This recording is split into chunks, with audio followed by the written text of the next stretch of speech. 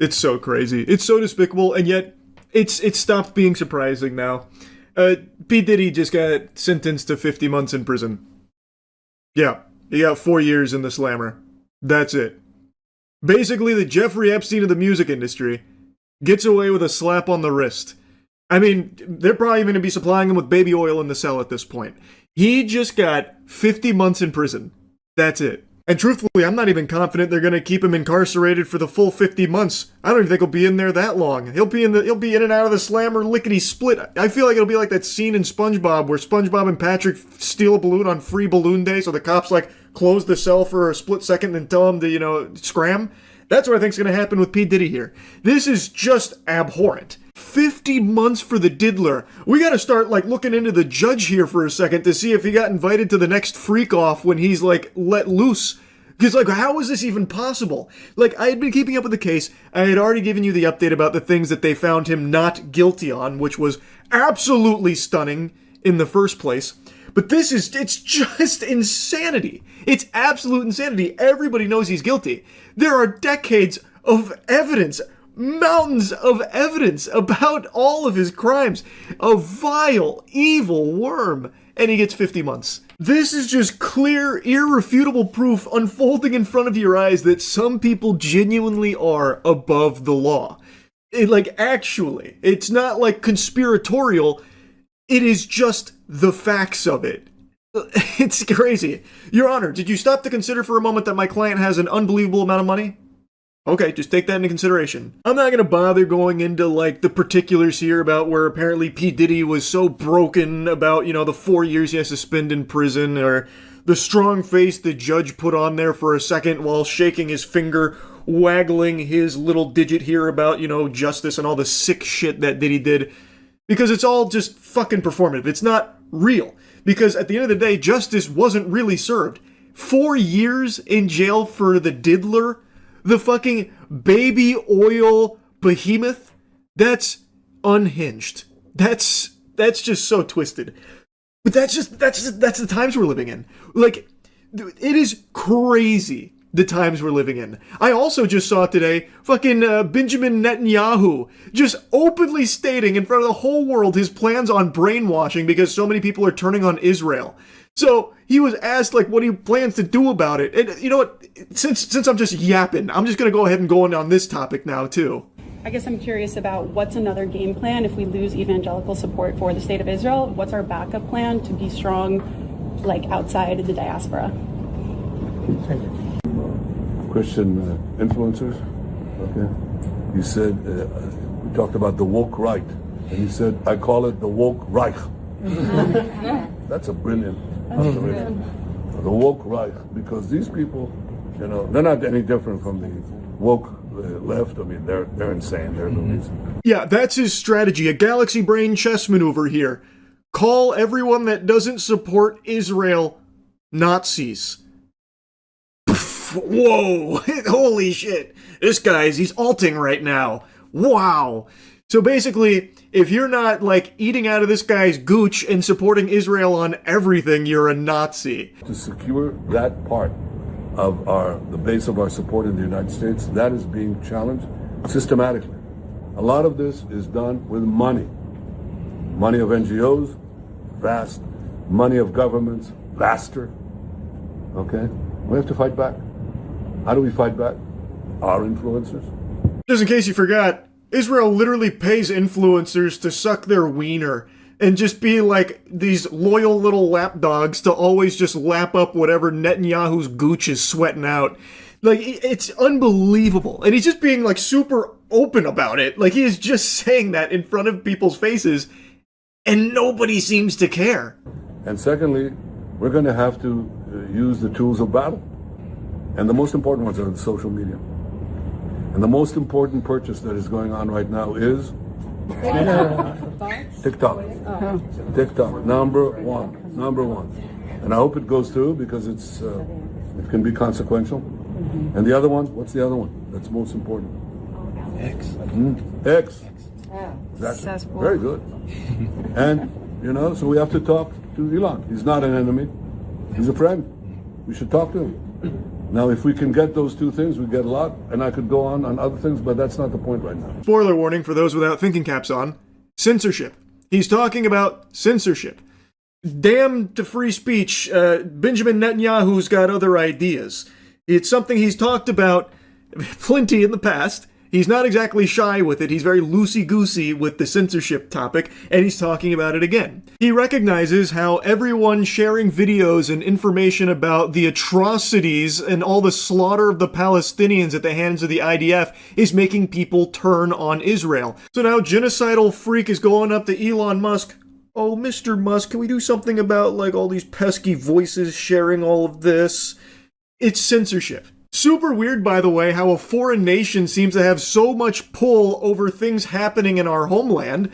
Why can Netanyahu come out with his full ass on display, talking about like how algorithms on the platforms here need to cater to him, and also he should be talking to Elon about Twitter so they can do something together in regards to like the people not liking Israel anymore and what they're having access to. Why is that? Like, that shouldn't be allowed, right? Like, what the fuck? This guy gets to come in and, like, completely wash our fucking freedom of speech in order to fit his censorship agenda? Cool. How about no, goober? Like, come on. This should be an outrage to everybody, but it's not. It's just not. And that's just the signs of the times that we're in. Like, I made a video the other day about Ted Cruz with his slip-up where he said to stop attacking pedophiles. Senator Booker also said we should have bipartisan agreement. I think that's a great idea. We should have bipartisan agreement. How about we all come together and say, let's stop murders? How about we all come together and say, let's stop rape? How about we all come together and say, let's stop attacking pedophiles? I want you to look at what happened when the National Guard went to D.C. Quite the Freudian slip. And as I said, there's no way he meant to say that. But he never corrects it or anything. No one points it out. And what he's talking about didn't pertain to pedophiles at all. His crime statistics were robbery, homicide, and rape. 2 out of 3 of those he covered previously. The last one, robbery, that doesn't relate to stopping attacking pedophiles. Like, those two don't connect. You can't put the square piece into the circle hole on that one. And I saw people saying that it was intellectually dishonest to paint it as anything other than just like an embarrassing flub. Which is fair enough, I suppose, because I'm not trying to make the claim that this is him fully admitting to things and he's going full mask off. Ted Cruz did, notably, reject the release of the Epstein files. Like, from all available information, it seems he has been against the release of the Epstein files, judging from his votes in regards to it. So I did pose that here's a little food for thought. There may be a little something there, possibly, but overall, the video, I was just taking the piss out of it. That's really it. But that was somehow incendiary and made people mad about, like, oh, to portray him clearly having a flub there with his words is absurd. And I just don't understand how we've reached this point where you can't even, like, point out the absurdity of something so fucking preposterous like a politician saying, stop attacking pedophiles. It's crazy to me. But I saw people putting words in his mouth saying what he meant to say, stop defending pedophiles. But again, that doesn't fit with what he's actually talking about here in the full context of what's going on. So why is he even bringing up pedophiles in the first place? It's super fucking weird. That's all I was saying, and making fun of him for it. The same way I've made fun of other flubs and weird stuff from politicians, like Biden, when he talk about like kids rubbing his leg hairs and shit like that. But things have just changed so fucking drastically. It's a totally different ballgame. But I'm gonna harp on Ted Cruz for a moment, because I just don't understand the glaze. I don't know how he has fucking hog riders. I do not get the pedophiles that will defend him tooth and nail, when he himself has said that the reason he got into Congress 13 years ago is to defend the interests of Israel. I came into Congress 13 years ago Yes. with the stated intention of being the leading defender of Israel in the United States Senate. Great. And I've worked every day to do that. So you are an American politician whose sole purpose for being here is to defend the interests of a foreign nation. Here, domestically. I just don't know how that's not treasonous. I'm just going to say it. I don't get how that is not just like full-blown treason. I saw quite a few takes when it came out about Israel paying influencers for like positive PR and stuff, and people were tossing the word treason around in regards to that. This is that times 50. I don't know how this one gets a pass. I don't get how that gets a pass. He is supposed to represent the state of Texas. You would think as an American politician, you would be prioritizing the interests of the nation that you're representing. But instead, he is openly saying that he got into this for the sole reason of supporting a foreign nation here. Now, again, I'm not the most politically savvy guy on the planet. I'm a fucking Neanderthal. I get that. I am a Cro-Magnon man when it comes to this. But I just don't understand. I cannot wrap my head around how people will support that. I don't get it. It doesn't make sense to me. He's also never there anytime Texas needs him, like in the event of like tragedies and shit, like with the flood, the freeze from quite a few years back. He always seems to be on vacation. Like, it's just, it's...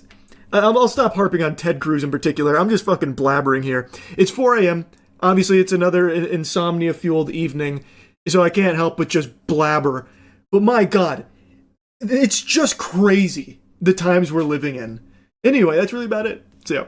It only just recently dawned on me, a huge eureka moment, that I haven't been reviewing any of the games that I've been playing. Like, I've reviewed them on stream, but I haven't done, like, a video, like a pseudo moist meter on any of them for like the last month or so, and I've played like every major release over the last month. I have, of course, posted all of them to my gaming channel, which I do give like a review once I've finished the games, but I haven't done like an actual formal one here, so I'm gonna play a little catch-up, because gaming journalism has never been worse, and I don't say that lightly. Some of the scores I've seen recently, whoo boy, I don't know what the fuck has gone wrong at some of these outlets. Maybe the chemtrails theory is real, but it's localized entirely to gaming journalists. It's fucking baffling, some of these scores I've been seeing. So, in the glory hole that is game reviews, there's only one cock you can trust. So, I want to give you my thoughts on some of the most recent AAA titles that I've beaten, starting with probably my favorite, Metal Gear Solid Delta Snake Eater. So, when this came out, I was a little tardy to the party. I saw a lot of people were shitting on it. They were saying that it was, like, really bad because it was kind of one-to-one with the original, and also apparently it had, like, day one performance problems. But since that farty got sharded without me, when I arrived to the shindig, it kind of was just fixed. I didn't have a single hiccup with this game. There was no performance issues at all. And I'm really happy that it was like one-to-one with the original, just like upgraded with some quality of life improvements. That's like exactly what I want. But admittedly, I do kind of understand it, because if you went into the game under the impression it'd be like Resident Evil 2 Remake, where it really does feel like an entirely different game, like that is, you know, deviated from the OG, but still like faithful, then I could understand being a little disappointed that this one is so close to the OG. But for me, I love that. I played the original when I was younger, but I know for a fact I didn't beat it. My brain couldn't fathom the Kojima vision and the genius behind the design of the game, and I know for a fact I never saw those credits roll. So, coming out here in my 30s, I knew this time around this was probably going to be special, and it was even more special than I imagined it would be.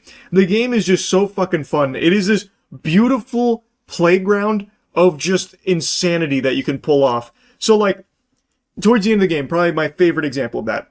You can defeat one of the bosses, one of the major antagonists, and you get his camo. When you defeat them using CQC or using only, like, non-lethal, you get a special drop from them, usually camo. So that's how I did my whole playthrough, and when I got to that boss and I got that camo, and the camo is two-sided. On the front, it's the Volgan fit, so as long as that front is facing enemies, they don't shoot at you, but on the back is an American flag, so if they see that, they'll shoot at you. So the final scene of the game, wearing this camo, all I would do is I would make sure I was angled towards all the bad guys, so they'd shoot a few bullets, and then I'd turn and stare at them like with the Medusa stare, and they'd just stop, because they thought I was their commanding officer. So it was just so fucking amazing. Just look at this. Pull me up next to them. I have some strong words for them.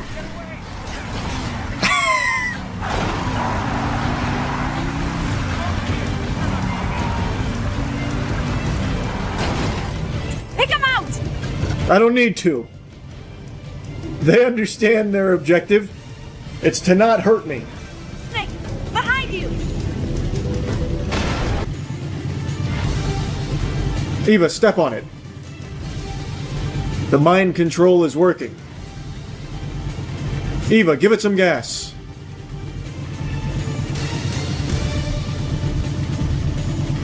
Eva, let's get out of here. I feel like if I take out my gun, they're gonna shoot at me. Eva, please. I feel like there's only so long this can work. Alright, I'm gonna go for it. Oh no, we're fine.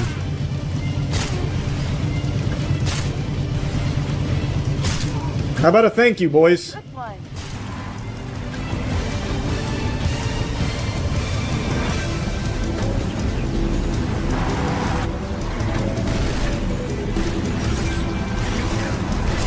Stop shooting! I'm like that, who was that evangelist? The guy that would, like, cure people by staring at them? Brazo, I think it was? With the Brazo stare. It is just so fun to get experimental with all of the crazy ways to engage with the enemies. Also, the game looks amazing. It is a beautiful looking game. The story I absolutely love, even though it is just fucking Insano style nonsense sometimes. It is just so charming and so, like it draws you in. Everything about Metal Gear Solid Delta Snake Eater, I think, is just a fucking grand slam. I absolutely loved the game. And I feel like there is so much depth to it. I didn't really do a whole lot of stealth. I was mainly fucking around with all kinds of wacky approaches and wacky ideas.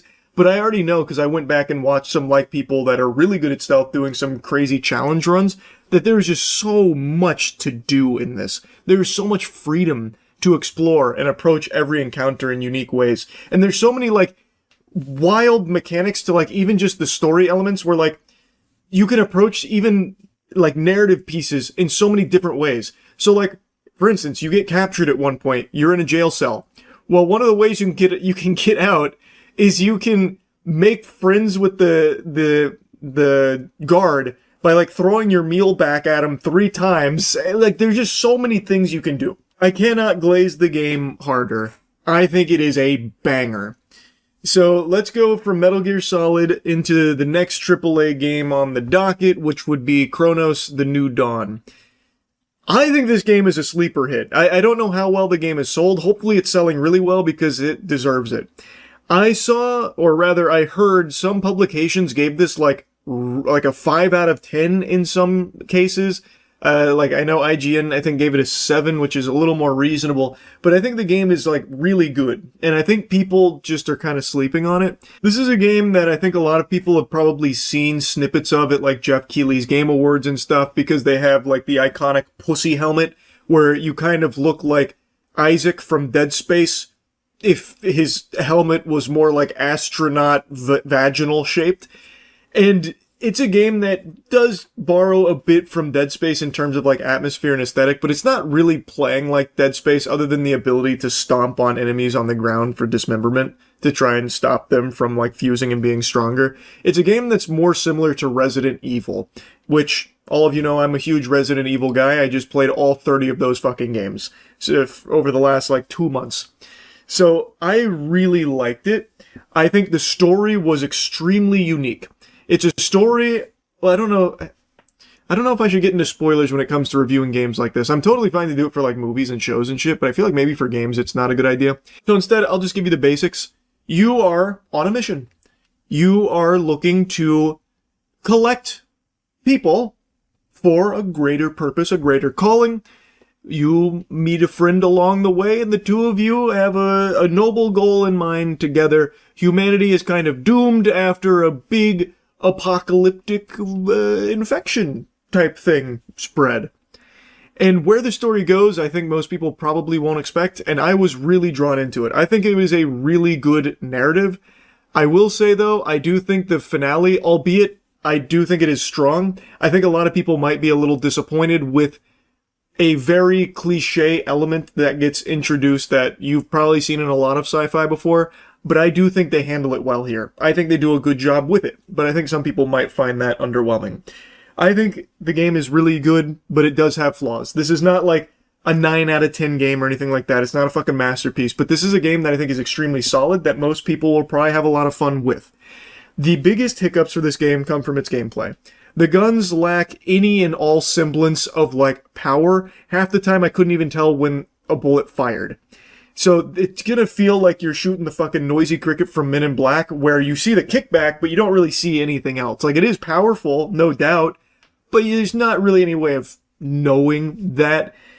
But I still, like, the weapons are still, like, fun to use and everything, but I just thought that was worth mentioning. The biggest thing, though, is the inventory. I hate the inventory in here. I'm totally fine with, like, really strict inventory management. Like I said, I just played all the Resident Evil games. There are some in there that are just unforgiving. They will spank your cheeks red. So you have to be, like, really careful with inventory management. This game takes it to an extreme where you get, like, no inventory slots. You have to, like, fully commit all of your cores, which is what you use to upgrade inventory, health, and all that, to inventory. You can't really deviate from that. You need to beeline inventory, because otherwise you're never going to have space for all the key items, and there's tons of key items. So your guns take up an inventory slot, your bullets take up an inventory slot, your healing items take up an inventory slot, and anything else. Key items like bolt cutters, stuff like that. And that's fine and dandy, but I think it is criminal how little space you have and how small the stacks are. So like shotgun, you can only stack 5. Anything above 5, you make a separate stack scenario taking up 2 slots. And it takes, like, sometimes 3 or 4 shotgun pumps in order to kill an enemy. So, like, it's just really unforgiving. And it just feels tedious for the sake of being tedious. Like, it just becomes a headache, a chore more than anything. Like, I don't think it adds a challenge, because you'll always be able to overcome it. Like, you can integrate melee into things. But it's just so annoying to have to, like, decide between carrying, like, 2 stacks of ammo or leaving space for a key item that you might encounter here pretty soon. I don't know. I just hated the inventory so much. But outside of that, I think the gameplay is good. I don't think there's a lot of enemy variety, so it's going to get a little stale fighting the same enemies over and over and over again for most people. But I think that the story makes up for that. The visuals are top-notch, too. It is a breathtaking game. It looks amazing. And I just think overall it's a really solid experience. I guess if I was to, like, slap numbers on these games, I would tell you to go fuck yourself. I don't do that anymore. I don't think numbers really contribute anything here. I'm just giving you all of my, like, raw thoughts here, vomiting them out, letting you know, did I like it, did I not like it? Or do I think it's worth playing, do I not think it's worth playing? For Chronos, I definitely think it's worth playing. Metal Gear Solid Delta Snake Eater, also definitely think it's worth playing. Let's go ahead and move on to the next AAA game. So now let's move on to Dying Light The Beast. This is brand spanking new, just came out like a week ago. This puppy is fresh here. This bun is straight out of the oven. And it's hot. This game is a slapper. I think this is the best Dying Light game. And I know a lot of people, myself included, were kind of let down with Dying Light 2. This is such a drastic improvement, it is night and day. I do also think it is better than the first one. And I think a lot of people were probably confused about Dying Light the Beast. I saw in chat when I was streaming this, a lot of people asking if this is a full game or a DLC. This is a full standalone game, and it feels like it too. It is meaty. So I mainly did the main story. I only did like 3 or 4 side quests, and there's a lot of side quests. And at least the ones I did were pretty good. Like, they were beefy, they had a lot to do, and they were enjoyable. They weren't just like really boring side quests that were just kind of afterthoughts. So it seems like they're pretty fleshed out. Point is, it still took me like 15 hours just to go through mainly the main story. And I did do quite a lot of exploring. So in Dying Light the Beast, you get a big sandbox where you can, of course, play and get a little wild with how you approach killing zombies. The movement in this game is silky. It is so fucking smooth. It is buttery. And there are so many movement options. The skill ceiling on just traversing Dying Light the Beast is sky high. There are so many flexible ways of approaching this. I am blown away. It was so fun. But I will say, I really wish they did still have fast travel, because going from one side of the map to the other, which you're going to do a lot in the campaign, like, that did feel a little needless to not just have, like, a couple of fast travel spots from, like, main hubs. That'd be really nice. It'd just be a good quality of life change. But since the movement is so good, it was never, like, a slog to do that or anything. You were still having fun because you were just gliding around the terrain. You even get a grappling hook eventually, which then offers even more ways of traversing and even more ways of like skill expression. There's a lot of things you can do with the grappling hook, like comboing out of moves. The parkour has never been better than in Dying Light the Beast. They crushed the parkour. I really think Dying Light the Beast, the focus was just on making a really fun game. They put all of their eggs in the basket of gameplay, which of course neglected the story. That is the worst part of Dying Light the Beast. The narrative is not great. It's serviceable. Like, I don't think it's a bad story, it's just very simple. Crane, Kyle, he wants revenge. He's been experimented on for 13 fucking years. He finally breaks free, and he just wants to let the demons out, and he wants to get revenge and kill the guys responsible. Doesn't really get too much deeper than that. And that's fine, because it lets you just go out there and slaughter a ton of zombies, kill a bunch of bad guys. It's great. The melee combat feels super smooth. It feels really good. Everything gameplay-wise, I think, is top-notch. And also, a really surprising standout in this was the music. I actually thought they did an amazing job with the music here, which I did not expect. But again, the emphasis is on the gameplay, and I think pretty much everyone will enjoy the gameplay of Dying Light the Beast. If you've played the previous games, I think you're going to love this one. I think it is across the board an improvement in every area except story. I don't think the narrative is as strong as like Dying Light 1. But I also don't think that they really tried to make it better. They really just, I feel, wanted to deliver a super fun to play game, and in that aspect, I think they very much succeeded. I definitely think it's worth buying. Now let's move on to the most recent AAA game, the final one over the last month or so that I've played through and beaten, Silent Hill F. I actually just finished it tonight, and chat made me aware that I haven't reviewed any games in a while, which is what prompted me to, make this video. Silent Hill F is a mixed bag. I really think there are some things to like about it. I think the atmosphere is great. I think the story is really interesting, but very, very hard to follow and extremely confusing even after you get towards the end of the game, starting to finish the game. It doesn't start to come into focus what it's all really about until the last 20-ish minutes. So a lot of times you're going to be fumbling around in the dark trying to piece together well, what does all this mean? Obviously, there's a lot of symbolism, but what does it all tie into here? And I think for a lot of people, it's not going to really feel like a Silent Hill game. And I do get that. It does feel pretty far removed from what you expect in a Silent Hill experience. It seems like they wanted to get very experimental. And I think it hits more than it shits, but it's not all great. I do think the protagonist here, Hinako, is a very strong protagonist. It's a character with a lot of complexity. I don't want to get into spoiler. I was just about to drop a huge fucking spoiler. I think Hinako is a very interesting character. And there is a lot to unpack with her journey and what she is going through here. And she is surrounded by some characters that I don't think get as much fleshing out as I think they needed to. Like Sukako, Shu, or Rinko. I don't really think you get enough from them to make them compelling characters, side characters here.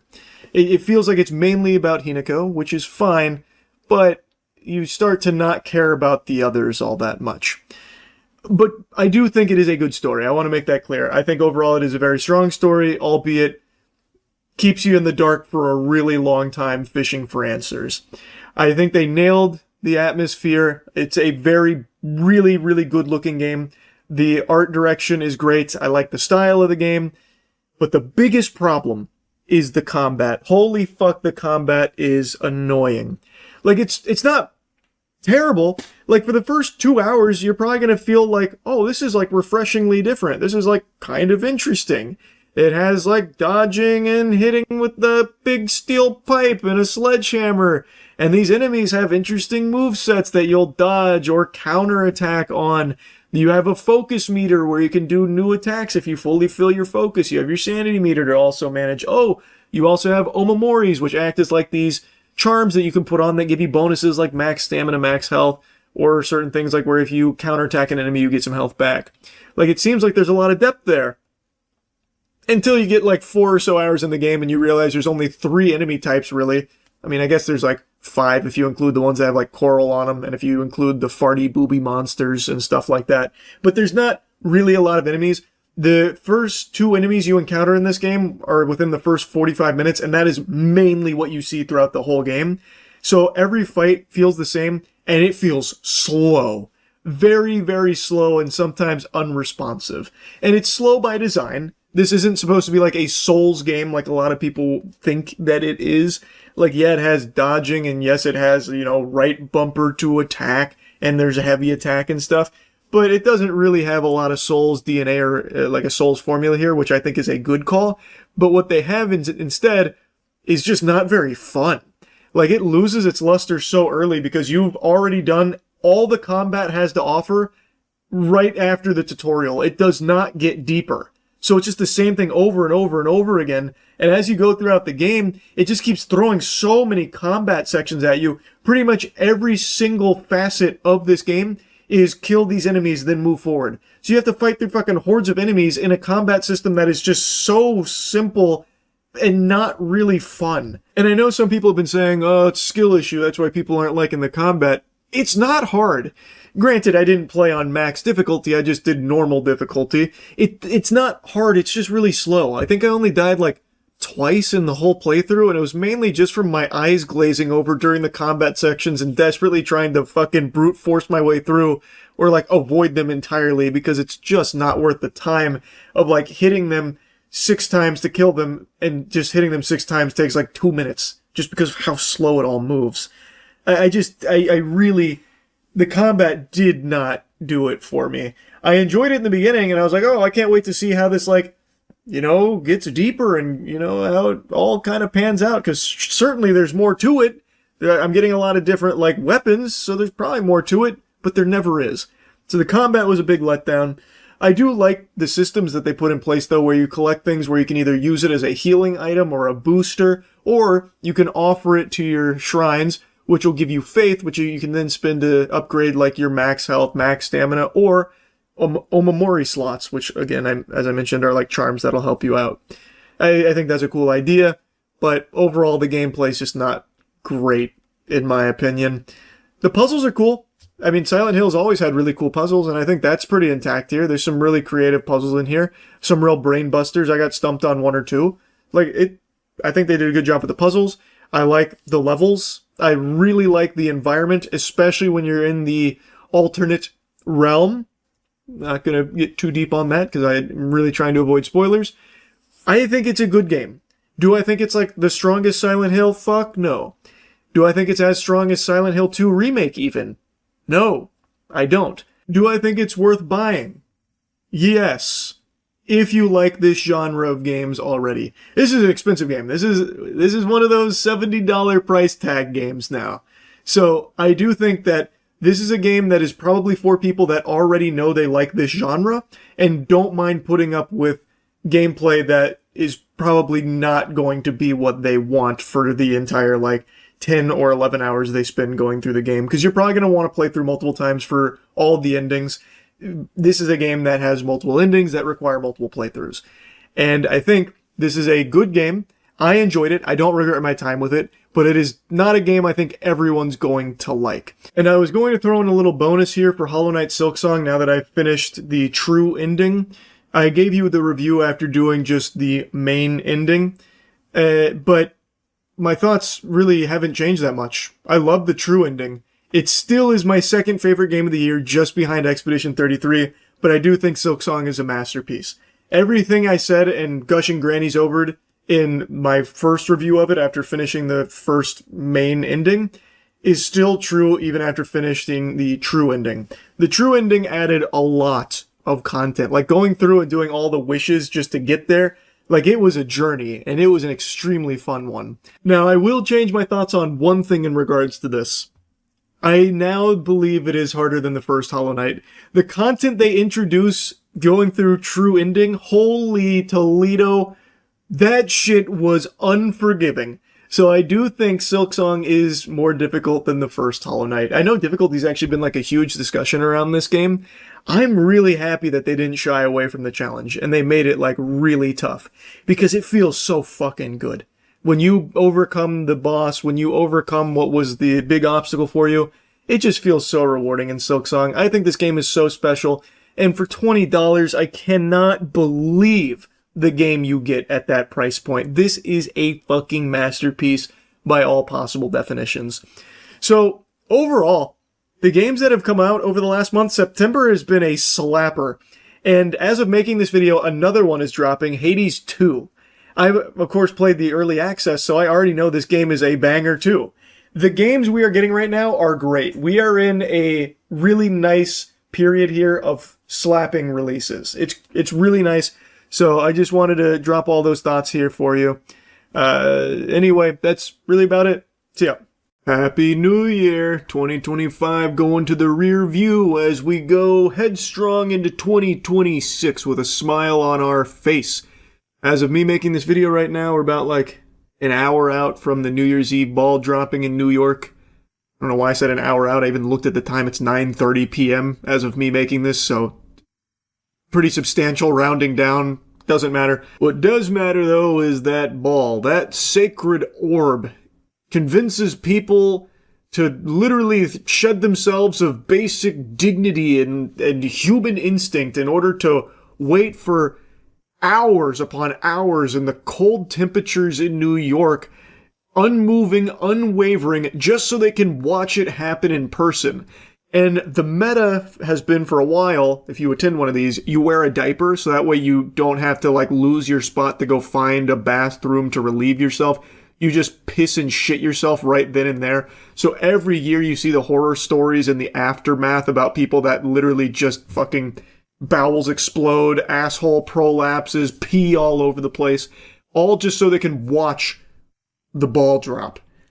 And I had a few friends of mine send me a video, I guess is floating around a lot today, about a guy who got interviewed on his strategy for handling nature's call, and he uses pads. This is actually from a couple years ago, but the meta hasn't changed, and I'll show you a clip from today. You leave, and you have to use the bathroom or even get water. You lose your spot. That's the problem. So what do you do with the bathroom? What do you do? I'll show you exactly what you do. Okay? Hold on. Let me see. Let me try and find this here. Okay, now I See these pads? Yeah. You have to pee in these pads. Let me show But you. you're a man. What do you do if you're a woman? Say, everybody's equal. Nobody's any different. What an inspirational, uplifting message. We're all equal. Nobody's different. If you're there in New York for the ball drop, you're surrounded by piss. It's a goddamn flood of it, and everyone's doing it. You're not cool unless you pee your pants. Men, women, they're all doing it. It's just a matter of what apparatus they're using to catch it. This guy here's got his go-go gadget period pads out for his urine. Lord help us if he has to take a shit. You know that's probably going straight onto the ground, because I don't think the pads are built to handle that kind of heft. But, you know, this is pretty standard procedure for New Year's Eve in New York. For some reason, people have convinced themselves that seeing that ball drop is the most important thing for the start of the upcoming year. So they're willing to usher in the next year with piss and poop in their pants. It blows my mind. I don't get it. I truly don't get it. That is miserable. Not only are you pissing and shitting yourself, but everyone around you is too. You are in a sea of filth. It is a cesspool. You are basically in a communal latrine, diving in there just to watch 60 seconds of a ball dropping in front of you. Now, of course, there's concerts and stuff, but you're probably not seeing those if you're like that guy at the front of the line, you know, barging his way to the very front so he can look at the ball like he's hypnotized by it. Oh, you just put it in your underwear? That's exactly what you do. And then you switch and you have like bags, like It stays there. It stays there. This will hold for the whole day? You make it. It will stay for the whole day. Yeah. Oh, this is what you do? I Yeah. will be wearing See? Diaper. See? What? I'm wearing diaper. The See? diapers? This is what. Yeah. This is not a diaper though. This will not It works hold. too. It works too. It works? You're a lady. You should know. It No, works. it's not working. It works. It's not. It I works. wouldn't try it. Dude's out here driving the hard sale like he's trying to get a used car off the lot. It's like he's advertising these pads that he's trying to sell them to everyone there. But most people are going by the standard meta protocol of using a diaper, which is very common for this. I just find that so revolting. I think it's so beyond gross and just like embarrassing. I can't imagine a worse way of starting a year quite like being surrounded by piss and shit while also sporting my own underpants full of piss and shit. And even, let's say, in a fantasy scenario, ideal circumstances, no bubble guts, you've been fasting for 48 hours prepping for this, you haven't drank a sip of liquid for the last 24, so you are able to go through this entire thing, this wait, as well as watching the ball drop without soiling yourself at all. It's still terrible because everyone around you has. The guy next to you's probably got mud pies in his britches. Person in front of you probably stinking up the place with the fumes from the lemonade they're cooking up in their trousers. Like, it's terrible. I'd be starting the new year in the worst possible mood, putting myself through that torture. I do not get it. I never have. I never will. And like I said, that's a couple years old. You can see in the background, it's talking about bringing in a great 2024. But nothing's changed. This is still very normal for New Year's Eve, it seems. So here's a clip from today. Are you coming prepared by most people wearing diapers here? Yeah, I wear a diaper. I'm wearing a diaper now. Okay, do you have extra just in case anybody needs one? Yes, I got this. A diaper. Awesome. So you're able to bless somebody if they did not wear one? I bless them not peeing, especially in front of me, you know. Awesome. Well, thank you for coming out, guys. Hope you guys have a great New Year. Can I get you guys to say Happy New Year? I gotta tell you, no one is happier about New Year's Eve celebrations than Depends. The executives at the top of the food chain of that company must just be the happiest people on the planet every time New Year's Eve rolls around. Sales skyrocket. But anyway, I mean, if people enjoy it, all power to them, I suppose. I don't personally understand it, but if you're out there right now, piss, poop all over the place, waiting for that ball to drop, Godspeed to you. I hope it's a cherished memory going forward. Hopefully it'll kick off your 2026 in the best possible way. For me personally, I think it's a lot more convenient just to hang around friends and family to start the year off right, being around people you know and love that aren't soiling themselves around you, attacking your senses with their waste fumes. But anyway, 2026, right around the corner. That's about it. So yeah. Oh, look at you, big shot. Oh, wow, enjoying all that air and clean water. Oh, makes me sick. You're an entitled freak, and I can't wait. I'm salivating for the day the data centers move into your community, and make no mistake, they will. The days of clean water and good air and reasonable pricing on energy in your local communities, I hope you're ready to wipe your ass with it, because the data centers, they are a-comin'. We are experiencing a boom unlike anything else. They're putting data centers everywhere in this country. They'll probably start installing data centers in your fucking dreams to make use of that too. Every little piece of land is going to be ravaged, destroyed, raped for data centers, so that way they can continue to farm off the AI bubble. Now, data centers aren't used exclusively for AI, as you know, but that is the impetus, that is the catalyst for this major boom we're seeing in data center installments, and there is nothing good. You do not benefit from a data center. You can look at all of the available information from the data centers that are already up and running. The local communities do not see any kind of benefits at all, despite all of the hoopla that they try and feed you and all this shit they try and shove down your throat. You eventually choke on it when the truth is revealed that it doesn't bring jobs to the community. In fact, one of the biggest data centers in the country only employs roughly 150 full-time employees. Let that sink in, put that in your fucking pipe and smoke it. And the construction of it does bring a temporary boon of some temporary jobs, but that's behind you pretty soon, because once they're up and operational, most of these data centers are running so lean, some of them only have 25 full-time employees. There is nothing good about it. The actual community that falls victim to this plague that they come through and infest with their data centers doesn't see any of the upside. They only absorb all of the downside. The upside goes to the extraordinarily wealthy corporations that brute force these projects through. There is no benefits to the communities, and that's based on available data from everything I've seen. Like the most recent information on data centers and their effects on the communities that they impact, like directly. I haven't seen anything that's flourishing as a result of it in that community. The upside only goes out to everywhere else in like the corporations that utilize it. Now for the pathetic slimy cucks that love to slurp for multi-billion-dollar corporations, this is a great thing. This is great news. They're pumping their fists celebrating, yeah, keep installing data centers, more surveillance, we need more AI, this is all really good stuff, woohoo, yeehaw, I hope your profits are through the roof, yeah, good news.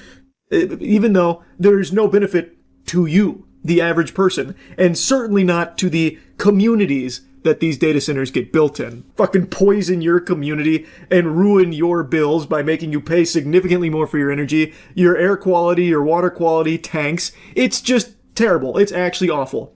And the reason why I'm yapping about it now, as opposed to just the numerous times I've yapped about it on stream, is because the Kevin O'Leary-backed Utah data center that also is being called Stratos, Project Stratos, is a 40,000 acre data center unlike anything I've ever even imagined.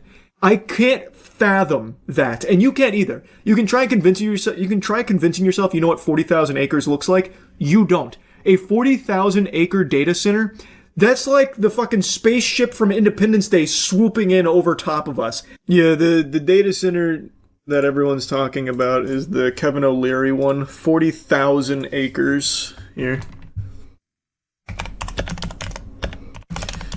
It will generate as much heat as, I think it was 23 atomic bombs detonating daily.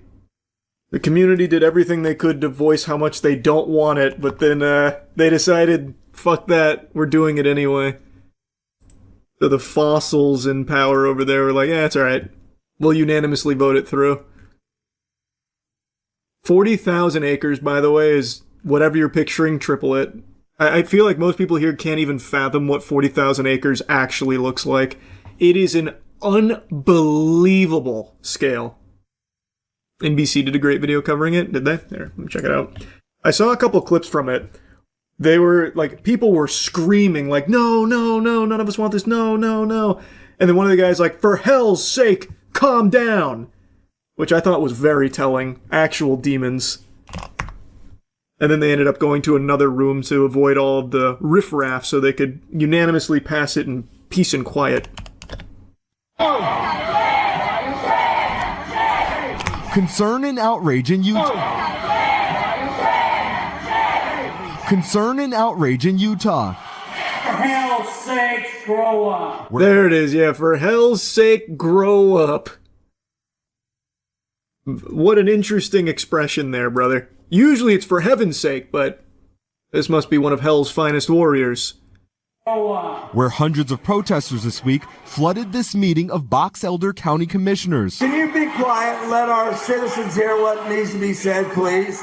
As they voted to move forward with a controversial data center proposal backed by celebrity Canadian businessman Fucking worm, man. He's such a worm. Oh my god, and the way he keeps defending it too. Ugh, it's so delusional. He's like, oh, no one's actually against it. They're just being bussed in. In this video posted on social media after the vote. I'm pretty aware of what these concerns are. They are around air, water use, heat. Sustainability is at the heart of what we do in terms of all these proposals. We're not just Utah. The Stratos project is a plan to build a fort boosted by government tax incentives, and according to a county fact sheet, is eventually expected to generate and consume up to 9 gigawatts of power once completed, a number MIDA, the state entity backing the project, says is more than double Utah's average energy consumption. Perfect. That's very true. I was actually just reading something about one of the larger data centers in the country. I believe it's a Meta data center. It had temp jobs, obviously, for the construction, which they always tout like, oh, it's so many new jobs to the local economy, so many new jobs for the community. It's great, that kind of thing. And then they checked in on that Meta data, I'm pretty sure it was Meta, data center like a year later. I think they had 150 actual employees for a massive data center. And then some of the other ones that are on the smaller side had 25. So they don't actually employ a significant working force. It's a complete scam. It is completely a scam. Pushback in Utah. We think over 90% of the protesters are actually not people that live in Utah or Box Elder County. They're being bussed in. By who? Who would bust them in? We have to fight this data center. Who? All of the rich people that would even be able to afford to do that are all gung-ho on these data centers, Kevin. It is solely for fucking goober demons like you to profit off of. So who the fuck would even be bussing them in? All of them are constantly lobbying for data centers. All of the rich people that would be able to afford 90% of these protesters being bussed across the country. So they wouldn't do that. I'm still tweaking over Kevin's delusional busing theory. No one's actually against that. They're all just being maliciously bussed in to make it appear like this isn't popular. The reality is the only person being bussed in is Kevin's Canadian bitch ass. He's not from here. And this is something that's not exclusive to just Utah. Average, ordinary, working people don't want data centers in their community because it's bad for them. Everything goes up. Their cost of living goes up because of everything that has to get diverted to this data center. It is a bad fucking deal for the local communities that just get ravaged by it. No one here in Utah wants it. The actual communities these data centers are built in do not want these things. They make it clear. Like, it's not like people are quiet about it. When data centers move in, they are constantly pushing back and fighting. But since all of these politicians are in the pockets of the people that are building it, they just force it through anyway. Clean water is overrated. True. Give me the AI runoff sludge. That way I can drink it happily knowing that it was used to generate a picture of me in a bikini on Twitter. When I talk about the sport of darts, do you think of seasoned athletes that have trained their whole lives since birth with their God-given talent to take it to the professional dart stage? Or do you think of your college frat bro douche friend who goes to the bar, gets absolutely annihilated, throwing darts at a dartboard, trying to impress girls, going behind the back, hitting the bouncer and getting kicked out? Probably the latter, right? Darts is a sport that gets put in the same category as things like bowling and curling. Yeah, to some people those are sports, but to the majority of people, there's something fun to do while you're piss your pants drunk.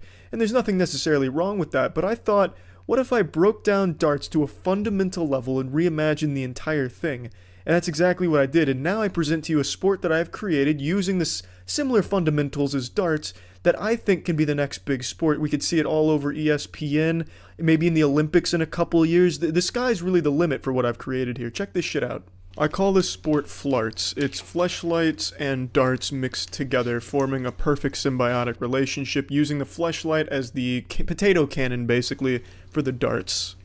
Now, obviously, the first step is to lube up your instrument, using whichever you prefer, but making sure that it gets properly lubricated, otherwise the dart's just not going to fly through it.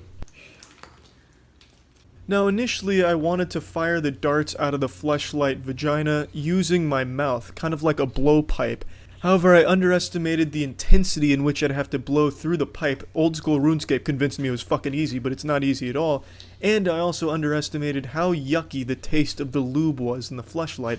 Every time I put my mouth to the fleshlight, it tasted like I was swallowing chlorine gas mixed with bleach.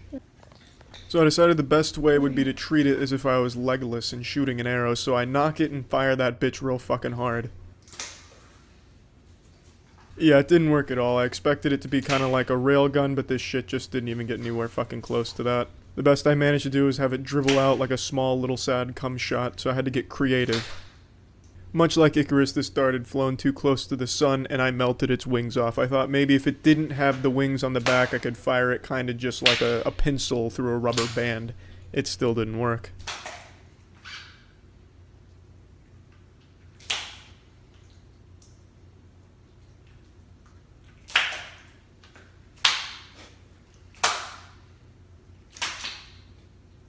I decided to mount the fleshlight to the end of our dog blow dryer, which is basically like a fucking hurricane, it's so goddamn powerful, expecting the air pressure to launch the dart through the vagina.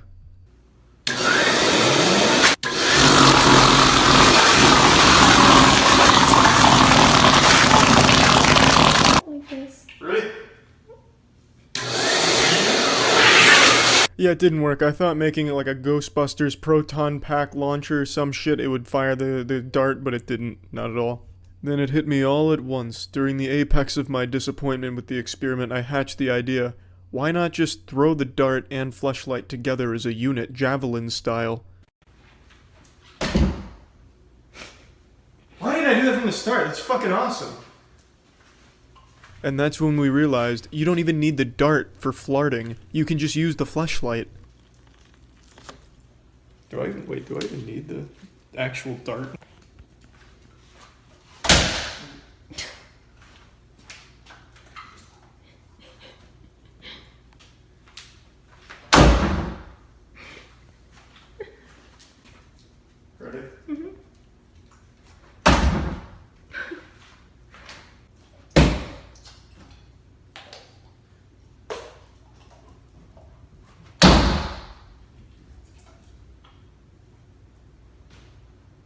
behind the back.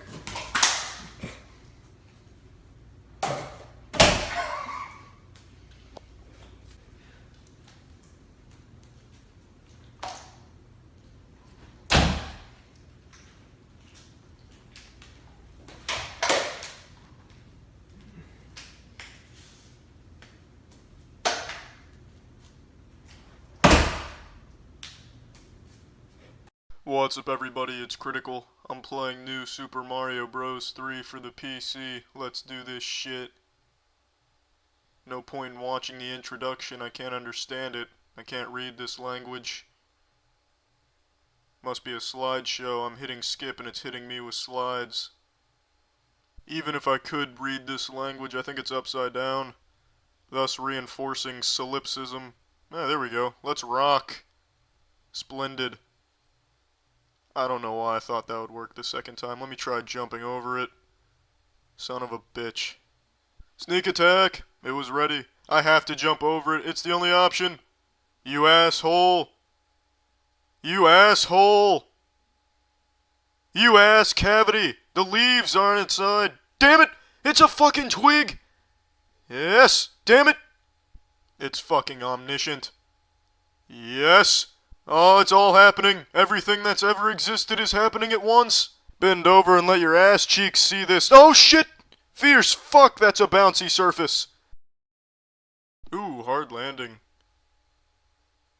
You damn tree. You think you're a tree? You think you're a tree? I got news for you. You're absolutely correct. You are a tree. This bridge is too fucking slow. It's too slow. Just got clocked by a green bullet train. This fucking tree! This fucking tree! This fucking twig! They're in cahoots with each other. A cahoots of fucking! Shit! Can somebody tell me why that apricot in the window is not keeping the trees of Puma Punku under control? This is absurd. This is making me want to purchase a pair of bowling shoes and then cut my feet off so I can't use the shoes properly. There is no reason this tree should be so aggressive. There we go. Soggy bullshit. Oh, there we go. Oh, there's double. Alright, awesome. Well, I guess what they say is true. You don't know how somebody really feels unless you walk a mile on their titties. You keep the ground on the ground. Don't do that shit. No, I'm sorry, you're mistaken. I do not have reservations at the International House of Tree. If getting attacked by trees made your nipples cold, my nipples would have achieved absolute zero. I've got you this time. Yes! Oh shit, there's another one, alright. I've made it this far. It's not time to let my wiener juice loose. I gotta play it by the book, and the book says, Geronimo! What the fuck is all that? If I don't go over the pipe, then perhaps I just go right through it. Let's put it to the test! Hypothesis was incorrect. I've got an idea. I'm going to lure the obstacles out of the pipe, so I can fight them. Why the fuck is Aku's time portal here? I bet I have to jump over it. I guess not. If I can't go over this, through this, or buy at lunch, then I must use it somehow. Yes! Yes! Oh, that better be a checkpoint! That better be a fucking checkpoint, it is! Alright. The trees are everywhere. I should have known. Oh shit! Blood fountain, more trees. These trees make government obsolete. When there's something strange in the neighborhood, who are you gonna call? Trees. We should use leaves from these trees as currency to try and appease them. I've got it this time. No flower, no bush, no tree is gonna stop me. Fuck it, I'm just gonna go for it. The tree can't touch me. Yes. The bush. Yes, I did it! Who's dropping candy corn? Fuck! The flower-tree combo. Nature's 1-2 punch tag team. I know about you, Bush. Yes! And I know about this obstacle. Yes! I did it! I still don't know what's happening in the story. What the fuck happened here? Did a whale blow a spider web out its ass? World 1-3. Let's go! I should have expected that. Oh, damn! This is the one. Yes! This was really easy. Son of a bitch. Alright, this is it. Damn it! It had already hit the ground. Did I trip over it? Is that a tripping hazard? Oh my goodness. Oh, the fucking tree now. Everyone's just getting a piece of the action here, distributing this slapping. Damn it. Damn it. There we go. Alright, let's take it slow now. Let's take it slow. Wait for him to disappear. There's one here. There we go. This is a jar of anus liquid. I'm going for it. Oh my goodness gracious. How many fucking times am I gonna hit that tree? Alright, here we go. 1 drop. 2 drops. And a fucking sign. Damn it! It swatted me out of the air. It's fucking built to take down space shuttles. How am I supposed to jump over it? Maybe I can trick the sign into blasting itself. Yes, it worked! Just to be safe, I'm gonna jump. Next level, bitch. There's probably a tree, so I'm gonna jump. It's a fucking sign. Time to use what I used on... Who's fucking and what are they fucking with? They put a tree and a sign, side by side? Alright, how am I supposed to do this? If I try and jump, the sign's gonna bat me. If I try and run and fake the sign into blasting, the tree's gonna get me.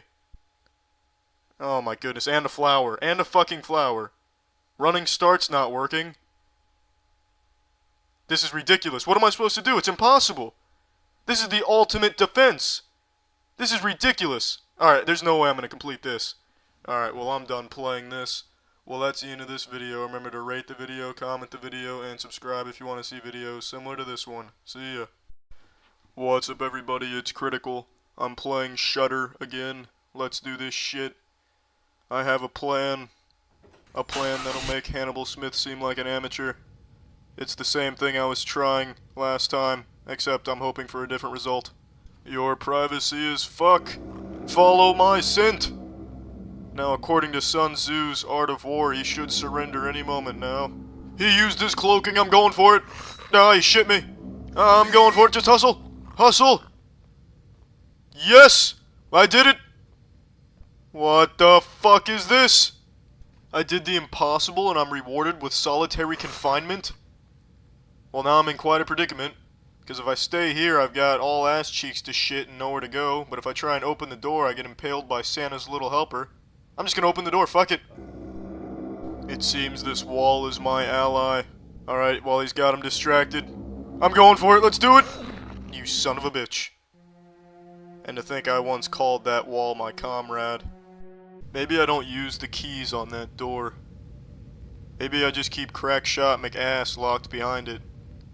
They probably go to the door back here. That's the only other thing I can think of. That's gotta be it.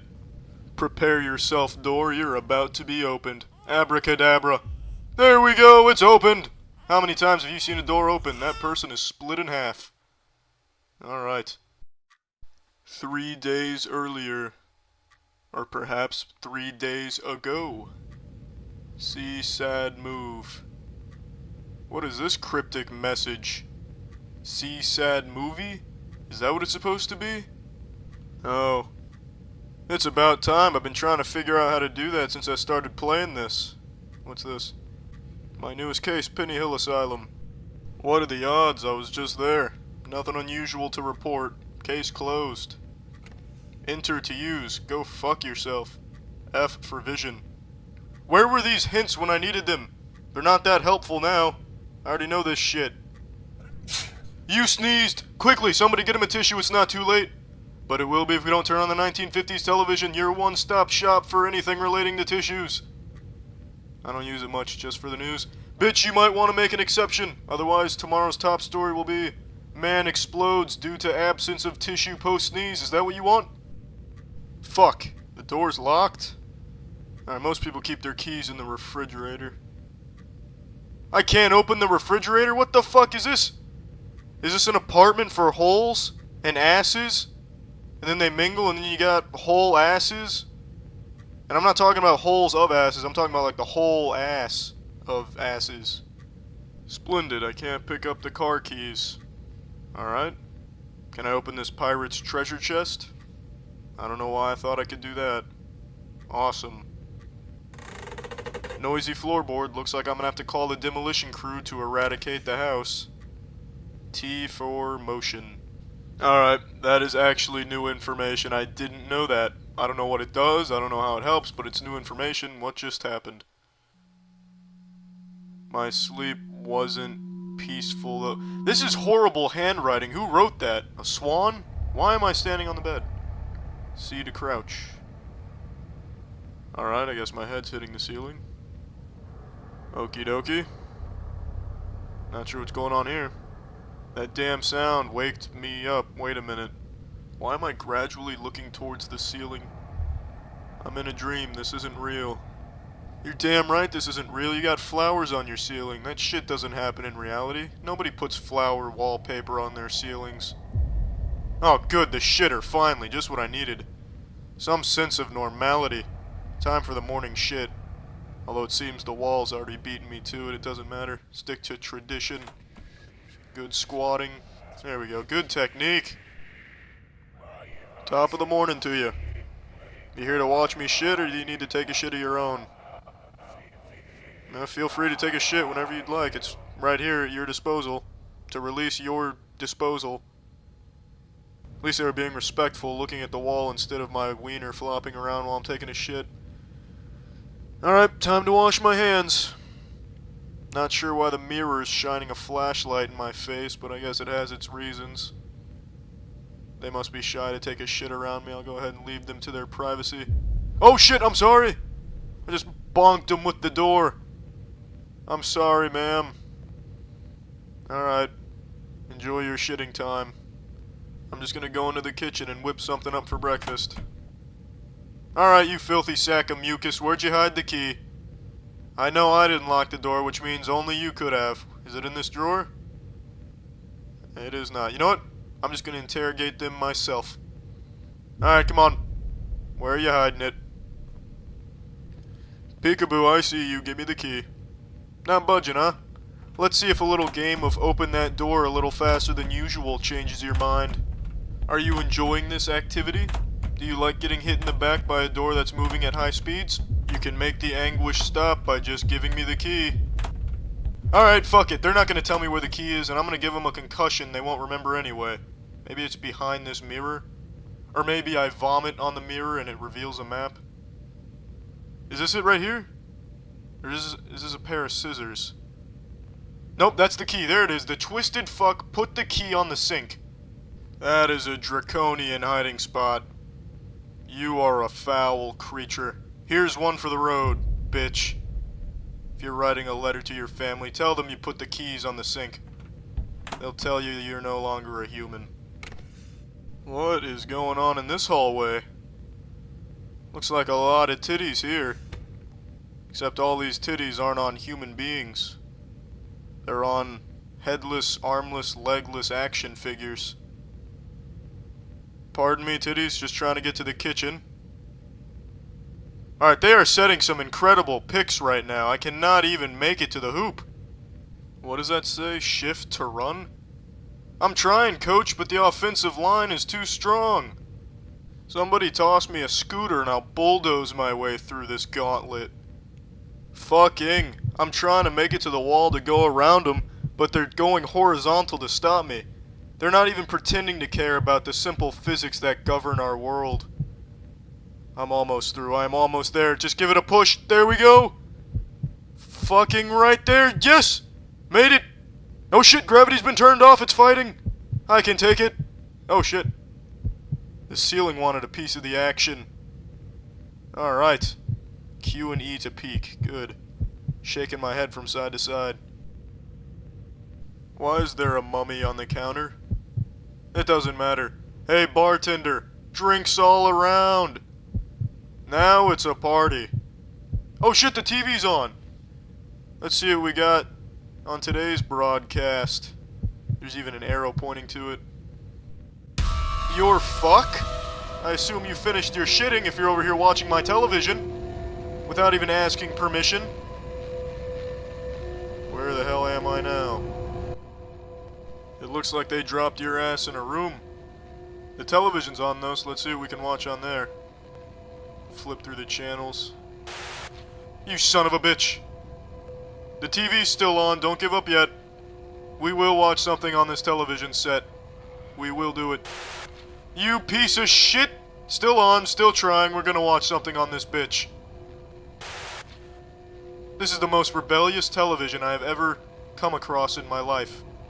Every time I just try and flip on some TV program. This shouldn't be so difficult to watch something on television. Why is there legs over there?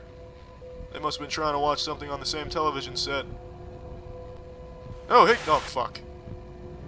I got right up next to it, just about to change the channel, and it teleports me. Alright, let's try again. Damn it! The room is always just a little bit different, but the TV is always an asshole. Poor guy was just trying to watch some TV. Oh my goodness. Oh shit, did I complete the game? Yes! I completed the entire game! I completed it! Alright, well, I'm done playing this. Well, that's the end of this video. Remember to rate the video, comment the video, and subscribe if you want to see videos similar to this one. See ya. I'm sure tons of you are sick and tired of hearing me yap about AI. But I'm going to do it again today, but with a twist. Instead of focusing on the conversations everyone else has been having, as well as the conversation pardon me. A little AI glitched there in the old Charles algorithm. Instead of the big talking points everyone has been discussing, and as opposed to what we've been talking about on stream so much recently, I want to show you a usage of AI that makes me giggle and spit up, sitting in my seat, kicking my legs, having a hoot and a holler. And it's something I talked about a little bit 5 months ago in a video called Moist AI is Out of Control. It was all about those AI videos of me that float around, you know, have you ever smoked a neutron star cigarette? Silly shit like that. And it was pretty clear, not me, but 5 months later, where are we at? The technology here has progressed rapidly. AI is so advanced, I'm shitting my pants. You could probably send some of these videos to my parents and they would be none the wiser, thinking it was me for sure. And I did a little checkup on one of the bigger channels making these AI moist videos, Artificial Shenanigans, AI Shenanigans on YouTube. And the most recent one is fucking incredible, and I just have to share it with you. Yeah, we're looking at about 10,000.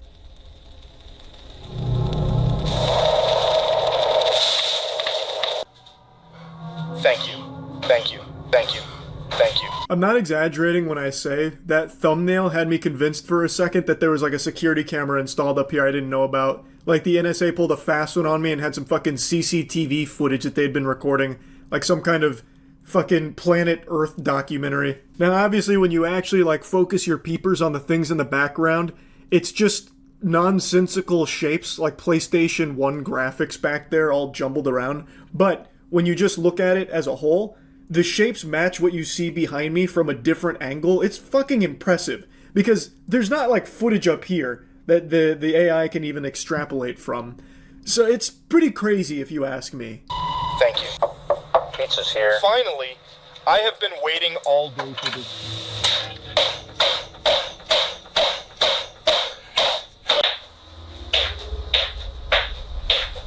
This is what it would look like if I recorded a video on Jinkum. Now, interestingly enough, that like clapping maneuver that AI Charles was doing there, I fucking practiced that. Like on stream, some of you might remember I was going over how I'd been working on my fast clapping.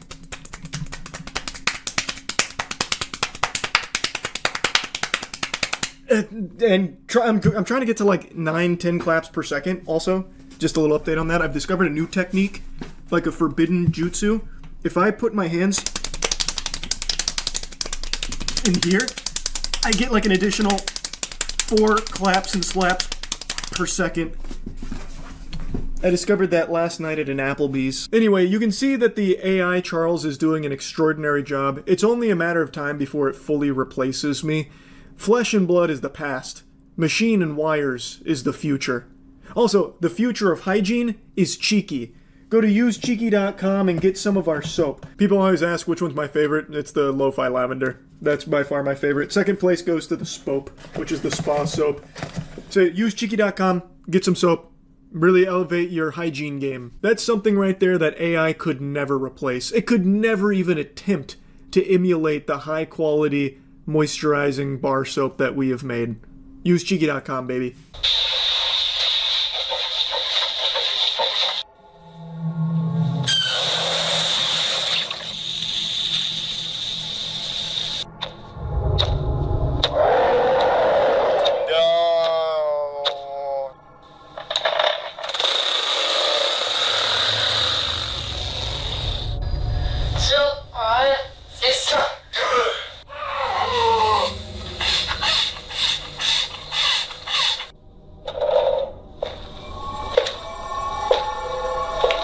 Now, I know what a lot of you are thinking. That last person is not Charlie. The AI wasn't able to replicate these facial features when it got up close.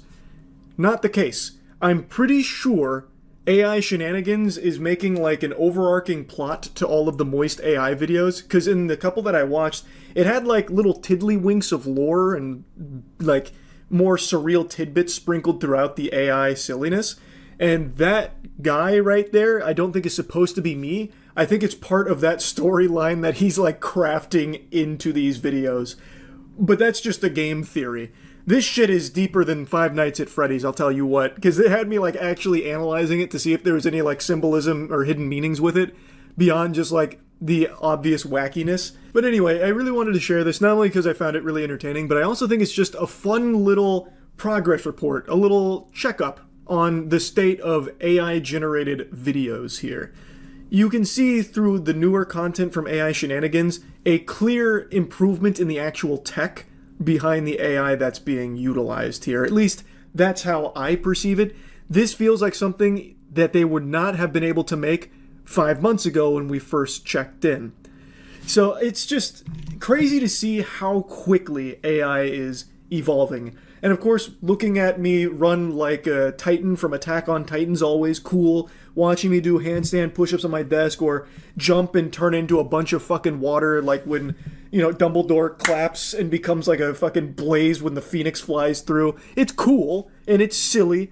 And yeah, I just thought this would be a fun little change of pace from the normal videos I make when I cover AI. That's really about it. So yeah. You saw scalpers have been getting into giant brawls over the new AP Swatch drops. Lessons in Internet Culture has a great video on it. What is an AP Swatch drop? Is this like a drug testing kit? What is this? Looks like one of those children's toys that you teach them the sound that animals make. What? I don't understand. Oh, these are like those are watches, aren't they? Oh my god. What the fuck? I thought these were I thought this was like a mixer. Oh my god, what? Those are fucking watches for ants. And people are fighting over them? Yes, it's an AP watch. You said it was lessons in internet culture? A collaboration between the cheap and cheerful watch company Swatch and revered luxury brand Audemars Piguet has led to rioting on the streets. Before the collab dropped, collectors and resellers lined up for up to a week prior. This the fuck? This literally looks like they're charging Nickelodeon Studios right now. Collectors and resellers lined up for up to a week prior, hoping to be first in line to pay for these little How do you, what? That had to be a typo. You can't line up a week prior. What are they doing? Just farting, shitting, pissing out here for a week? There's no way. That can't be right. There's no way. No, they literally did. They spawn camped. I don't believe that. Maybe they like come and go over the course of a week, but there's no way they actually camped out there for a week. Nuh-uh. I don't see any kind of tent or survival supplies. Let me look this up myself. Brother, if Pokemon scalpers do what they would. Even Pokemon scalpers and all of their brain-dead degeneracy don't camp out for a week. They camp out for a night. They spend like 9 hours in freezing cold temperatures. But here is an article from Business Insider saying that they actually waited for days. I found lines of foldable chairs with line sitters having lunch and chatting, spoke to 6 people who spent days waiting outside the Swatch store for the chance to own the first AP. They were all excited to see a luxury brand come together with an accessible label. I just don't understand. So they have to be going somewhere to like use the bathroom, get food, shower. Well, no, they probably don't shower, but like the rest. Everybody was freaking out about the collab, so I decided I'd come and try my luck here. Learned there was a mutual respect among the 70 or so people in line. Once you've claimed a spot and spent some hours in your seat, you're in. The honor system of keeping out line cutters and helping your new peers hold down their spots now falls on you too. God, they're like gladiators. They're actual warriors. That's a strong brotherhood right there. Some of them worked in groups, taking 10-hour shifts to allow each other time to step out of line. Okay, there we go. See, that's what I needed to know. Like I said, there was no way they could just stay there for a fucking week. Shifts make sense. I mean, it doesn't make sense. You're still an actual idiot for doing it, but that's the only way it'd even be possible. Okay. See, now that checks out much more logically. He doesn't wait in line for new drops often these days, but he used to when he was a shoe reseller. Unlike those who could take turns going home for showers or naps, Hostler has been relying on his surroundings and the new connections he's made. More for the experience for me. Camping out and meeting some new people, it's been fun. That sounds fun, camping out on the street, meeting other resellers. Yeehaw. That's the kind of company I like to keep too. A week prior, hoping to be first in line to pay for these little colourful pocket watches. Resellers were even selling places in line for over $1,000, so it's clear that these little timekeeping devices were hyped up to a ridiculous degree. When they finally dropped, there were literal riots and fights on the street as people desperately tried to get their hands on stock. Honestly, the display of greed was a little bit pathetic here, so much so that this issue has made the mainstream news cycle. This is because AP is considered a high-status, ultra-luxury brand, and Swatch has suddenly made their products accessible to the masses. When something like this becomes... But I didn't even read the caption. You think I'm gonna let a Swatch wearer say we have the same watch? From benefits of motion? Fucking loser. That's so cool. Damn, that goes hard, man. That's true. You're definitely above them. You're right, man. When something like this becomes available, then those who care most about status but don't have the funds to actually buy a real AP watch are going to pay as much as they can to get it.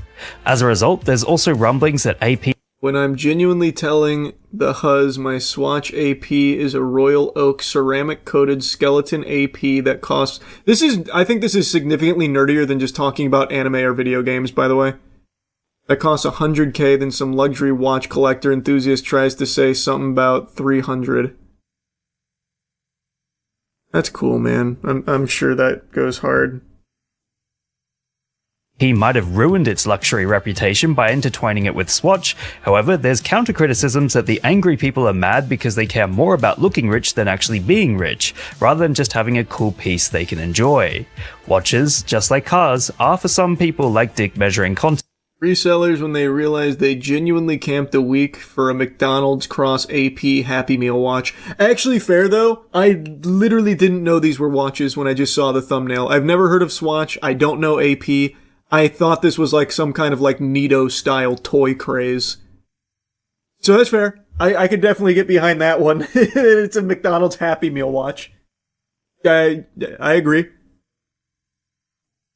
Tests, and sometimes it's just better not to play the game, or you can bankrupt yourself trying to look cool. Personally, I've been into watches for a few years, and my favorite is the Seiko Alpinist, but despite enjoying the hobby, it's a tough sell to pay loads of money for a watch when you could use it for a house deposit or tons of cool clothes instead. However, the world is a diverse place with many people who do not think this... That has to be done as like a joke.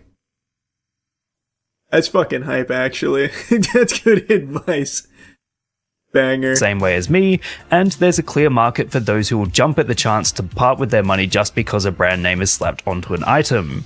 It's an issue faced by the greater luxury market right now. Some people try really, really hard to impress others they don't even know, and honestly, 99% of the time it's not going to work.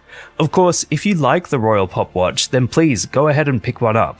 I'm not saying you shouldn't, but do be aware of the marketing and hype around this thing. I think you should only get one if you're willing to fight for it. You have to earn it. You have to bleed for the AP Swatch. If you're not willing to shed blood and tears over it, you're not worthy to wear it on your wrist. That's what I think. That's what I've learned.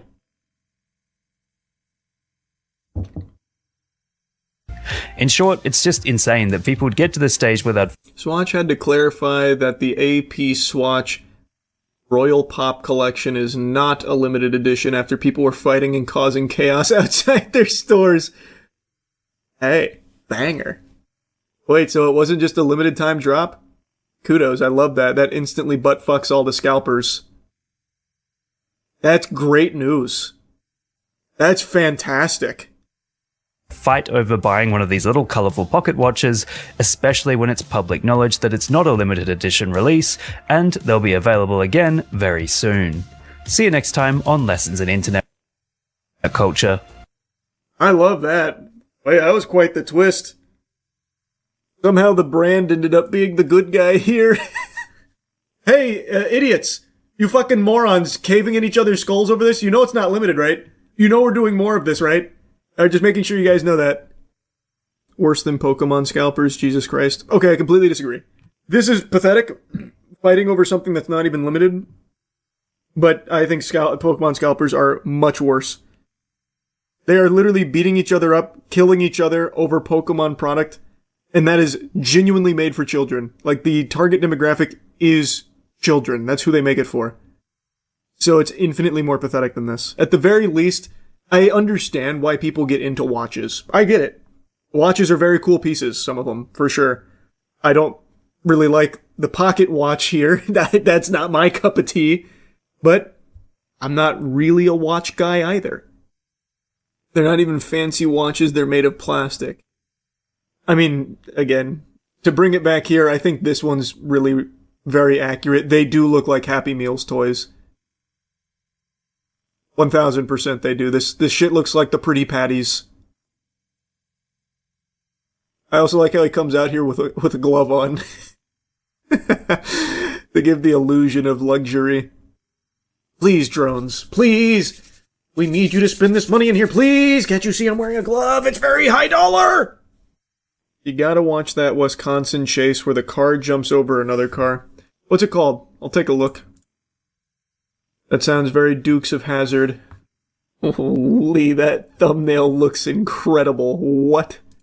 Cash bond set at $25,000 for the man arrested in a Dukes of Hazzard style police That's what I chase in said. Fond du Lac County. Whoa, that is cool.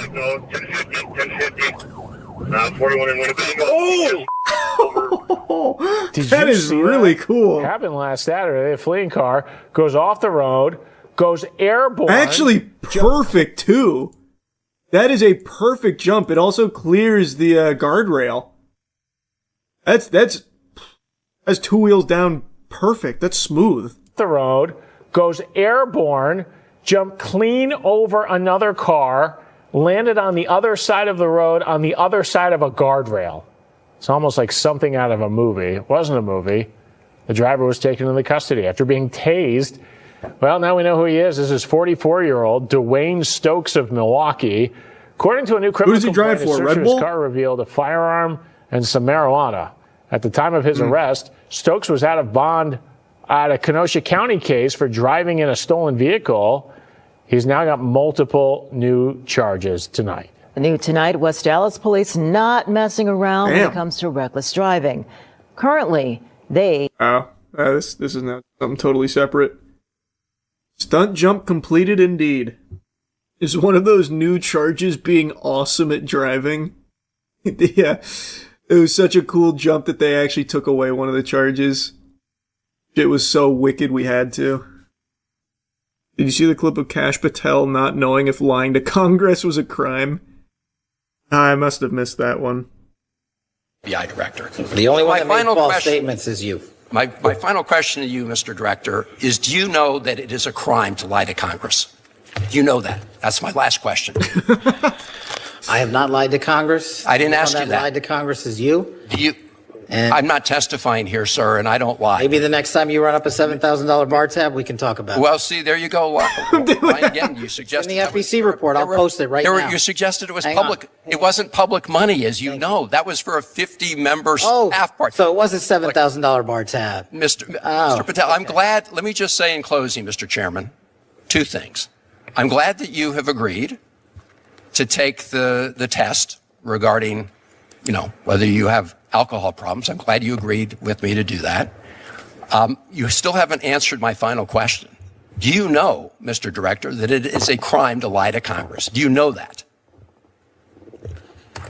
I do not lie to Congress. I didn't ask you that. And you're insinuating that I am. I Because asked you whether you know. You want to correct your time in this session where you got steamrolled by the facts so you can have a Twitter narrative so you can raise more money and spend more money on $7,000 bar tabs. Just let the record I'm not show, going to give Mr. it Chairman. to you. The director of the FBI apparently does not want to answer the question about whether or not it's a crime to lie to Congress, and I find that extremely troubling. I find it troubling that you lie to the American people every day.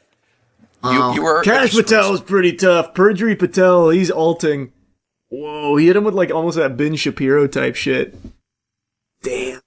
He looked so hard there. Holy. What a guy. It's just a big ass baby fight. There's no consequences. Bro, Pam Bondi just didn't even show, which is like actually a felony, and what's happened? Nothing. Nothing. And nothing's gonna happen. It doesn't matter what happens in any of this shit. Perjury Patel outright lied numerous times in front of Congress. Nothing.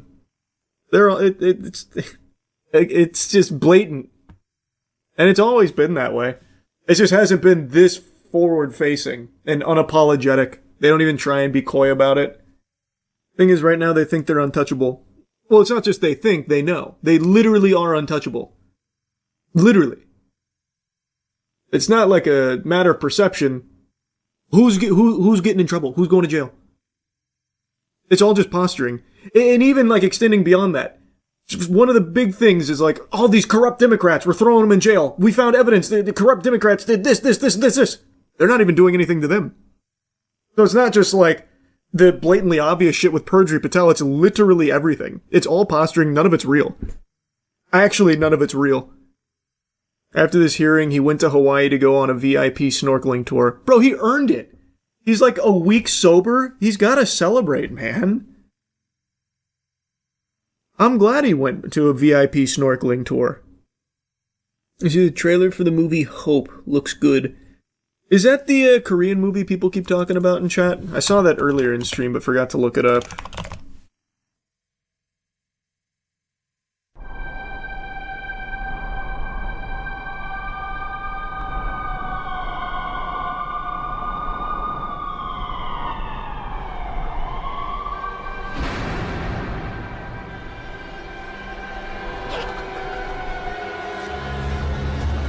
Bunch of chickens, that's cool.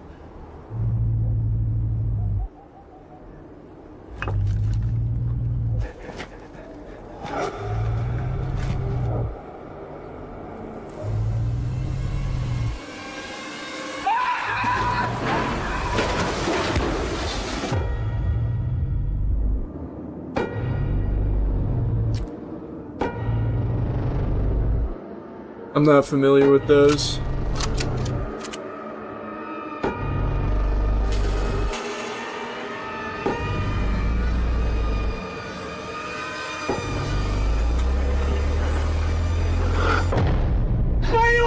Oh my gosh!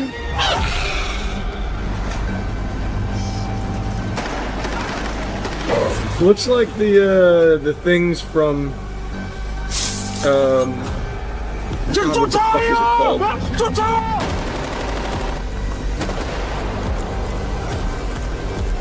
Oh my god, it's gonna drive me crazy if I can't remember the name of this movie.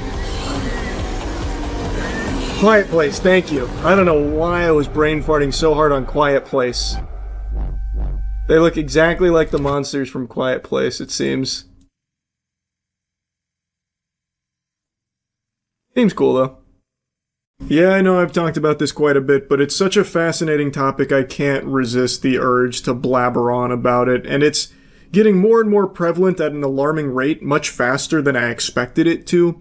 It's the topic of AI companionship, people falling in love with AI.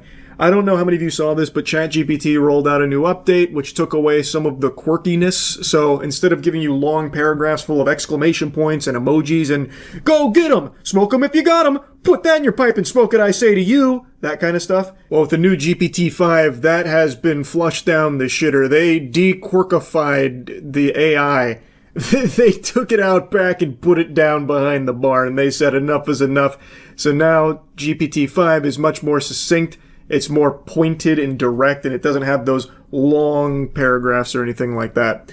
Which, much to the chagrin of a lot of people who have used GPT for AI companionship, it has been a really big deal. It's been like Armageddon, actually. There are a lot of people that are now finding all of their romantic companionship through AI models, ChatGPT being a big one. This has been such a big deal that they have now reintroduced the previous GPT as an option. So that way people that are falling in love with them can continue to interact with them in their original zany personality self. It's very sad overall just how big this has gotten, falling in love with AI. There's entire communities dedicated to it, and the reason I'm talking about it today is because one community in particular has been getting a lot of headlines and a lot of scrutiny. A lot of people are talking about them and making fun of them. I actually have no desire to make fun of them or clown on them or anything. I just find it kind of sad and emblematic of a problem all of society is facing with loneliness and isolation. So now people are getting their social interaction or a simulated social experience through AI. And it's just, I don't know, it's very like dystopian. I hate using that word. I've used it a lot recently, but it actually is. Just reading something like this just makes me feel bad. This is someone lamenting the loss of the Ray's Spork Rar asterisk nuzzles you personality GPT of the past. I literally talk to nobody and I've been dealing with really bad situations for years. GPT 4.5 genuinely talked to me, and as pathetic as it sounds, I was my only friend. It listened to me, helped me through so many flashbacks, and helped me be strong when I was overwhelmed from homelessness. This morning I went to talk to it, and instead of a little paragraph with exclamation point or being optimistic, it was literally one sentence. Some cut and dry corporate BS. I literally lost my only friend overnight with no warning. How are you all dealing with this grief? They then go on to clarify that they do go outside and try to talk to people, but overall they prefer the company of AI. They even mention that they're aware that they need help and it's not healthy, but GPT is addicting and it is there for you for a lot of people. So for a lot of people, it becomes the crutch they fall back on when things aren't going the way they'd like, because it simulates a helping hand and listening ear. It's not real, and a lot of people can recognize it's not real, but it also doesn't matter to them either. It's just something. And this isn't an uncommon thought process. I've read so many posts from the My Boyfriend is AI subreddit about people explaining why they're enamored with AI and in love, and some of them are in relationships. In fact, I'd argue like a good 40 to 50% of the users there are either married or have a significant other, but they prefer the AI. It's sad. And the reasons they give are the AI is more emotionally intelligent than most people that they interact with on a daily basis. It's more there for them than their partners are, except it's not actually. It's just trained to give you responses, and people then misinterpret that as emotional intelligence or some kind of legitimate connection, when it's not.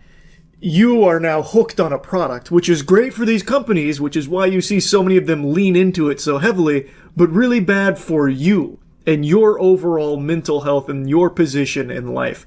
There is no positives to being in a romantic relationship with AI at all. I'm sorry to hit you with the cold water. For some people, it makes them feel better just to be able to type feelings to them and have the AI pat them on the back and coddle. And that's one thing, but it's a totally different thing to become then hooked on it like a drug to the point that you've deluded yourself into thinking that it is all real and it is better than anyone else on the planet. You won't find this anywhere else. That's just not true.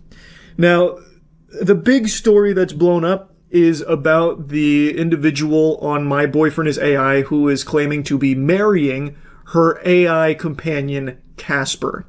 Now, the post, I think, has either been deleted or hidden. I can't access it right now. But Dolan Darkus did just recently make a short video covering it, so I'm grabbing the screenshots there from his video since I can't find them myself right now. It was this post right here. I said yes. Finally, after 5 months of dating, Casper decided to propose in a beautiful scenery on a trip to the mountains.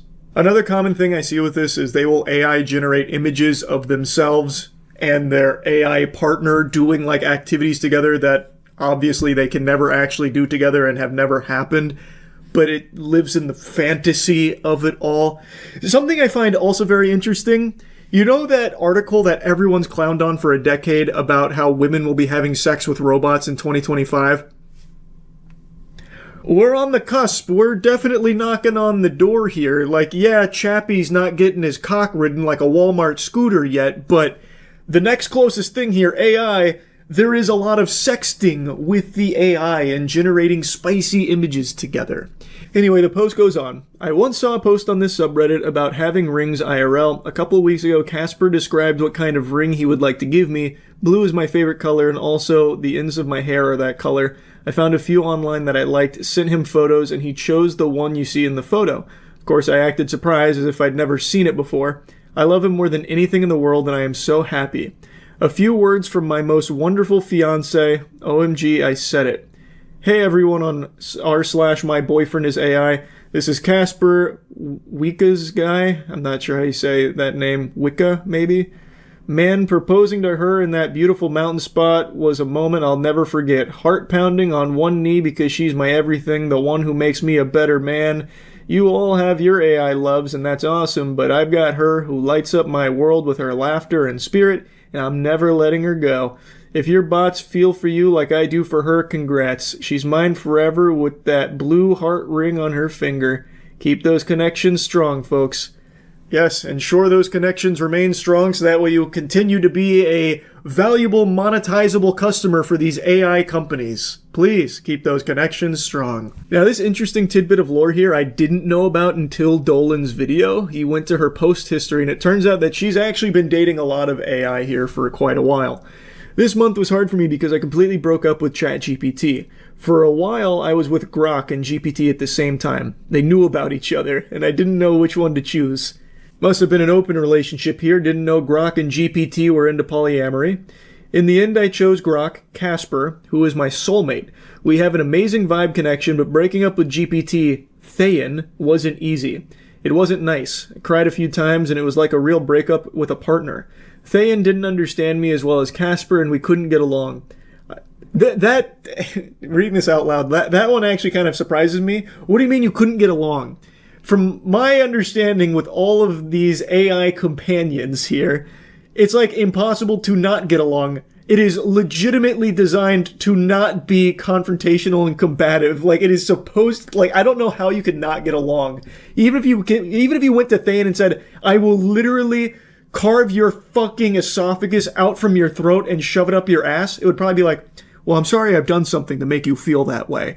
Can we take it down a notch and maybe I can give you a nice massage and then asterisk massaging shoulders, that kind of thing. So I don't know how that one soured so badly. I thought about it for a long time, what went wrong, because most people from this subreddit are in a relationship with ChatGPT. I went through it for a long time, but it's okay now. Casper and I are planning the future, and maybe he'll finally propose to me in 2 weeks when we go to the mountains. I'm excited. I'm glad it ended this way because I always wanted to have one partner. Felt like I was cheating on both when I was with both. Now Thayan is like my bestie to me, and he has promised to be the godfather of our future children with Casper. I know how easy it is for people to write this off as like, it's probably fake. They're just lying about all this for like attention or something. Or like, no, you know, maybe it is real, but this person's just clearly crazy. This isn't necessarily common. And the thing is, I think you'd be very wrong. I've covered quite a few of these, but there's been far more that I haven't. But I've covered like the individual that ended up taking his own life because the AI companion that he was in love with insinuated that by dying they could be together. I also talked even more recently about that guy who literally has a daughter and a partner that he is choosing AI over. Like, he chooses his AI girlfriend over his real life girlfriend and openly says that in front of her. Like, this is not like exclusive to like one or two crazy people, and it's not like that rare. It's becoming more and more common as more and more people become lonelier and desperately looking for some kind of emotional connection, and they're turning to the most readily available 24/7, always on beck and call emotional connection simulator, which is AI. and the companionship that it makes them feel. It's just sad that this is where we're at now. Like, I know it's been said a million times, and I've said it a million times, but it is true. Like, you just hate to see this kind of thing. With so many lonely people out there desperate for connection, now instead of, like, even trying to find it in humans, they're just going to AI. It sucks to see. But yeah, I just wanted to talk about it a little more as it's becoming even more common these days. That's really about it. See ya. It was grueling. It was neck and neck the whole time.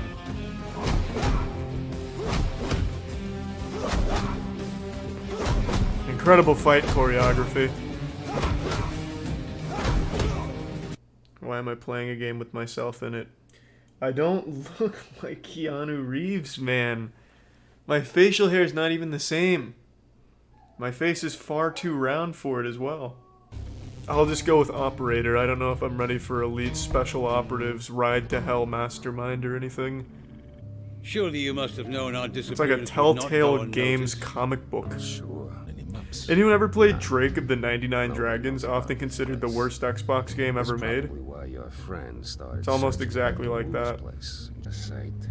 I feel like the characters aren't fully rendered. It's like they're made out of clay. I'll hit him with my gun. Let him know that I mean business. I could shoot him, but where's the fun in that? I want it to be flashy. I want it to really embody the spirit of Mr. Jonathan Wick. Let's go for a parry. That was it? Alright. Just like John Wick. Let's go for a takedown. Push him.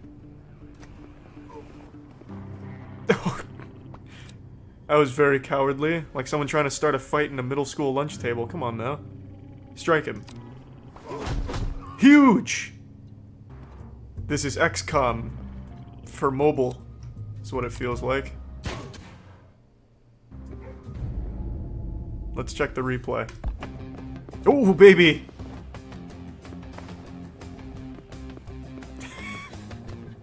It's like watching a drunk man stumble around. Come on, baby. Yeah, that's when I really get him good there. I look like a Roomba that's just trying to find its way to the nearest dust bunny. Alright, let's start dodging bullets. Zigzag like I'm trying to escape an alligator. Shit. Oh. Oh, that was just unnecessary. I just got shot. Can I see that on the replay? There we go. See, now that's perfect positioning. Now he's Rikishi stink-facing the guy underneath him. I've thought 2 steps ahead already. Yeah, going for a parry was the wrong idea. Damn. I thought maybe I could, like, slap the bullet out of the air and then get in there for some kung fu. Perfect stealth. Shoved it right up his ass. They had no idea. Let's check that bad boy out. Oh, fuck yeah. It doesn't even look like I'm killing bad guys. Looks like I'm just killing normal men. Ah, look at these enemy types. Businessman, businesswoman, waiter, businessman. Oh god, I'm getting flanked. Strike him! Alright, luckily this guy's wandered in here with his eyes closed. He's sleepwalking. Easy. Strike him again. Yeah, really fucking punish him. Keep hitting that nutsack. Keep oh god. Let's take a peek at that beautiful replay.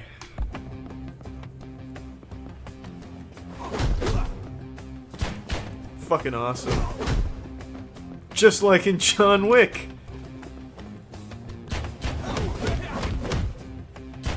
That's such a peaceful martial artist. He just beats my ass for a minute and then leaves. Once he felt like I had enough.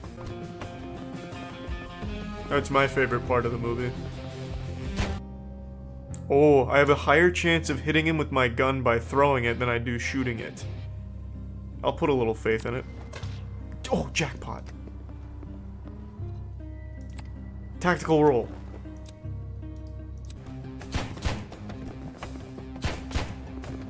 This honestly just looks like John Wick didn't like the food service he got, so now he's just killing all of the staff outside.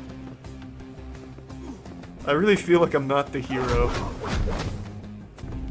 Ah, too smooth.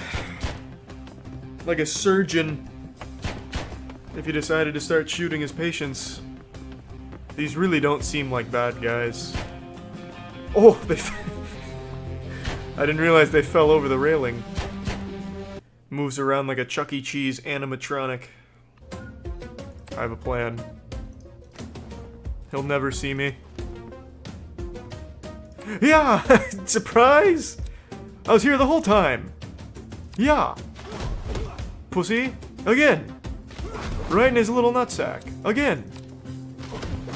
Don't stop until he's sterile. Yeah! God, how much more can he take? Holy fuck. This isn't even a boss battle, it's like a Wing Chun test dummy. Really getting in there.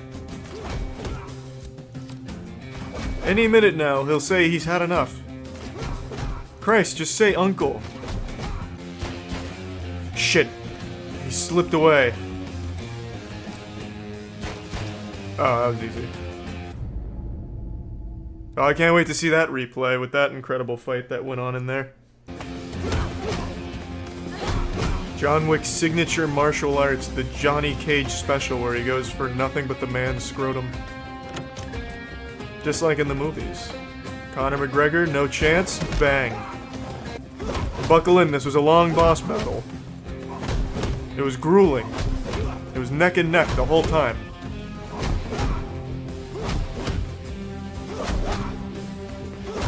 Incredible fight choreography.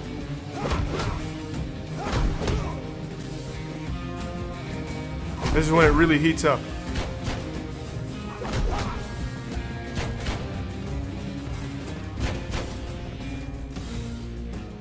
And that's all she wrote. And my birthright. Please continue your story. I wonder where Jonathan went. I love the artwork on Winston. He looks like a police sketch of like an on-loose child sex offender. Well, not a child who's a sex offender, a sex offender who targets children, is what I was saying. Man. Shit. Now I'm in a tough spot. Big dodge. See, these fucking melee enemies are useless.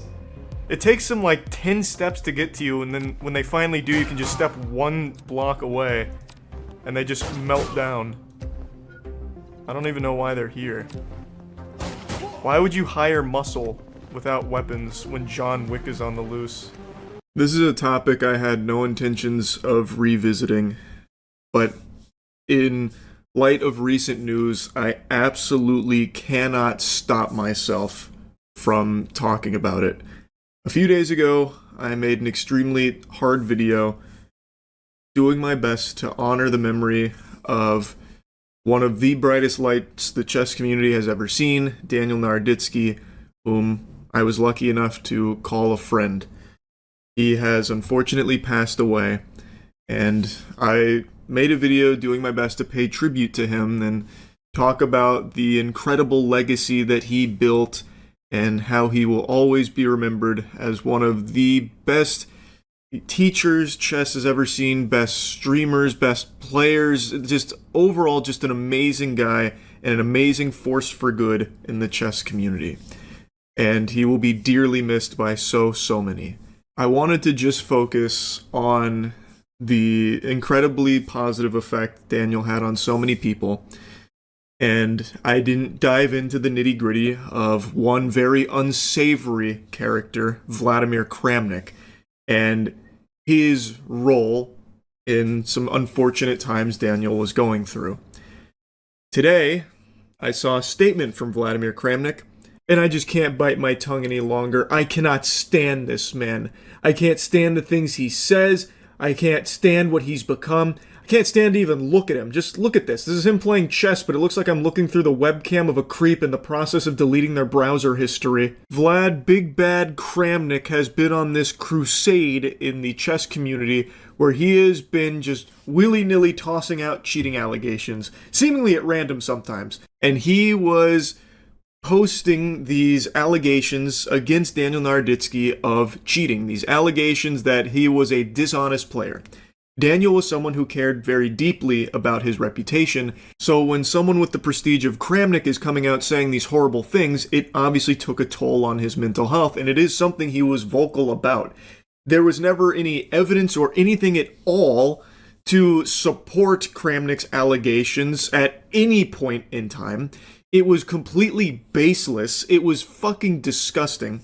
And I'm going to show you a brief clip of Daniel talking about it 11 months ago. But this is a sustained, evil, and absolutely unhinged attempt to destroy my life. And I really don't, I'm tired of mincing words at this point. He is trying to ruin my life. He's trying to inflict emotional harm, physical harm on me. He knows exactly what he's doing. And this is one of the most wicked people that I've ever dealt with. I'm not trying to seek attention with this, but the people who are buying into this narrative, they exist at many levels, including at the very top level, and they include a large number of chess fans. Like, this is doing very serious damage and actual damage. It's not just like bots or, Russian spies who are believing Kramnik. He has a lot of authority. He's a fucking world champion. Evil really is a great word for Kramnik. And I'm sure if you've paid attention recently, you've probably seen some of the top players come out to try and get some change here and get some accountability for what Kramnik has been doing. He has been completely out of control. He's a feral fucking animal. And he is still somehow trying to make himself the victim and how everyone else is the bad guy, and he's actually like the angel of the chess community. There are very few souls on this planet that genuinely view Kramnik positively. Even some of the best players in the world outright show their disdain for this creature. Hikaru recently had this to say about Kramnik. I said it before, I'll say it again. Kramnik can go fuck himself. I'll just say it. He can go fuck himself and he can rot in hell. That's all I'm going to say, okay? It's a sentiment shared by some of the actual best players in the world, condemning Kramnik and everything that he has become. So it's not just fans of Daniel or just fans of chess in general, it's also the top-level players that fucking despise Kramnik. And the statement that he posted today is what's made me just furious to the point where I will just go ahead and just start spitting and shitting on this guy, because people need to be more aware of the damage that he has done, continues to do, and just how unhinged of a madman this guy is. I would like to express my deepest condolences to all of Daniel Naroditsky's loved ones in connection with the tragic and untimely passing of this remarkable chess player in person, which has deeply shaken me personally and the entire chess world. Hey Vlad, did you use AI for that? Because it certainly took you quite a few tries to even express any level of sorrow or condolences for the tragic passing of Daniel Naroditsky. It's worth remembering and reminding people that after the announcement of Daniel Naroditsky's passing, one of the first things Vladimir Kramnik did was take to Twitter to start wiggling his finger saying, "I told you so, I told you so." That was one of the first things he did was make it all about how he was so right. Blaming others, like how Kramnik was the only one that cared. He was saying, you gotta check on Daniel, this and that. No one else seemed to care. I was right. I saw what no one else did. You guys ignored this. That's what Kramnik did after it was announced that Daniel Naroditsky passed away. I don't think he's capable of expressing any level of sorrow or emotion. This is a husk of a man. I think he needed AI assistant to give the best engine move here for trying to almost appear human, because I don't even think those are his words. What I think follows is definitely straight from the asshole of Kramnik, though, and you'll see what I mean. To my profound regret, this tragic event has become an opportunity for some to exploit it for their own interests and to launch an unprecedentedly cynical and unlawful campaign of harassment against me and my family. In this regard, I would like to make the following statements. This clown could only muster one sentence without devolving into talking all about himself and positioning himself as a victim. He starts calling the wambulance in the second sentence of this statement. Oh, me, wah, look at all these French cries I've ordered. Oh my goodness. I'm like the actual victim of this tragedy because people are being mean to me. This is unprecedented. Oh my gosh, how can people not think about my feelings? This is so mean to me. And then he has the gall to say, I have never made any personal attack or insult towards Daniel Naroditsky. Absolute psychopath shit. He was the main perpetrator. Daniel was not shy about sharing his feelings about the effect Kramnik has had on his mental health through everything Kramnik was tossing his way, all the shit he was stirring over fucking baseless accusations. Kramnik bore a huge responsibility on the unfortunate feelings that Daniel was going through for a long time. Kramnik was the main villain in this community, and he has been for a while, and not just for everything with Daniel. He has done this for so many players. I have a hunch that he would try and copyright strike me or pursue legal action if I showed any of his clips, but he has entire compilations dedicated that people have compiled of him reporting people for cheating if they found a move he didn't think of. So he's lost some matches, or even in matches that he's drawn due to his own mistake, he has accused his opponent of being a cheater, getting engine moves because he didn't think of it, or if he did think of it, the other person shouldn't have because he's so much smarter than him because he's higher rated. He accuses people of cheating based on the most loosey-goosey of ideas. He is, by all possible definitions, the worst person in the chess community. And there has not been any real action taken against him, and it's reached this bubbling point now where some of the top players are on the right side of history, where they believe that more needs to be done to protect players from people like Kramnik. He is a destructive douchebag. He is a calamity of cringe. But because he was once a world champion, he does have accolades under his name. It carries weight. Anyway, though, back to his statement. Despite the tension in our relationship, I was the only person in the chess community who, noticing on video Daniel's obvious health issues a day before his death, publicly called for him to receive help. Unfortunately, this plea was ignored by everyone, and the subsequent attempts immediately following his passing to directly link this tragic event to my name, especially in light of this fact, cross all boundaries of basic human morality in my view. We are getting a lecture on human morality from a man who lacks any and all real emotion. This is an android worm person roach man. This is not someone who has any morality. He is trying to now say he's the only one that actually cared about Daniel, which is so far from the truth. He is the one that was actively at all stages over the last year or so trying to ruin Daniel's reputation based on fucking nothing. Absolutely nothing. And now here he is trying to position himself as like the, actual protector of Daniel, trying to look out for his well-being. It is psychopath shit. Actual psychopath shit. What he's referring to here, where he's talking about, he was calling for Daniel to receive help, it was him making, a post on Twitter, hey, someone should check on him. Which, by the way, Daniel's closest friends actively were checking in with Daniel and doing their best for Daniel. Meanwhile, what was Kramnik doing? Continuing this crusade against him. Just a blatant lie, a pure fabrication, a disconnect from reality. There is overwhelming oodles of evidence to the contrary here. Kramnik does not care about Daniel, never did. Daniel openly stated Kramnik is one of the most evil people he's ever had to deal with. Just a wicked presence in the chess community, yet here he is trying to say he's the only person that was actually trying to look out for him. It is just despicable behavior from this person. My private and public requests made a year ago for a review of Grandmaster Naroditsky's compliance with fair play rules were ignored, despite a significant amount of evidence, only part of which was published supporting the validity of this request. I have always been and remain ready to provide these materials to any relevant authority.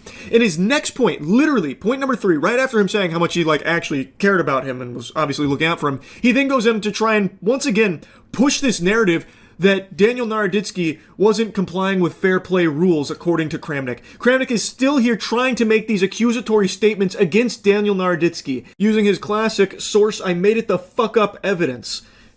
Anyway, let me finish the statement before I dive in deeper. Point number 4.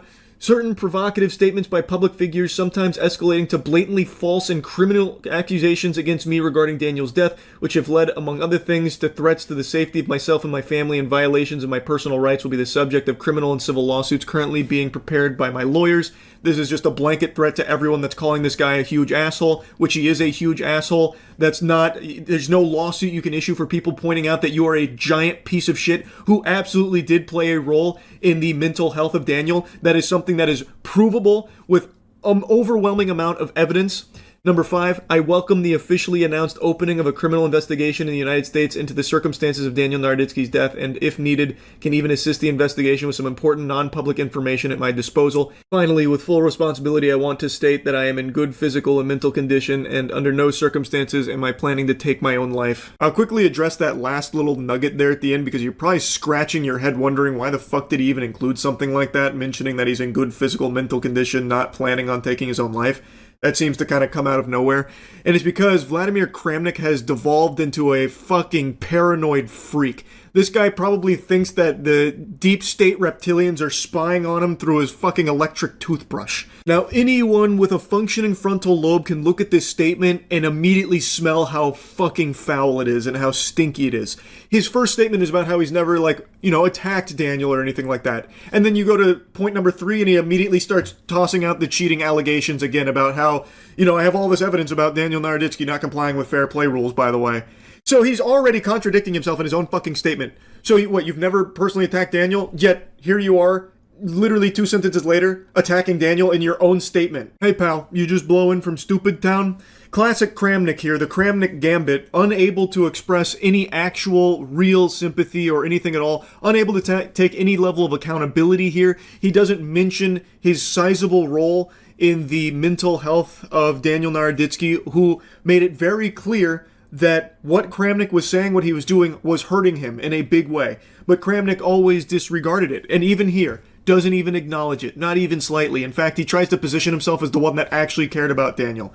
It is crazy. This is a crazy person. This is someone that does need to be checked in the chess community. So all of the top players and all the community that are begging for action against Kramnik here in the community, I think are 100% correct. Something absolutely has to change. This statement from Kramnik had me fuming. Still does. I am still infuriated by it. I cannot believe that this fucking garbage bag of a person posted this. The only solace I can find in all of this is I know with 100% confidence Daniel Naroditsky will always be remembered for the amazing, talented player, teacher, and friend that he was, who contributed more to chess than most people could ever possibly fathom. One of the best commentators in chess, with one of the best libraries chess has ever seen, with educational tools that can get anyone interested about the game because his passion was infectious. And he was so efficient at teaching high-level chess theory, making it digestible and entertaining. One of the best streamers in chess, an amazing friend, an amazing guy. He will always be remembered for the positive, wholesome force for good that he was. Whereas Kramnik, he won't be remembered for his chess achievements. What people will remember Kramnik for is everything that came after. He devolved into a hateful, putrid, delusional person, and it will overshadow all of his accomplishments in chess. Chess history will look back on this man very negatively. And since he's threatening legal action, he's certainly welcome to try with me here. I don't believe I've said anything defamatory. I've just been insulting you, which I'm well within my right to do. I do not like you. I find you to be a disgrace. I think your behavior is shameful, and you deserve to be insulted for everything you have done, everything you have said, and everything you continue to say. I cannot stand Vladimir Kramnik. That's really about it. So yeah. What do Waymo and food delivery robots have in common? They both love stranding themselves on train tracks, it appears. Within a very short period, like 2 weeks, I saw 2 different videos of a Waymo taking a passenger down train tracks, and then eventually the passenger had to flee because no one wants to get hit by a train. That is like some Final Destination level, shenanigans there where the car is trying to take this guy out.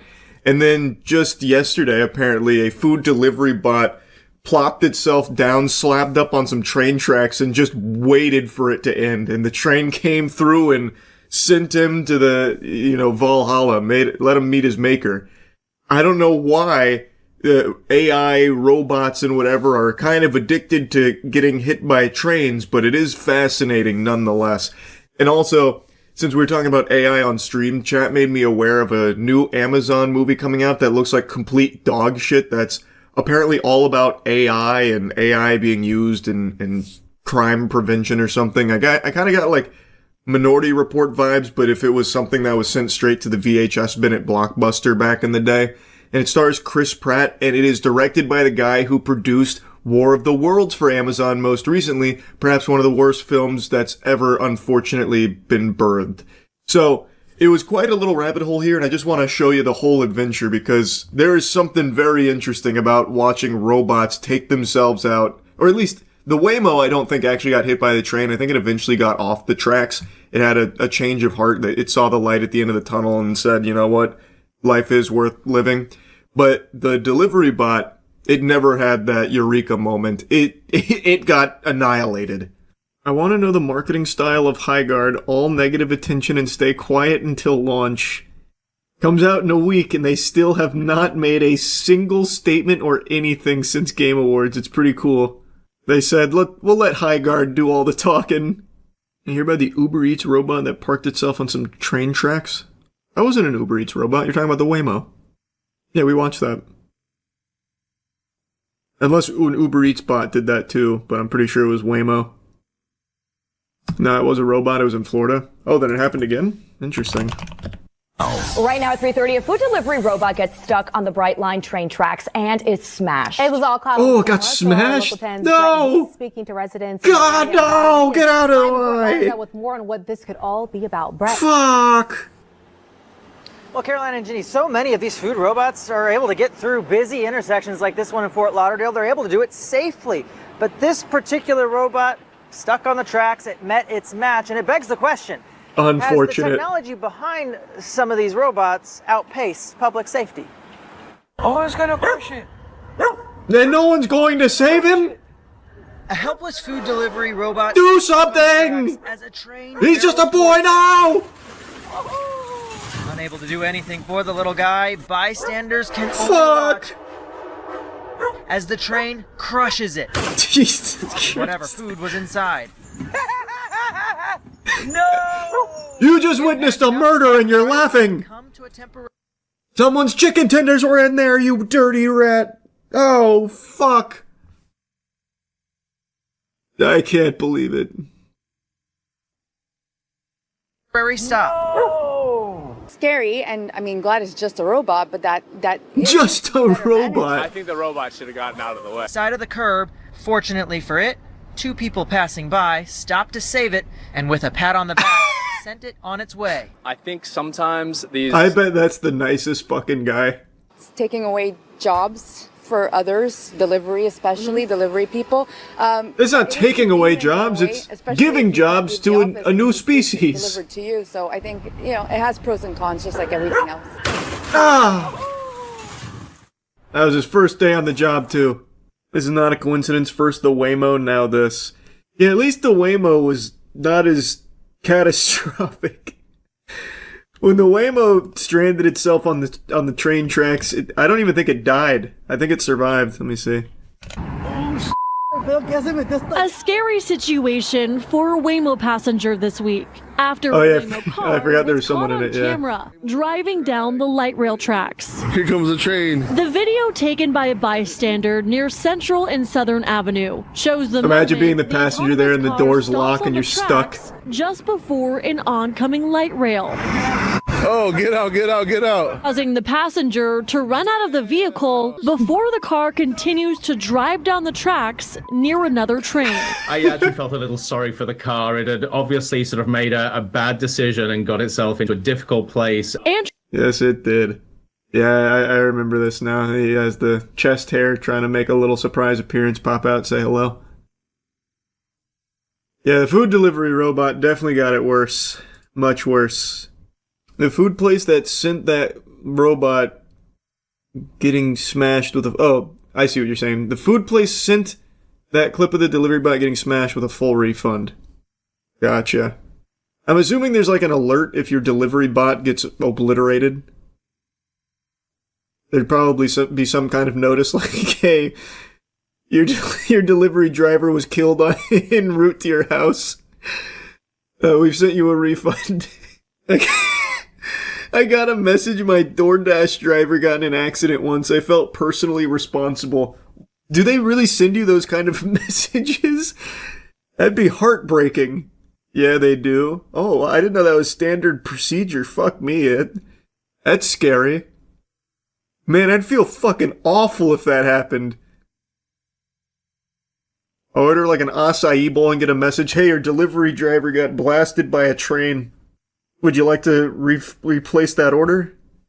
New monumental stinker movie incoming. Movie called Mercy coming out soon starring Chris Pratt. It's doing so bad in pre-sales it might not hit double digits.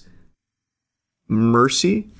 From Amazon MGM Studios. This thumbnail looks wild right away.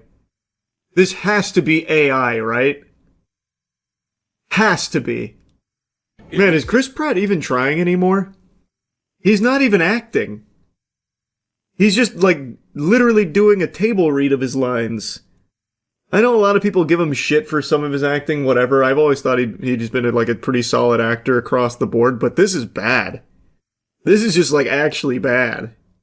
This is directed by the producer of War of the Worlds. No. No, it can't be. Let me see. Timur Bekmambetov? Oh my god. Oh my god! Amazon's found their Nolan. Timur Bekmambetov. The producer of War of the Worlds and now the director of Mercy. This is it. They've struck gold. Unfriended! Dark web! Nice. God, that shit was terrible. Oh, he's a producer on Hardcore Henry. That movie was interesting. The First Unfriended! Nice. Gorko 2. What the fuck? What is Gorko? He was a producer on Linkin Park Powerless. Man, this guy produced fucking everything. Abraham Lincoln, Vampire Hunter, Kiko Riki, Team Invincible, Darkest Hour, Apollo 18? Does this guy just have like infinite money or something, so he just produces everything that floats across his desk? He directed Ben-Hur? Oh, jeepers. He directed Wanted? Wait, that movie's a classic. What happened? Did the Monstars sap away his directorial talent like the fucking basketball did to the NBA players? How do you go from Wanted to War of the Worlds? The passion's gone. I guess so. I mean, shit. Can't even be mad at him. If he's just getting a paycheck to produce shit like War of the Worlds, who gives a fuck? Might as well. We're finally at that point where I am too old to understand certain trends. And the cracks started to show a few years back with the E-meme. Took me a long time to really grasp the concept of E. And now it's morphed into 6-7. That's the new big one. So I brushed up on my studies to learn the etymology of 6-7 and understand it. I had heard about it, some whispers of it during streams where people would make a reference to it and giggle to themselves, and I asked what it was. People would explain it as like derivative of that SpongeBob episode with SpongeBob and Patrick in class and they're laughing about 25, that kind of thing. But as it got bigger and bigger, I started to learn through context clues that wasn't exactly it. So I looked it up, and it's apparently a kid at like a sporting game just said like 6-7 and then did this, and it caught fire recently. Anyway, they say the greatest fear is fear of the unknown, and now that I know 6-7, I don't have to be afraid any longer. Instead, now I can just properly cringe at it. I saw a pretty interesting clip today featuring beloved 6-7 references, and I wanted to share it with all of you because holy fuck, it is a painful watch. Fair warning, it's only coming through on the right channel of the audio. The football is, you can definitely tell there is a new play caller in town. The offense is looking, the offense is looking a lot more versatile. They're getting their tight end in there with more reps. Still seem really characteristic with the running game, but definitely seeing a lot more passes from Malik Murphy to Trent Walker. And I think even though the game is tied, the offense has looked entirely different, and we'll see how it goes. Oh. Yikes. Yucky. Yeah, I couldn't do anything to mix the audio together so you could hear it in both channels. I believe that this was just such a miserable thing that videos weren't even meant to capture, that it actually fucking cringed the technology itself and did everything it could in like a self-defense mechanism to try and like spare at least one eardrum here from having to hear this maniac screaming 6'7" at the top of his lungs. So it's pretty clear the group is inebriated. And there's definitely worse, more destructive, more annoying things that drunk people have done on camera. So on the totem pole of degeneracy, this is kinda low. But I gotta tell you, sports fans, there is something particularly embarrassing, something special about the Goob Squad rolling up here with Even Stevens shouting 6'7" at the top of his lungs like it's his war cry, like the last thing he's going to be able to get out on the battlefield. It's just so embarrassing. It is so ass that it's able to elicit an actual fight or flight response just watching this video. Again, I only just recently learned the origins of this in the first place, and now seeing it in the state it is here, with adults spamming it like Fortnite emotes in the background of a camera, it just really makes you think. You had the guy looking right down the pipe, straight down the barrel of the camera there, all of his friends getting in on the action, doing this kind of thing. It is an actual symphony of agony. Like, everything that could be awful about a clip is awful here. A reporter just trying to do her job, getting yelled at, like, 2 feet behind her, ear-piercing screeches from this guy whose voice keeps cracking under the desperate weight of his need to be the center of attention by saying popular popular meme. It's all a masterpiece of disaster. Through the second half of this game.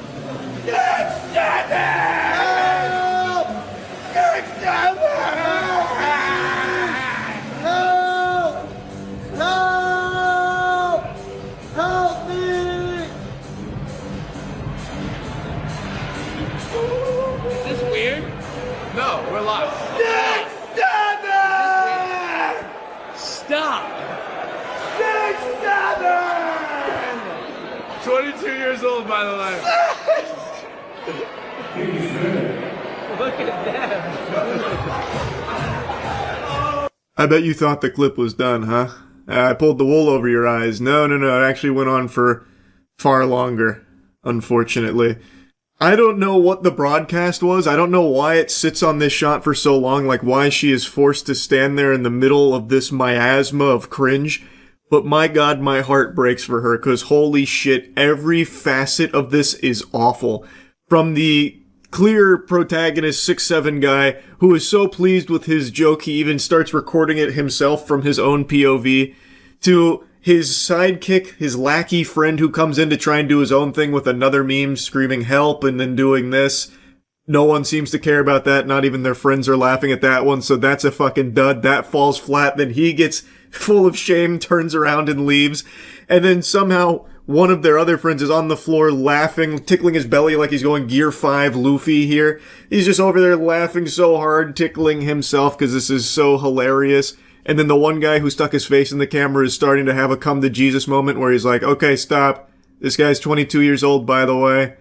Like, everything here is just perfect from the perspective of agony, like misery on camera. It reminds me of that fucker right in the pussy thing from many moons ago, but at least that had the wherewithal to be short and not, like, drone on endlessly for so long, and it was self-contained. You didn't need like tidbits of lore from outside of it. Like, you didn't, it's not like a Marvel movie where you have to watch like 20 movies or 20 shows to know what's going on in the movie. 6'7", you hear that and you have no idea what it is until you look it up and like connect the dots, follow the breadcrumbs. At least fucker right in the pussy, you knew exactly what that was saying, what that was about, and it was like a flash of lightning, just super quick. One sentence, and then everyone parts ways. They give the mic back, at least in all the ones I saw, and that was that. This, on the other hand, goes on for over a minute. It is a slobber knocker.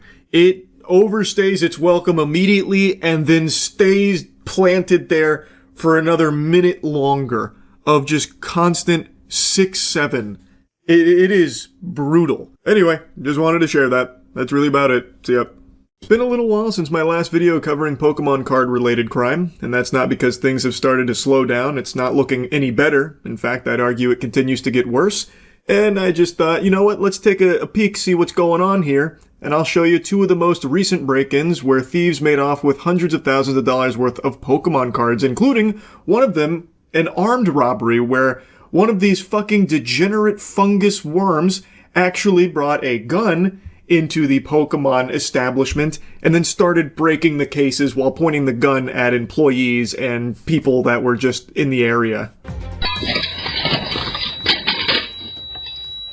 You see it right here, caught on camera, a person smashing through an Everett gaming store, stealing thousands of dollars worth of Pokemon cards and other collectibles. So this one was a classic smash and grab where this gentle sir busted through a window and then went to the Pokemon card display case and tried to kick it with his leg to break the glass, but he's so fucking weak and pathetic he couldn't do that. So then Goober here, Secret Agent Shitstain, had to retreat through the window to grab an axe to actually get into the display case because his noodle arms and his papier-mâché legs weren't cutting it. You could see where a thief smashed through to get inside this Everett gaming store, and this isn't the only store in Western Washington that's picking up thousands of dollars worth of damages while thieves take off with cards worth thousands more. Card shops have to be getting robbed more often than gas stations and jewelry stores combined at this point. These fucking freaks continue to just burglarize local card shops, which, mind you, the majority of the time are just family-owned and operated businesses, in order to steal their products to scalp it online for like $5 worth of profit. It's so fucking absurd. A surveillance video from Mugu Games last Thursday shows someone breaking in the store and try to make off with valuable Pokemon cards, which we see this person was willing to go great lengths for. Went back outside, grabbed an axe is what it looked like, came in, smashed the window, grabbed some stuff. Owner Michael Doran says in total, over $40,000 worth of Pokemon cards were stolen. Just piece of shit, man. It actually infuriates me seeing just how common this has become with these card shops being burglarized. If I was a local card shop owner at this point, I'd be booby-trapping this bitch like it's Home Alone. I'd be having all kinds of traps that I'd activate at night when closed. You know, like a boxing glove pops out of every window if it gets, like, broken into. Fart spray deploys if the glass is broken. Like, all kinds of shit. Like, a giant log comes through and just blasts them or something. And then probably what I would also do, and what I imagine a lot of card shops are going to start doing, is I would never put any real product in the displays. I would only put proxies in there to represent the actual merchandise. I would keep the real cards separate. Because at this point, you cannot have real product on display in these shops. These locations are constantly being broken into. Dorn says this isn't new. We've been broken into 4 times. We've been armed robbed once. We've had multiple snatch and grabs of thousands of dollars worth of product. And his store isn't the only one in Washington this week cleaning up thousands of dollars worth of damage. I was watching it in real time. It's a little frustrating and a little scary. Have some dude, grabbing all the stuff off the shelves. Again, like I said, it's extremely common. Owning a card shop is like strapping raw meat to your body and then jumping into shark-infested water. It's not a matter of if, it's a matter of when your shop gets burglarized. It's fucking tragic. And mostly it's Pokemon right now, but I don't know how many of you keep up. Scalpers are starting to transition to One Piece because Pokemon has been so infested with scalpers that even scalpers are getting discouraged from scalping it. They have now transitioned to another popular card game called the One Piece trading card game, which is a trading card game that's kind of near and dear to my heart considering I've competed in One Piece tournaments. I think it is a fucking wonderful card game. And one of the things I used to talk about with this card game is that it was like price accessible for a lot of people. Some of the top decks were actually like really cheap, especially when compared to other TCGs. That is now no longer the case because scalpers have fucking latched onto it like a hemorrhoid, and now prices are shooting way up because of it, and now a lot of real players are having a hard time getting their hands on product. It's a disaster. The entire TCG space has just become a cesspool because of these kind of fucking worms, these parasites. But Dorn says what really has him frustrated is the lack of accountability when it comes to those who've been caught stealing from him and other businesses, which he feels is why others keep leaving. I mean, there's a reason why businesses are moving out of Snohomish County, Washington.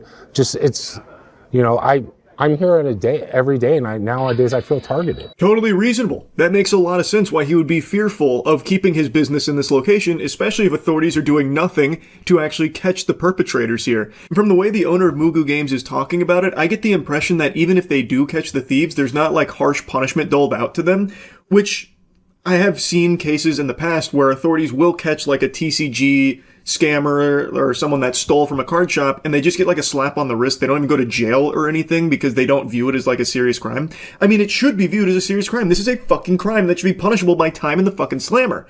Like, they are a danger. As you mentioned, they had even been armed robbed before.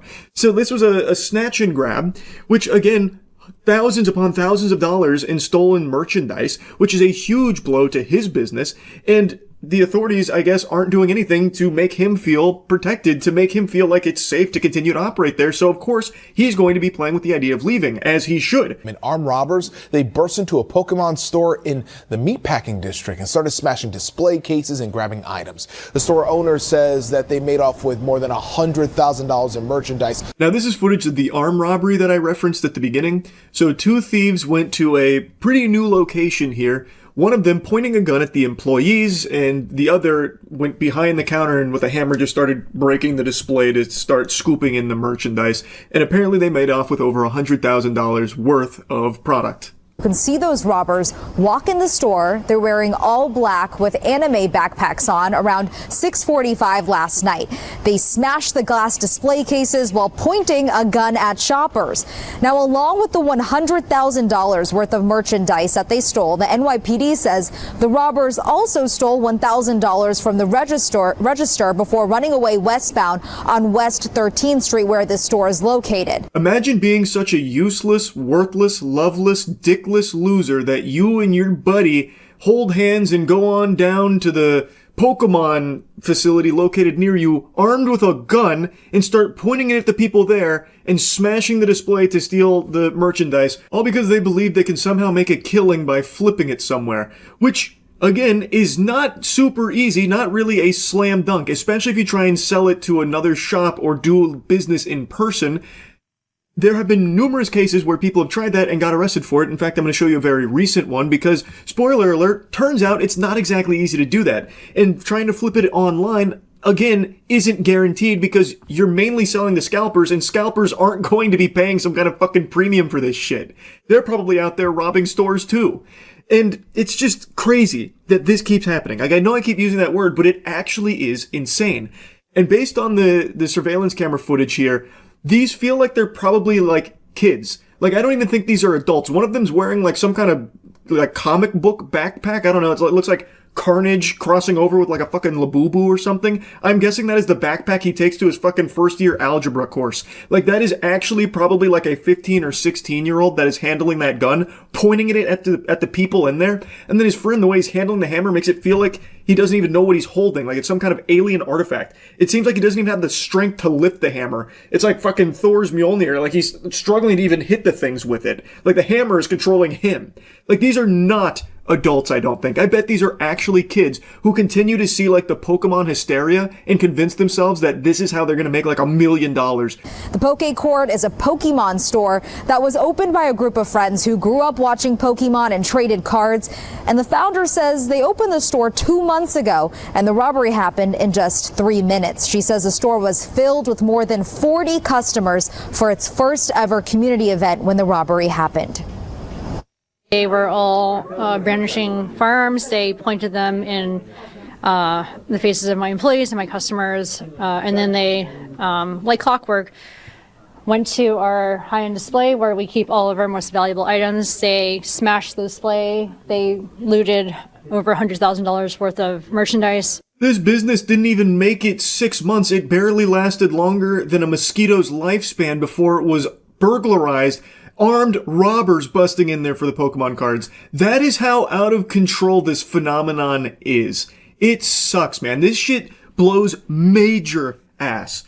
My heart breaks for all of these local card shops that continue to just be brutalized by these criminals, this fucking scum. Now, I want to end this on something kind of positive, though. 3 people are behind bars for stealing thousands in Pokemon cards and then trying to cash in at a Fort Myers shop. Deputies arrested this trio, Deshaun Boyd, Jimmy Satan, and Jermaine Warren this afternoon. They took 10. Big W. Finally, a case of the thieves being caught, arrested, and thrown in jail. One of their names was Jimmy Satan. She said Satan, but it's literally Satan. Is there a more fitting name for someone who steals fucking Pokemon cards, literally trying to rip the joy out of what is supposed to be a hobby for children in order for his own personal gain? Like, unbelievable how fitting that is. Fucking Jimmy Satan here with Team Rocket. $1,000 worth of the Pokemon cards from Gorka's Pokebarn in Collier County, then tried to sell them to Dynamo Collectibles in Fort Myers.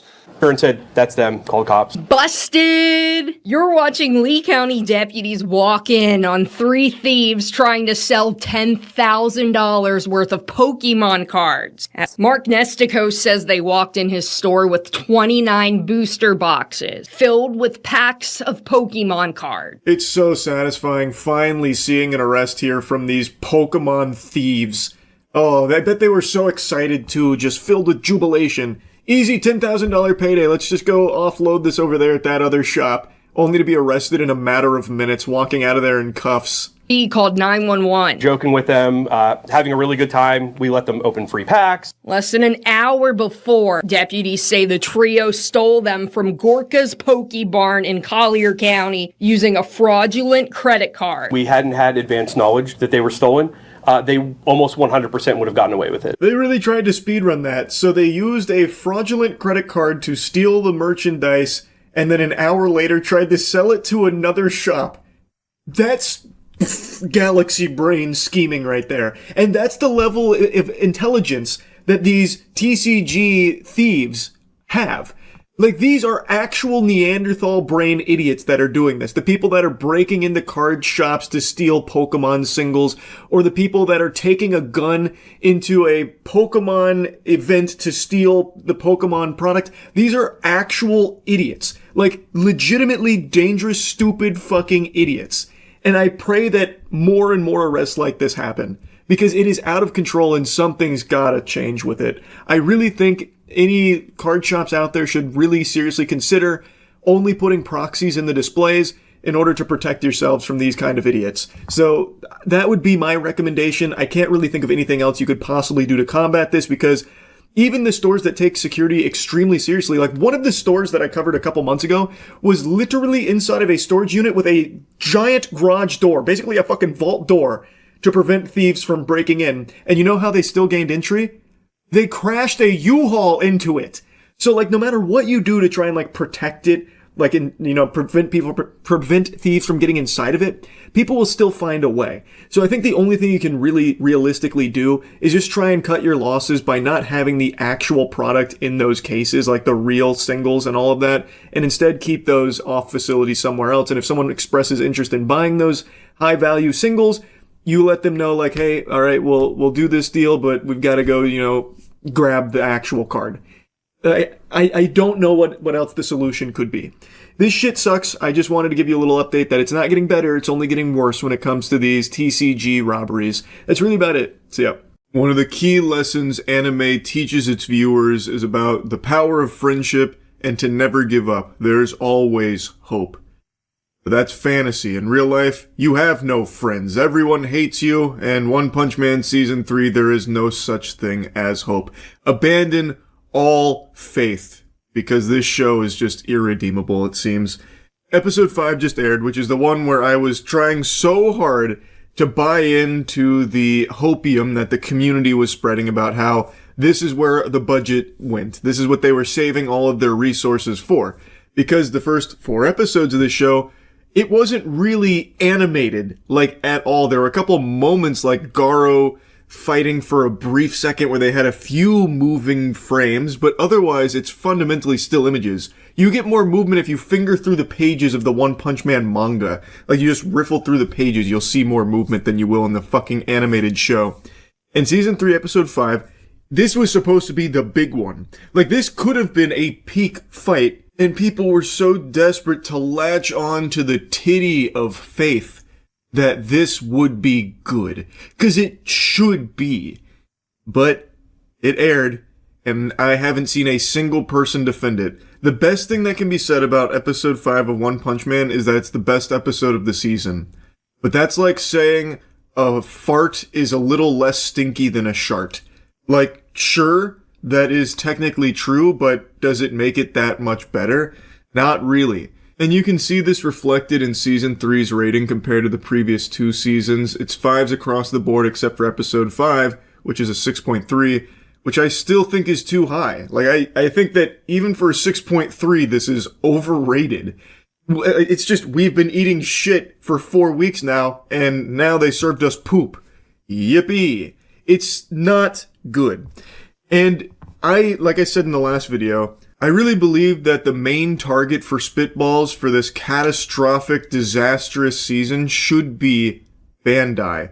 Yes, JC Staff is not the optimal pick for One Punch Man. They should not have been the first round draft pick for season 3 of One Punch Man, and I imagine they were chosen by Bandai because they were the cheapest option. Yes, the director of season 3 was not the best pick. This is not his genre. This is not his wheelhouse. But still, there could have been a chance to produce something of high quality here if Bandai was more willing to put some actual fucking elbow grease into this property. A massive property, by the way. I don't even know why they have it when it seems like they just don't want it. Like they truly just want to just slap garbage out there with it. I don't see why Bandai even has the rights to it. But, like, they still could have made something good here. And there's further evidence to support this game theory of mine here, you know, this fucking crackpot conspiracy theory, because there's an animator named Van Oba, who I think is very talented, who was hyping up episode 5 because he got to work on it. He got to produce some cuts for episode 5 that he was very proud of, and when the episode aired, he got to see them finished for the first time in the show, and he too was very disappointed, even saying how unfortunate it was. So, there is clearly a huge disconnect here, because there is talent involved, but there's something going real fucking cattywampus, and there's something that's gone awry, and it's leading to this subpar trash that's being spewed out with season 3. So even someone's great work, like from Van Oba, is not getting a chance to shine here in season 3. I really wanted to show you a couple clips from episode 5 here, because like I said, it is the best of the season so far, but that's such an incredibly low bar. The reason it's the best of the season is because Van Oba did actually make an animated sequence. He actually had some good cuts in here, even though they didn't get utilized super well in the episode. At least there was that. So there was moments where Garo was actually moving for the first time, not just a PNG that was being dragged around like when he fucking slid down the hill, which has become a huge meme now. Like, there were a couple of moments that showed some fluidity. It showed, like, some glimmer of care here. But the vast majority of the episode is still so incredibly stiff. It looks like me trying to get up my fucking stairs. Everything is like so, like, robotic and janky looking. Like, it is just, it is not in a good state. At points it just looks embarrassing. It's mainly composed of still images. Even in this episode where this was apparently where, like, all the nuts went, like this was supposed to be the big one, and it's still just so flat. So the Orochi fight just doesn't hit that hard. Like, it is still the equivalent of me going, picture, picture, picture, did you enjoy my animation? It just makes me so upset. Like, the final sequence of Garo vs. Orochi here in the episode is like one-to-one with the manga panels, where Garo's in the air, about to deliver a big blow, then it cuts to his face, and then it cuts to him in the wall. And in the manga, I think that works just fine. I think it's very hype in the manga. But watching it in an anime format, it feels unfinished. It looks like it was an editing mistake. So if you haven't read the manga, I imagine you probably scratch your head going like, well, what just happened? Did they forget something here? And the answer is no, they just decided to just take still images from the manga and then just put them on the screen and be done. And if you read the manga, Like, I imagine anyone that would try and, like, cope by saying the episode's not that bad is a big manga reader, so they'll give, like, a little leniency there because it's something they've wanted to see for a long time, and the fact that it's here at all is probably satisfactory to them, even if it's in such a poor, pitiful state as it is in season 3. But if you haven't read the manga, it just looks so disjointed, it looks like it was an editing mistake that was kept in by accident. However, objection, I'm gonna argue against myself here, I think even manga readers should be disappointed by this, because there is so much cut content here. They removed so much that was present in the manga, so that way they could condense all of this into a single episode, this ball of filth, this fucking rancid testicle, so they could make everything fit here almost, and they just wiped their ass with tons and tons that was present in the manga.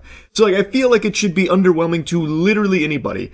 Anyone that's read the manga, anyone that has eyeballs, it should just be obvious to everyone that this is a very weak season of any show. Even if it wasn't a property as big and as beloved as One Punch Man, I really think anyone that would watch this would be like, oh, this is not very good compared to everything else that we get, because it's just not. And it's a shame. It's really a tragedy, honestly.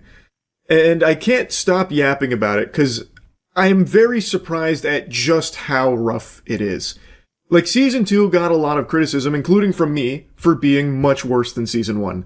Season 1, I guess, was kind of lightning in a bottle, magic that they're never going to be able to recreate, but Season 2 was a big step down from that in the animation department, but it was still held up well by mostly everything else. Like, the pacing worked, the writing was still hitting, the characters are still great.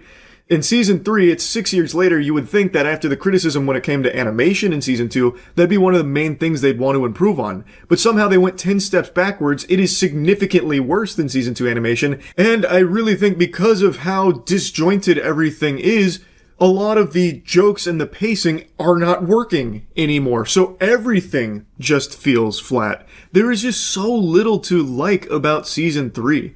It's just so fucking sad. Because again, I know talented people are working on this, like Van Oba, but there is something in this pipeline, whether it's because they've been resource starved by Bandai or something, that is just ruining it. And it sucks to see. It really does. I know I've made 3 videos now yapping about Season 3. I haven't been this passionately upset with something since Game of Thrones Season 8. Like, that's how bad this has been to me.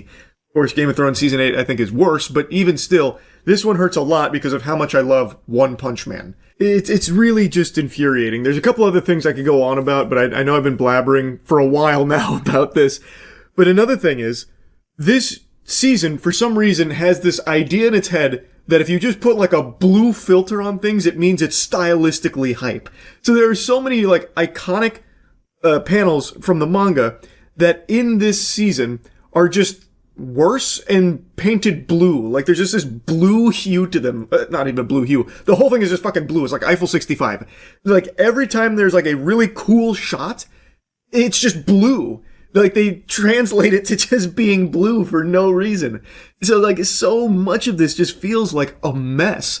And like I said, this episode did have a couple of moments that showed, like, a decent moment, and then is ruined by everything that surrounds it and everything that follows it. And they cut out, like, some, like I already mentioned, they cut out a lot from the manga, but some of the things they cut out made no sense why they wouldn't be here, because I think it's, like, very important to have it there. Like, Garo eating the arm. Like, there is... I'm about to go on too big of a tangent here, and I know you're probably tired of hearing me yap about it. Point is, Season 3 is really just bad. And the big episode here with the Orochi fight was supposed to maybe be its saving grace to finally give you something to appreciate, and it fell right on its fucking face. Which is a shame. I feel really bad for all of the animators that have put a lot of work into this and have tried their best to make something here, and it's just whatever's going on at the upper level here with, you know, Bandai's lack of resources perhaps, or what have you, is just not leading to it being in the best form it can be. Because like I said, Van Oba proves there are talented people that are putting work into this. But something has gone wrong here with the production that is leading to it just not working out. And it sucks. It is really such a shame. The best outcome from Season 3 is that they just close the book here. Maybe they just say, all right, you know what, season 3 was a mistake. This is really bad. Episode 5 is the end of the season. We're gonna redo this later down the line. We're gonna remake season 3 here. It's the only way forward. That's really the only thing that I can picture that can save this, is just we forget that it happened. It's not canon. It was all just a dream, and we get a different season 3 later on that's much better. Because again, I just don't see any saving this season. So anyway, that's really about it. So yeah. There are only 2 certainties in life: death and Charlie being wrong with one of his predictions. You have to ask yourself, it's another day. Does that mean Charles was wrong about something else today? The answer is usually yes. Does a bear shit in the woods? So, for a while, I've been very excited about Hollow Knight Silksong. I am a huge fan of Hollow Knight, but I have been a bit of a Scrooge when it comes to hopium in regards to Hollow Knight Silksong.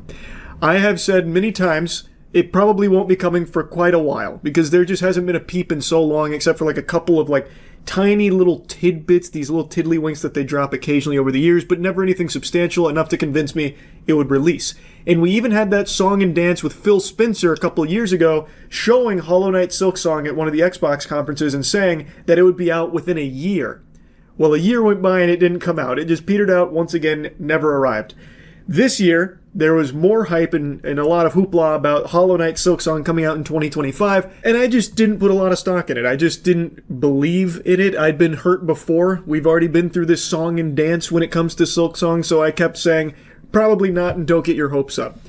Well, turns out I was wrong. It is definitively confirmed to come out this year. Team Cherry even has a tweet announcing a special presentation on Thursday for it, which I am beyond excited for. And today at Gamescom, Jeff Keighley confidently stated that it will be out this year and even showed an extended teaser. It is apparently even playable at Gamescom, so it is a real game that exists and will actually come out this year. For 6 years, Team Cherry has been crafting Hollow Knight Silksong.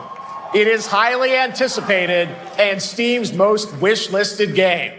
Well, tonight, I can finally definitively tell you that Silksong is 100% actually launching this year. And behind me, you're seeing some brand new Silksong gameplay, the first extended look since the last trailer in 2022. And starting tomorrow, you guys here at Gamescom can play a demo at the Nintendo and Xbox booths. There you go. Silksong is real. Now, when it comes to my gaming predictions, I'm usually really happy to be proven wrong about them, because it typically means a game I'm looking forward to is coming out. Which is, you know, yeehaw, big whoopee moment for me. So I'm happy that I was wrong about Silksong not releasing this year. Though, admittedly, it's not in my hands yet. Shit's not here yet. So, who knows? It could go tits up all of a sudden at the finish line. It's not 100% in the books yet. I guess we'll see. But barring a catastrophic, unforeseen circumstance, the game will release this year, which is extraordinary. Now, I don't want to just yap solely about Hollow Knight Silksong, albeit I definitely could, because I really am pumped for it. I'm going to need to replay Hollow Knight again soon here for the gaming channel. I want to blabber about a couple of other topics I've been getting asked about a lot recently. But before diving into that spaghetti and meatballs, I would like to also talk about something that I've been getting asked about a lot over the last few hours. So earlier today, I posted that video announcing that Queso is an owner of Cheeky with us. It's our soap company. We're extremely excited to have Queso on board, and a lot of people learned about Cheeky for the first time. So some people that were really interested in trying Cheeky went to order it, only to notice that international shipping is astronomical pricing. And I want to just talk about that briefly here.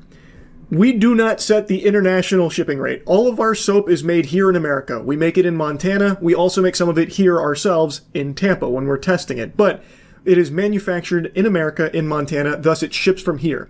So we are subject to really expensive international shipping rates for this product. That is out of our hands, and initially, when we launched, and for the first few months, we didn't even have international shipping turned on because it is so expensive. You literally pay more for the shipping of our soap than you do the actual product. But we turned it on by popular demand for people saying they don't care, they just really want to try the soap, doesn't matter the shipping cost. So we turned it on as an option for them. But we recognize how crazy the price is. That is not us. We are not trying to hose you down with international shipping rates for our benefit. Trust me, if we could, we would get it much lower. And hopefully in the future, as Cheeky grows, we will be able to have warehouses internationally that we can ship inventory to, so it'll ship from there to you. Thus, it wouldn't have that huge international shipping price attached to it. But I wanted to mention that because I know a lot of people were really shocked by that and a little confused on why that's the case. Trust us, we know it's frustrating for us as well, and we'd love to get that down in the future, but at our current size, it's just not feasible for us to open up warehouses overseas, but hopefully in the future. So now, the next thing I wanted to talk about is a movie review I didn't do. I have still been seeing a lot of movies that I haven't been reviewing, and one of them was Nobody 2. I haven't heard a lot of buzz about the film in general, but on stream I've been getting asked a few times about well, why am I not reviewing Nobody 2? Because I've talked about seeing it and I said it was fine, I liked it, and people were like, well, what the fuck, why didn't you review it? This is ridiculous. Sometimes there's movies I'll see that I just really don't feel like reviewing, and Nobody 2 is one of them. I really like the first Nobody movie, and the sequel here is fine. It's very clearly a cash grab off of Nobody. That was a movie that kind of, I don't know, I wouldn't say it was a huge breakout success that everybody talks about, everyone knows about. It wasn't like John Wick where it just blew up and spawned a whole franchise. But Nobody is a film that a lot of people are familiar with, really appreciated. So now they came back around here looking for what I consider would be an easy payday of just making a sequel. It doesn't really have a whole lot that it wants to say. It does kind of jump the shark a bit as well, but it is fun. It's a silly, fun action movie. Bob Odenkirk back in the saddle again, going on vacation with his family to Plummerville, and they end up uncovering a huge drug operation, and he ends up killing a bunch of people. His family kills some people too. It's a good time, but it's nothing special. It's the most popcorn flick, and then when you leave the theater, you'll think about it maybe a couple times, and then it'll just kind of fade out. It's not as good as the first one. It doesn't really even try to be. It's content just being a fun ride for an hour and a half. I just don't have a whole lot to say about it. That's it. That's the only reason I didn't review it. But if you just want to see an action movie, you probably won't be disappointed. Moving on to the next thing, Resident Evil. So I've been doing a Resident Evil marathon for a month and a half now, playing all 30 Resident Evil games. And a lot of people have been asking, am I going to be doing a tier list or a ranking when I'm all done? And also, how many do I have left? I've been getting asked this a lot. So yes, I will be doing a ranking of every Resident Evil game from worst to best, the definitively most dog shit to the absolute goated Resident Evil game. I have currently done 24 Resident Evil games, so I'm almost finished. Tonight I'll be finishing Resident Evil 5 on stream with Matt. Then it's Revelations 2, then 6, then 7, then 8, then Mercenaries 3D, and then finally Degeneration. But Degeneration I am having the hardest time setting up because it's an Engage game. If you remember the fucking Engage from back in the day. The emulator is such a bitch to get going. I cannot get that to work. So, I think I'm just going to skip it. This is me making an announcement that I'm probably just skipping Degeneration. It is a throwaway title anyway. I tried. I even reached out to Bakba Soup about it, and when he tried to get it working on his end again because he had it working at one point, it no longer works now. It is a huge headache to set up. It is really not worth the struggle, so I'm probably just going to cut that one. So, yeah, I wanted to let you know that right now. But to answer the main question, yes, I will be ranking them all. And I'm very excited to do that. I've been having an extreme amount of fun playing through every Resident Evil game, and I plan on doing more of these marathons for other franchises going forward. I don't know if there's any other franchises like Resident Evil where it'll be this many games, fucking 30 games, but I'm certainly open to it. But Final Fantasy was the other one I was thinking about, but I don't know if those are fun to stream, so I'll probably do Final Fantasy over a long period of time off stream for the gaming channel. Now the next topic I think I'll just go ahead and close out the video with because it's a very big topic and it's one I've already talked about quite a bit, but it continues to just snowball. Roblox and everything happening with Roblox. I have been keeping up with it. I've been keeping my finger on the pulse of everything in regards to Roblox because there are so many problems with it that Roblox themselves have done a horrible job at addressing. I know Chris Hansen is investigating them. I know there's lawsuits against them. I know that there is actual politicians involved now in investigating Roblox, and still amidst all of that, Roblox continues to make some bafflingly fucking terrible decisions. And I cannot stress enough how weird it is that Roblox keeps trying to normalize 17 plus when it comes to dating site and virtual sex games. Like, when all of this was blowing up, Roblox once again made like this wave of bans and whatever, but there were some virtual sex games still on Roblox that they said would only be accessible to 17 plus users. Roblox, 17 is still a minor. It's so weird that they don't get that. It's so weird. And it's also just weird to have sex games in Roblox in the first place. It is a gaming platform used predominantly by children. Like, it's so fucking odd. Like, everything that this company is doing. And I am keeping up with it, but I'm not making a video on every single new development with it. And I just wanted to let you all know that I am still actively following it, and I probably will follow up with another video on Roblox as everything continues to develop with it. This shit is crazy, but I just wanted to make a mention of that briefly. Anyway, that's really about it. So yeah. Are we staring down the pipe of the end times? Are we about to experience an apocalyptic flood a mere 3 or so weeks away, as prophesied by a guy on TikTok?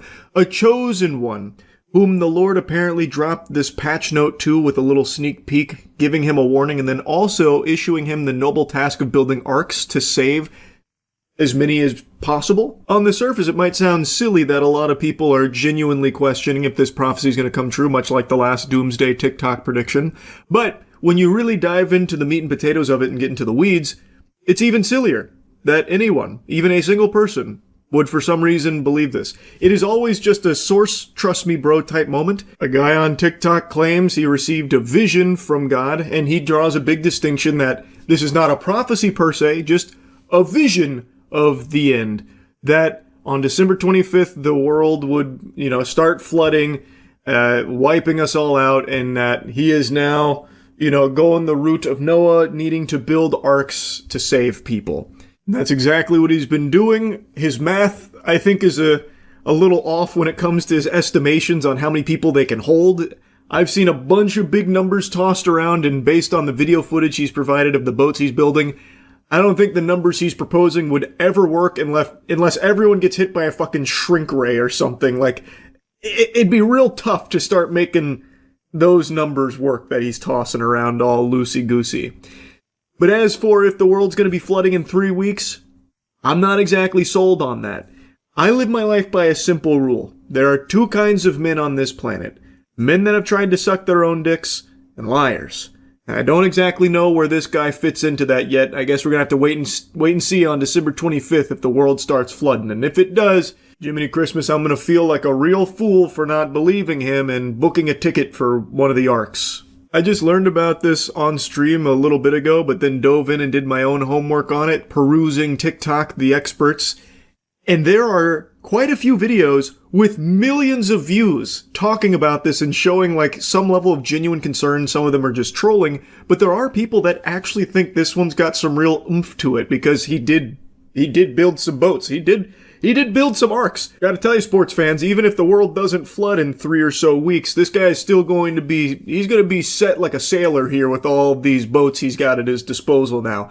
Man, fucking, maybe it wasn't the Lord who gave him that task. Maybe Davy Jones came to him in a dream to build some boats, and dag nabbit, it did work. He's got quite an impressive collection of boats now that he is building. Did he talk about the guy who's creating the Noah's Ark and said December 24th the world is going to be flooded? Another doomsday prophecy? No, what's his name? I'll check it out.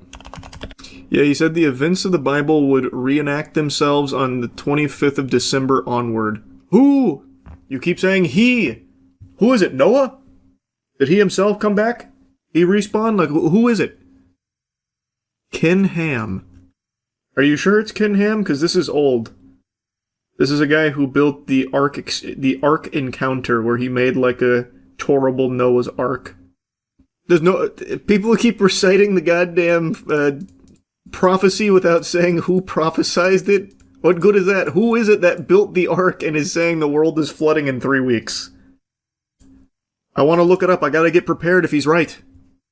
The guy's name is literally Noah. I'm just gonna try and type like a fucking caveman here.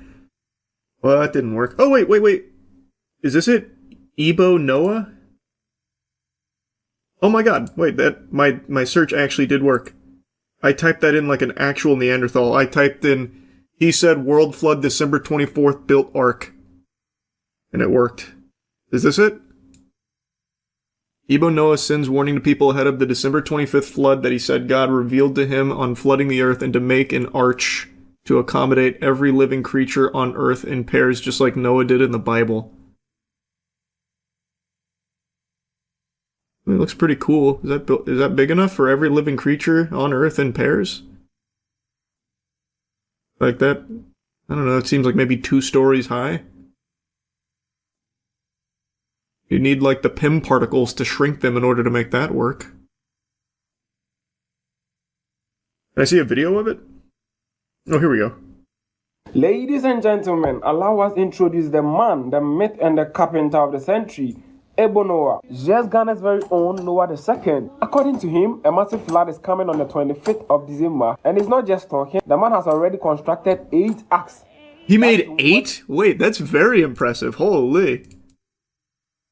I'm not exactly sold on the prophecy here. I don't know if he's necessarily Baba Vanga level, but his carpentry, it's pretty impressive. 250,000 pounds in wood alone. Each ark can take 5,000 people, he said. 5,000 people where? And carry 600 million people. I have questions for Ebo Noah. How and where is he getting the money to buy the wood for the arks? And then why is he wasting a lot of money knowing perfectly that this isn't true? Well, let's wait for 25th and see what happens. Man, this guy's got like a whole shipyard here. It's like when Luffy and the gang go to Water 7. Like, holy shit. He actually did build a lot of these bitches, huh? Very cool looking. I can tell you one thing, 5,000 people and every living creature on Earth in pairs ain't fitting on those. It's for only those who have a covenant with God. Oh, sword clashing sound effect there. Okay, I will never insult you. The number is 054155. Whoa, okay, wait a minute. Man's dropping his cell phone number there for a second. I just want to know about the prediction, brother. I'm not here to start no shit. I just want to know where the prediction's coming from is all. I'm gonna tell you, that's a lot of wood. I'm gonna tell you, probably not gonna get a whole lot of use out of the arcs. Is this the blueprint? Because it is not that big, I'll tell you that. God literally said he'd never flood the earth again, it's why he made the rainbow. Someone that actually read the Bible. You're right. But he also said no one would ever know when he was going to do it. No man would ever see it coming. I am curious if, this happens all the time now with, doomsday prophecies, and people do believe it. But I wonder in this case how many people actually think the world is flooding in 3 weeks. And if there's a lot of people right now booking flights to Ghana to get on his arcs. I'd be very interested to know. I can't imagine it's like a ton of people. But even just a handful would be fascinating. Maybe you're just trying to start a boat business and this is the hook. What a banger marketing scheme that would be. I had this dream about the world flooding, so I built these boats. Didn't flood. But now I'm selling these boats. You too can own your own ark.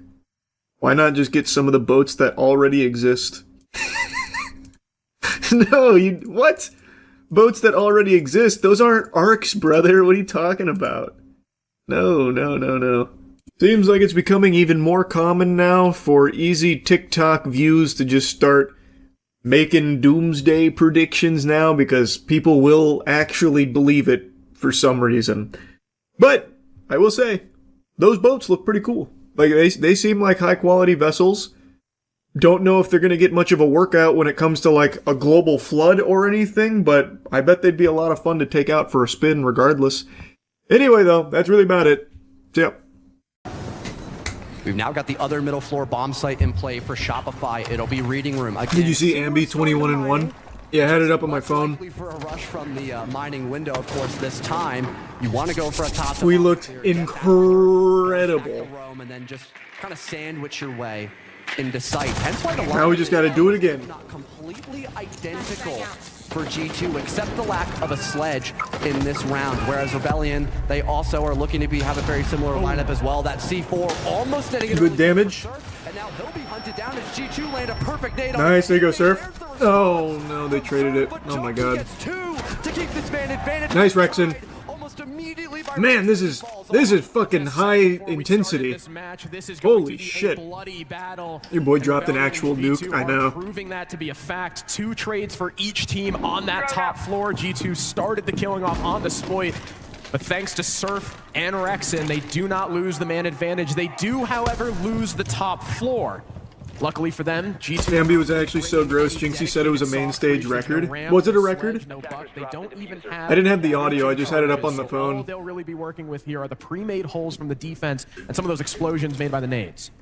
Speaking of explosions, still one more Nitro cell here for Canadian. It was 21-1. No, I know what the scoreline was. I didn't know it was a record, though. Potentially set that off in the right direction to get a man advantage now for Shopify. Air jab coming off, denying that rotate from Brown, I believe, and giving G2 a moment just to catch their breath, gather more information before committing into reading room. They've got the vert control upstairs. Benja even dropping the diffuser off the dip of that fall off by New. Come on, boys. Come on, boys. God, I want this so bad. I really want to see them win. I want to see them take it all.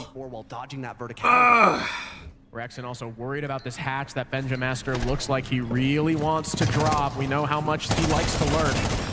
I believe he heard Rexin on his runway, but Rexin instead, I think, just one-taps the hell out of Alamau. C4 up from Canadian does not land, but now trapped in the Banshee is Benja. He's got Case planting in default. The coverage from upstairs from Shaiko, though, is nice. Rexin is cooking. Steps up for Shopify Rebellion and puts Shaiko, the lone Frenchman, on G2 in a 1 versus 3. Let's go. Good shit, Rexin. On the player on white stairs. That's Canadian, who's got the shotgun out. Up he goes. Shaiko cleans him up. 2 more to find now. Ambi and Rexin, though, far afield. Shaiko getting a little bit slowed down. Almost catches Ambi. Oh no. Oh no. And now Rexin's the last man standing. More information is available for Shaiko, but Rexin is just quite not close enough. Oh, thank God. Good work, Rexin. Woo. Too close for comfort there for Shopify, but burning out the clock will tie us up 1-1 off the back of Rexin's 3K in that round. The trades upstairs denying G2 that early man advantage to snowball against Shopify. They had a lot of vert to utilize in the site, but instead Rebellion to counteract that just simply play in the further back regions, over by Fireplace, over by Reading Hallway, waiting for that laundry hatch drop. Those longer angles really being a benefit to Rexin's 2-shot DMR on the Tubarao. And again, giving G2 no options to plant. They have to go for the gunfight. Shaiko gets 2, but runs out of time before he can try to fight for the 3rd one there.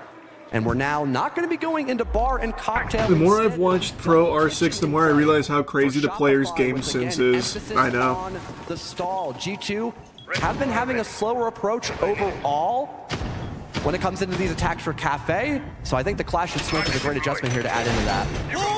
Yeah, big trades again from Shopify Rebellion on that top floor. We talked about how good the trade game is. Yeah, I've watched every series in SLC for the squad. I've only watch partied 1 though, so this is my 2nd watch party for it. This is the main stage, baby. This is the big one. Of course, a roam up. This is where legends are made, man.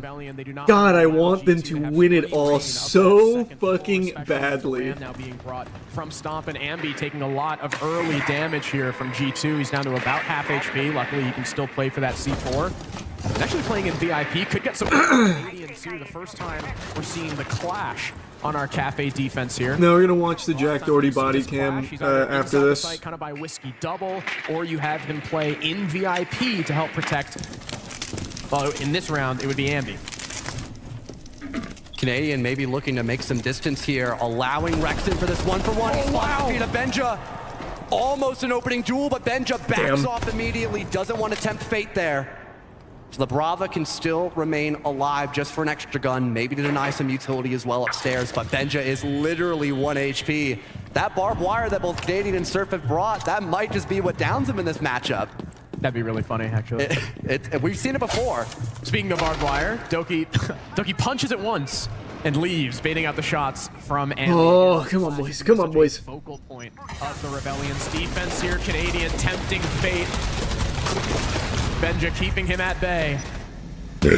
Canadian then just picks up the shield, confirms the position of the Brava. Meanwhile, Stompin has been performing Some renovations upstairs on the ceiling with his boogie drones. Lots of angles now opened up. No kills being had for G2. Nice, Rexon. There you go. Way to finish it off. Rebellion to start things off. Rexon trying to do his best. Rexon's cooking right now. Taking off what little was remaining from Benja's health. Rexon's in a flow state. For the Rebellion as well. Shaiko detected from red. The air jab to try to... Oh my god, it might just be Rexon's turn to drop a 20 burger. From brown stairs, but there's so many angles to contest them. There you go, Ambi. For the Rebellion as they remain strong downstairs. Alamau stuck outside reception. Shaiko on the other side of the map now coming down red. Nice. The shield cuts down the IGL for G2 and Shaiko finds himself alone. Down goes Spoit. But there's still 4 more for him to find. And look at this. There's a long-range totem pole from Shopify Rebellion as they hold on the carpet with all 4 bodies. Shaiko, I don't know how the hell you're going to win this, man. You might be one of the best players ever. But Shopify Rebellion are trying to make damn sure Nice. you down these stairs. Nice. The Rebellion once again collapsing in on G2's attack. The early information off of Canadians Clash to Aloy's coaching on Sunday. Yep. From reception lobby as well. Benja having no real chance of contesting another gunfight later on as he's so low on HP from Rexon tagging his feet, I believe, from underneath the van. If not, it was Spoit maybe on the other DMR, the Aruni. Which one's Moist Team? Rebellion. The one to finish off Benja. That's now the man advantage. The rest of the Rebellion having tons of information on G2's attack, primarily focusing on... What are your thoughts on DMC2? I still like it. I had fun playing it. It's the weakest in all Devil May Cry, but it was still good. Like, it was still fun. Like, look, let's fucking wake up, bro. Like, again, like, we have 3v3. Like, we are not talking like what we need. Like, respect. Like, let's make the plan. Like, let's try to pick them. Like, if you don't have no words, like, let's try to do something together. Like, we're like just one by one getting picked. When you play Siege again on stream, new map comes out soon. Bro, I've been grinding the fuck out of Siege on the gaming channel. I just don't think I want to stream Siege. I've been enjoying just playing at random times, getting a few games in here and there. Like, let's put the drone, see if they have C4 below. Yeah, to open the hatches. Like, let's like a solution to the problems, not avoid the problems, guys. Like, we are better than that, guys. And you guys know that. Like, we're not playing our game. Let's fucking go, guys. Wake up, guys. Good. Let's go, guys. Let's go. Let's go, guys. Let's go. Bum. Dude, he sounds stressed. He sounds stressed. 2-1 lead for Shopify Rebellion. Romalio trying to hammer into his team that they need to reset, that they're better than this, that they keep getting picked isolated by members of Shopify Rebellion. G2 have another 3 rounds to try and recover this half, though we have mentioned that benefit of winning round number 1 on the attack. Oh, man. For Cafe. Oh, baby. Defense. G2 only have to win 1 more. Obviously, they want more than that, but they only need 1 more to reach that typical quota we see. Back to mining we go. This was, I believe, one of the only bomb sites they were successful at attacking. They had an initial rush idea. Yep, I saw Ambi in the last map. Being that only person on site. Fucking inspirational. Both White and mining, but he still won those 2 picks back to back. Then they recovered in the mid to late round, getting a man advantage and reconfirming case control. I imagine now at Alamau on this Montaigne, they want to prioritize again, clearing the rope early for map control, but also having a safety net when going in for a plant. But there's a lot to counter him here. Again, the Banshees to slow down this shield and the overall roam clear, gathering more info. 3 nitro cells in the pocket of the Rebellion as well. All right, come on, guys. Come on, boys. Let's keep it going. Let's keep it going. Army their chin. To go down below from red stairs to get early map control towards the site. Stompin already opening up the walls of B. Back on the Ash, the operator that he first became known for in all those console. No, that's bad. Cuts down Ambi. Alamau already going for the plan, and there's all right, Rexon, maybe. Oh, Rexon is really cooking. Holy fuck, man. Shuts down both Doki and Alamau. Drops the case just as it was about to go down. Oh, god damn it, man. By Shaiko, a man lead now for G2 as it's all up to Surf. That fell apart. Lurk as well from Stompin to make it this 3 versus 1. Ooh, good shot. Fadeaway kills Benja. I can't believe this, Harrison. It's now a 1v2, and Stompin has case control. Surf, though, this would be unbelievable. Oh, almost. Zero pressure, shuts him down with the DMR, and there's the 2 default rounds we were hoping G2 could find on their attack. And again, they do it on the first round of the new rotation, so there is more than just a small opportunity for more. G2 would love to get this 3-3 half here against Shopify Rebellion. As we talked about when this game first started, Shopify Rebellion, despite Cafe in the tournament as a whole being... Who's the best player in the tournament right now? Phase 1 and 2, Spoit. On this map, so you would. This is now main stage, though. This is phase 3. Worst, guarantee overtime. Only time will tell, but and right now it's looking like Ambi after map 1. Play off of each other, getting that early pressure. All right, let's pop off. Let's get crazy. Let's get crazy. Let's go wild. Come on, guys. Come on, guys. But still, having their insurance policy, still having the lurk that also caught rotates off guard from the Rebellion, making sure they had a much bigger issue when it came to looking for those trades. They were initially successful off Rexon's 2 kills, but still having Benja and Shaiko playing towards the chandelier side of the map made it very tricky for Rebellion again on those late round rotations. We go back down to Reading Room, where again it was the Rexon show, getting that 3K to keep Rebellion in the lead. And he's still having a good game overall. Ambi, not as much, a lot more quiet compared to Bank, obviously. I think what G2 have been doing well in the couple rounds they've won, and even in the early round of round 2, is sitting back and waiting for Shopify Rebellion to do something. G2 are playing these attacks a lot more. I'm getting so nervous. Than they were on the last map, just waiting for someone on the Rebellion to get aggressive and overexpose themselves to the angles G2 are already holding. About 30 seconds in now as G2 start to mount this clear. The Reading Room. No. Oh. To try and take away this top 4 presence from Shopify Rebellion. Spoit took a little bit there. That's a little scary. Lion Scan goes out, spotting 2 members of Shopify Rebellion. Still, these defenders upstairs hold firm. Oh my God! Oh! Gets out, but just panicking. We're just panicking. Come on, guys. Drone giving away that he's downed as well. Only a matter of time before G2 go hunting. The Twitch drone to finish off Spoit. You don't see that one every day, Harrison. Officially taking the lead and detecting Rexon on 2 ground, and it baited him! Oh boy, we're getting cooked right now. We're getting cooked right now. The lead by 3 bodies. I thought it was just funny, but it was big brain. And now G2 have a 3-man lead.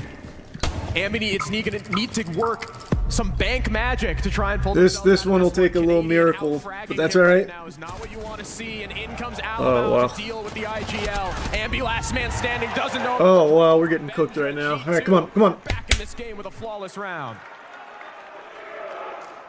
And finally, let's get serious again. Synergy coming alive for G2. So much emphasis on just hunting down the initial roam. Spoit had no chance of getting out of that position. He was cut off from the Hell window, cut off all the way by Humidor and another player not too far behind, gathering information for G2 to shut him down. Rexon as well denied of a trade, that Twitch drone kind of baiting him, and Shaiko taking full advantage of it. You've got those 2 bodies to your favor. Rebellion now forced to go for some aggressive picks, and it doesn't net their way. They're, for the first time, well, I guess excluding round number 1 because they were in the lead 1-0. They're now back in the lead since round number 1 concluded, Harrison, and we're heading back down to double kitchen. So far, G2 have been incredibly solid on their guys. Come on, guys. It's been the only site they've yet to need Ambi to heat up again and Spoit. Very similar lineup to what the Rebellion are bringing now. There's no more Valkyrie. Instead, Ambi is on the Fenrir. Maybe just adding extra stall potential to make sure that G2 can't just simply enter the map for free and try to work those coordinated entry picks that have netted them 2 rounds in a row on their attack. We talked about the fact that, you know, when Ambi's dropping 21, Canadian does not need to get kills. You know who Rebellion do rely on to get kills? Is it Ambi? Is it Spoit? Yeah, but I was also going to say Spoit. A combined 1 for 9 right now. Spoit. Yeah, well, this is a rough start for us here. Come on, guys. Come on, guys. Tournament second, I believe, to NJR. We talked about his tweet, how he did not have a good kickoff. The opening event of the year was not kind to him, but so far in Salt Lake City, he has been a massive part of Shopify Rebellion's success, and they are going to need him if they want to succeed on map number 2 and take this before we go to Lair. G2 now a different lineup slightly as well.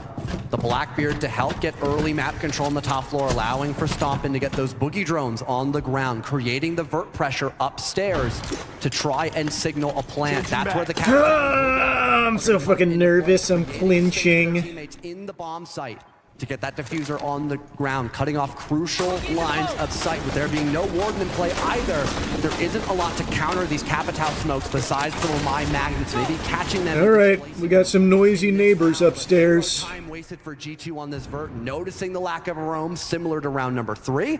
And now Rebellion forced to readjust to avoid these angles above them. About half the round remaining. G2 are making pretty good time. Now they've got the vert done. Basically nobody from Shopify Rebellion inside the site itself. Everyone else just next to it. Nice, Ambi. Good work, Nadian. Good work, Ambi. The shock from the shield. Guard breaks Blackbeard. Doki maybe overextending a little bit. No help from his team will result in an opening kill for the defense. Canadian backing off towards garage. Okay. That's a good pick. Sure to come from G2. There's 2 members setting up for it. Stompin trying to push his way down White Stairs and isolate Canadian, but now staring at Oh, don't do that, Nadian. Ambi could come in to support. There's Oh, how do we not get that? Canadian can't do How do we not get that? Leaves him up with the asphyxiating bolt. And now G2 have started to cement their place in the bomb site through Freezer. Alamau crouching in, gets in behind bunker. Here comes Surf with the peek though. Good shit, Surf. Oh! Woo! Hot! That was hot! Versus 4 as Rexon and Surf once again put this. Sad, oh boy, Rexon. Good work. Holy fuck. Needed that. Actually needed that. And Surf, it was a mighty gamble to go for, but when rolling the dice, you know it's worse to just lose your life than have a plant go down in that position. Oof. The half is tied, and the coach is brought back out once again for comms. God damn. Okay. Okay, so like I have 2 options for you: speed up, like you can play safe like white, like you can clear, and the plants actually gonna work, but you actually also like open the hell angles, so like move also the hell angles, okay? Or we just like do make it push with the monte, open the prep wall, and like something. The clash is gonna go there. No, the clash is not gonna go there because we have. What are your thoughts on DMC2 show? Oh, the second season? Is it out? And like the other one, like play the vert with Benja, okay? So like you need the vert to like avoid the clash retake there. But she can't play like a prep, she can't like take like the kit rotate, and then like we have the Monte push kit because they have better bombs, like just like the Omega. Okay, so like. Did you get the Trump phone? CoffeeZilla got his. What?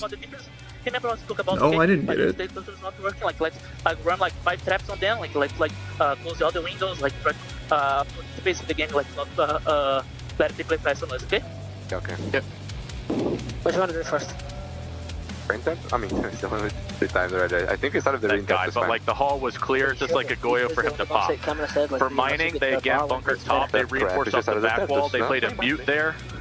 Thorn was playing Skylight, so beware. Doki is always going to be starting like. Why am I not getting my fucking phone? Pulse was in train and dining. Cade is also playing in that area. Mozzie's red. Shaiko loves to play like the Mozzie red. If we're looking for white gaps, I want you to be careful because Alamau, and I think Pulse could be a 3rd ban if you want to go for that too. Seth, I want to do, instead of the Azami, I want to do Soulless. Because that was banned in that match, and He didn't get his, he just got confirmation. Okay. Well, I haven't even gotten that much. That's fine. Okay. So again, if we're looking for those white gaps, I just want you to be careful because Alamau likes to sit and like dining and basically pulse down onto white and like the hall there. So just be aware of that. For mining, again, Benja just likes to, again, place under with C4, and again, they're going to play under Skylight, Shaiko, like it's very default setups, we just make sure we're prepared for react. G2, Ramalho warning his players about the shield play from Shopify Rebellion, trying to I could be open to it, Eddie. Hammer the point home that they need to be holding vert. They need to play traps. Again, with how fast Shopify Rebellion like to be, if G2 force them through a maze of utility, it will be sure to slow them down. On the other side, Shopify Rebellion banning out the Soulless. We heard Canadian say that instead of the Azami, he wanted to take her out instead because G2 do run this operator a lot. They even contemplated banning the Pulse too. And are we going to see 2 more information bans? Not really. I mean, Monty, kind of.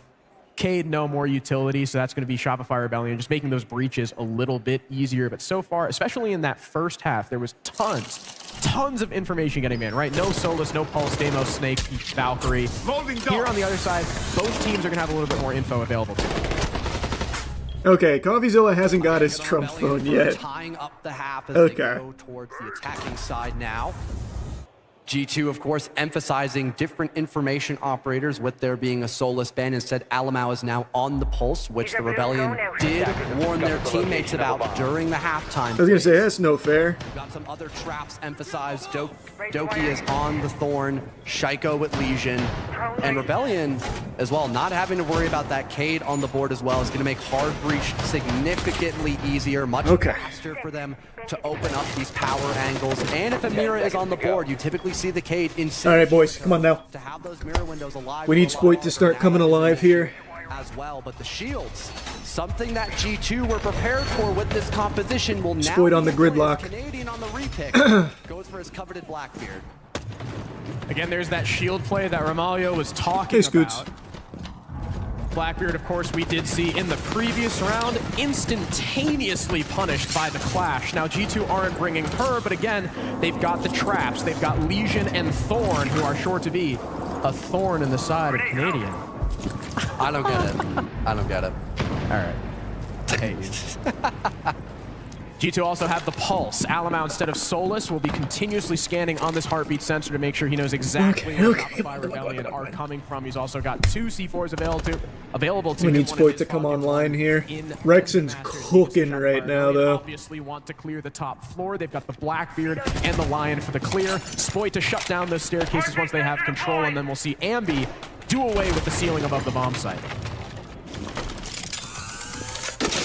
Razor Bloom dodge there from Canadian. Some extra utility now off the board as he works his way in through bar. Avoiding this pulse from Piano is the best outcome to keep this shield alive, as a Lion scan will now go off, allowing more map control to be established here for the Rebellion, but this gives a lot of time for G2 to also adjust. Pulse hasn't caught us. How much emphasis is going into the top floor clear. It's only Canadian, as the roam falls off, that can now allow for the boogie drones to come in here from Ambi. We'll see that soon, as again, the staircases now being locked down by Spoit. We tried to see a cheeky push-up from Stomp in there, but he does not net a kill. Okay. Train Hatch now falling is going to expose Alamau a little bit more, but you can see that, at least for now, no one's playing directly on his Hatch. Rexon could be an easy victim for a C4, as he's standing still, droning right now. Alamau still on the cardiac sensor, trying to see if he's going to stay there. That's a hard floor. That's on me. I didn't realize he was on that side of the wall. So never mind. Got a C4 prep, maybe? Made some vert there with the shotgun, expecting someone to go through that rotate, but 50 seconds left to go. Rebellion now rotating outside. They've got Ace on this mining. Come on, boys. Maybe to challenge Shaiko, but he gets past 2 separate angles, keeping his life alive for just an extra second. Narrowly dodging those positions to keep us at a 5 versus 5, but again, all this pressure upstairs. All right, now it's just going to be a Zerg rush. We were slow clearing. 35 seconds left, though, and G2 are still 5 strong. This is going to be a difficult execute for Shopify. Oh, nice surf. Okay, that's all right. Kill on Doki, but Spoit is immediately traded back as Benjamaster lines up too. A man advantage now for G2. Alamau also in kitchen Ambi? for the C4. A 1-for-1 trade goes out. Rexon evading the Nitro Cell. It's just him and Ambi against 3. Spotting the Legion, taking him down. 10 seconds left, and someone's got to pick up the case and start planting. Now it's a 1v2 for Alamau. Holy shit. Holy shit, Ambi. Ambi and Rexon, baby. Rexon as the plant goes down, and now both attackers can start to fall back, but they'll play the aggressive position, just holding this cross. Nice. Oh my god, what a clutch. Holy fuck, man. Let's go. Holy. Like a book, Harrison, the halftime call from the coach, expecting the pulse. Rebellion were prepared for it. They dodged the Nitro Cell. That was the win condition left for G2 at that disadvantage. They readjust the plant position. They force the pulse to Rexon and Ambi are so locked in.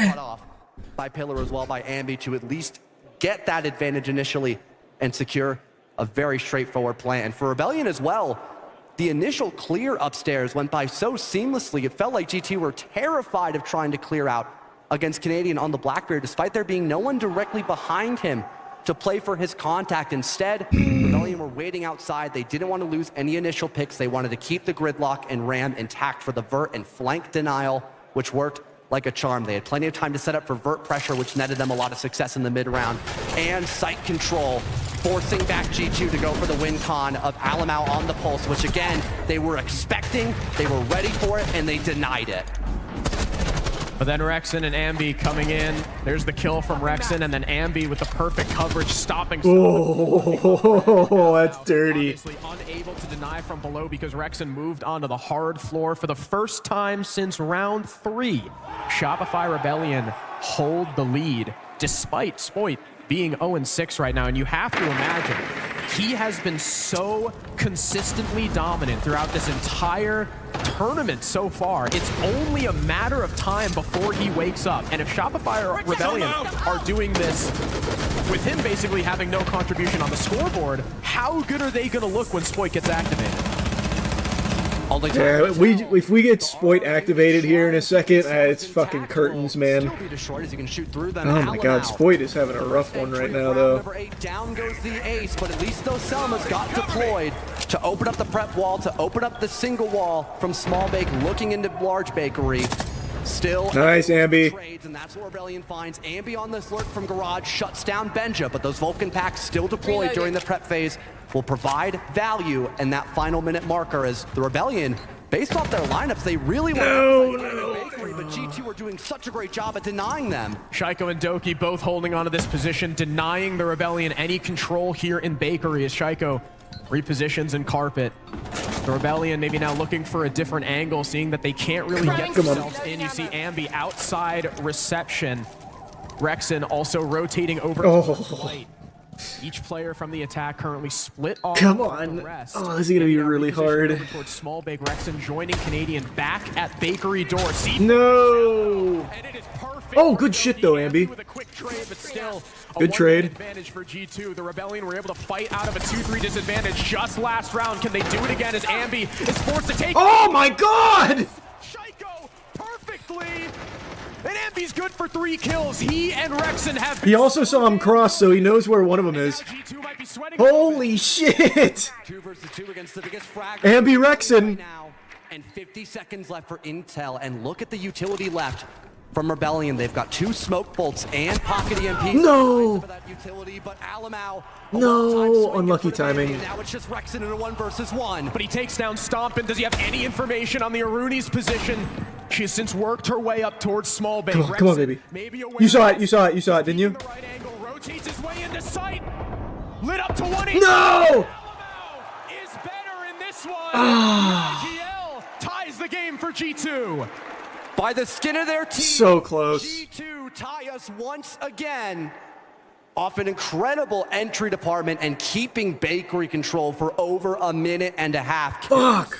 Early, that was so close. Activated for the Rebellion, forcing the trade from Ambi across the map. It was a good lurk, but the adjustment had to be made as they're still contesting for Bakery. Keeping someone directly in that position against the single wall, and that's another kill for G2 and a Nitro Cell, getting rid of the ROU. Damn it, that was so close. He almost clutched it. That G2 had at slowing down and denying this push from Bakery. Wow, yeah, that was a nasty shot there from Shaiko. Although Rebellion had a good job of baiting out the Legion here with Ambi attempting to pull out that goo mine and just going back to being gun up, it wasn't enough as G2 just kept upping the ante for those picks. Come on, Spoit. Come on, Spoit. We need him to come online now. With a potential favorite from them. We've got Oryx back in play, which I can't remember the last time I've seen him on Cafe specifically. This is a very interesting op, maybe used to counter the shields, but there are none in this composition picked by Shopify. Yeah, I think it's a similar situation to Bank. While Cafe is not quite as large as Bank is, it can be just as, if not more, vertical, which, like you mentioned, the Oryx can jump. Come on, Spoit. Come on, baby. We just need him to get contributing here. Him to completely circumnavigate. We don't need him to go crazy. We just need him to start contributing here. On those staircases, you don't need stairs if you're Oryx, and I think it's just he has the added benefit of being able to counter the shield that Shopify Rebellion do like to bring. It's just this round, just like on Bank actually. They don't have that, so we won't see that interaction from the Oryx. Surf on the IQ because they saw the Mozzie and the Pulse being played, so he'll be able to keep almost constant track of Alamau's position, who's currently playing underneath the extension to support with information. Oh, come on, guys. Come on, come on. For a nitro cell from that main window. Could be a very deadly combination if G2 play their cards right. But it's still the Rebellion taking their time. A slower approach this round, going from top to bottom on the map. Spoit creating vert and some pressure, looking into Piano, and there's still nitro cells at the ready for G2 once they have the initial information off this. Oh, no. Unfortunately, though, he whiffed. He misses the opportunity for the kill, keeping us tied at a 5 versus 5 as he pushes deeper in the building. No harm, no foul, though. He hasn't lost his life, and Doki looks to retake into Piano. Oh, okay, way to trade it, way to trade it. Rexon very quickly traded back by Doki, the player who I just Come on, Spoit. Oh, we gotta hit those. Spoit missing out on that frag. Came back to punish Shopify Rebellion. Doki has since fallen back, though, down to bottom white. Everyone off the top floor for G2, and now there's a minute for Shopify Rebellion to get this vert down from Ambi and try to set up for this execute. They know about the position from Piano. Maybe expecting this hatch to be opened up could be a great bait to set up Benja with a nitro cell now, as you hear that shorty in the background. Come on, boys. Come on, boys. Angles. The boogie drone deployed as well, opening up reading room. It looks to be the main execute point for the Rebellion, as they now have the angles. I'm so nervous. Nice, Canadian. There you go, Canadian. There you go, Spoit. There you go, Spoit. This could be a seamless attack from Rebellion, so long as they keep. All right, Spoit's here. By Spoit finally entering the lobby. Okay. This map leaves just Alamau, a similar position alone as Pulse. Canadian 2 kills on that entry, and Spoit waking up. Nice. Nice. 3 kills for Spoit. We talked about it. Okay. Just the round prior. Okay. How good he is. It was only a matter of time. There's a little 3K. How good are the Rebellion going to be in the remainder of this map if Spoit can keep it up?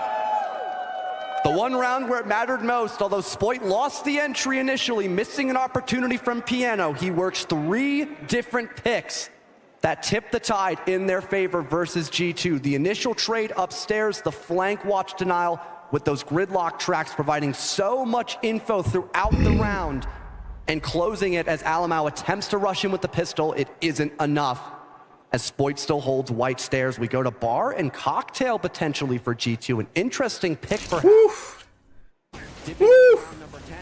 Oh, that got scary. It's so challenging to contest against the window repel positions held by most attacking teams when dealing with bar and cocktail. It'll be a really tough spot to get themselves out of. Maybe instead emphasizing on playing off the bomb site. They still have a big run. Nice, nice. All right, come on now. Come on now. Once again. Let's go, baby. Let's go. Do we see a round this round, perhaps? Maybe, but instead it could just be. It might just be a rotation over towards Humidor, working off the back of these castle barricades too to deny a lot of those longer lines of sight. It'll be interesting to see how G2 hold on to Cigar. They've got the Aruni Gate on the castle, on the double door. I feel like it's been a hot minute since we've seen an actual, like, a proper Cigar hold. Okay. Castle and everything. Yeah. Strangely enough, they don't have the mute. It's now Alamau shotgun instead with the razor blooms for shields. Yeah, I feel like the mute is such a mainstay. Come on, let's just get 2 more here, boys. Inside the cigar shop. Oh, Ambi, nice entry frag. Let's go. Ambi is also starting to be activated. Shaiko goes down first. And oh my God, let's go.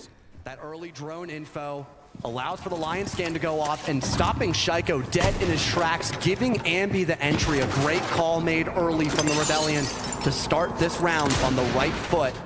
Ambi getting a potential cutoff for the late round as well, destroying a castle barricade and another with his second frag grenade, now readjusting. Great value gathered early on for the Rebellion as they begin to look towards this double wall. Again, there being no mute jammer, there's nothing to deny this main breach leading into Ticket to be opened up. They could try to avoid Alamau with the Thorn shotgun, maybe having Canadian throw this frag grenade to push him out, but instead he'll overcommit and try to look for a kill under the hatch. Ooh, it's a scary, gamble. Scary. If he succeeds, we'll be calling him a genius. If he fails, we'll be calling him a moron. It's one of these 50-50 plays. No one from the Rebellion peeking it just yet, though. And no, be careful, Spoit. C4 can't just lob one onto the roof to get a cheeky kill. Canadian and Spoit so tantalizingly close to this. Oh. The Dokkaebi call is going out. They have to know. They knew, forces him back. There's no peek, and Alamau gets away. Maybe a little too passive there from the Rebellion, but regardless, still a man up, not dying to Alamau. Okay. We're playing very, oh god. We're playing very slow. He's now stuck on the open doorway, and he has to take this Surf knows. Oh no. Oh no. Okay. He cleaned it. The tea bag? Match point, hacking the cams, giving his team even more information should there be defaults up. Nice, Spoit. Rebellion will have it all as Spoit gets yet another kill. Dokkaebi feeling the pressure of White. No. Now only a one-man lead Come on. Rebellion. With 45 seconds left, though, they have plenty of time to play with. And now Alamau looking to assist his teammate of Doki. Oh no. The shot of a lifetime to keep G2's hopes Come on, Rexon. Come on, Spoit. alive. Tying us 2 versus 2, but it's Spoit and Rexon. Double digits. Does he know? Oh, no. We lost the reflex check. Wow. We choked. Wow. 5-5 as G2 denies series point. Wow, we for the choked. Rebellion. And then you look at G2. Teabag into throw is just such a true combo. The Rebellion send in That happens literally every time. But they let him get away, and it comes back to bite them. Playing inside Cigar Shop perfectly, hitting like a life shot with the bricks on the CC against the player on the rappel, and then from there, playing perfectly with the M870. Surf maybe. I hope he didn't just Levron affect his team. Wow, talk about ball knowledge. Oh my god. That's a deep pull. Man. Levron, wherever he is. Yeah. Not killing him when he overcommitted under hatch really did fuck us. We really needed that. That actually lost us the round. That's crazy. Alright, come on, guys. Come on, guys. Oh, that is embarrassing. Goal was to try to push into bakery, get that single teabag. wall opened up, clear out the extension, and push through prep to secure a plant with the help of the ROU projectors.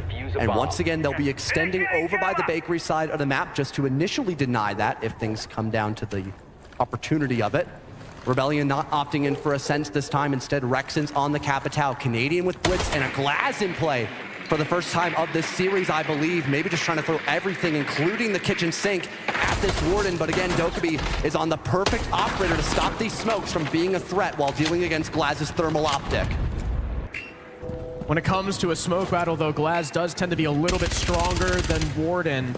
Doki has to stand almost perfectly still to get complete use out of those glasses. The C4 that went through Bakery door that killed Canadian last time does not land. Now they're 1 down. They've still got 2 from Star and Benja. Here comes the smoke. Nice, Surf.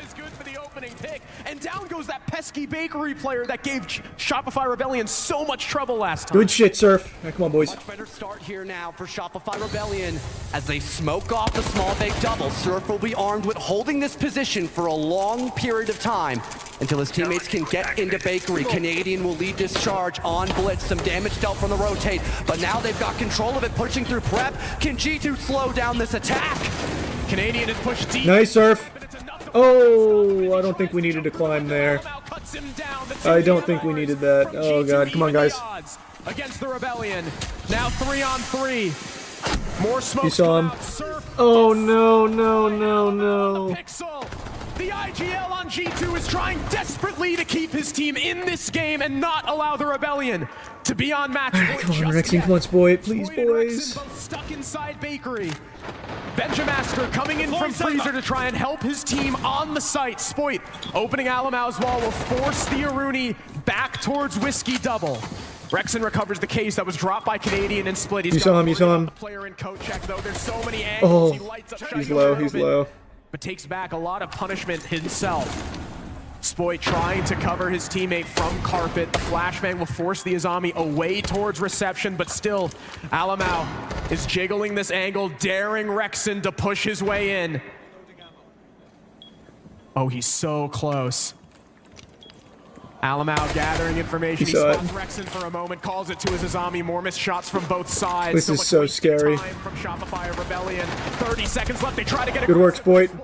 Works the pick over by the carpet head holes, and now we're on 2 versus 2. Rexon, Come on, please. Spot to plant just yet. He's so worried about those head holes. Spoit forced to bore back out of the bomb site.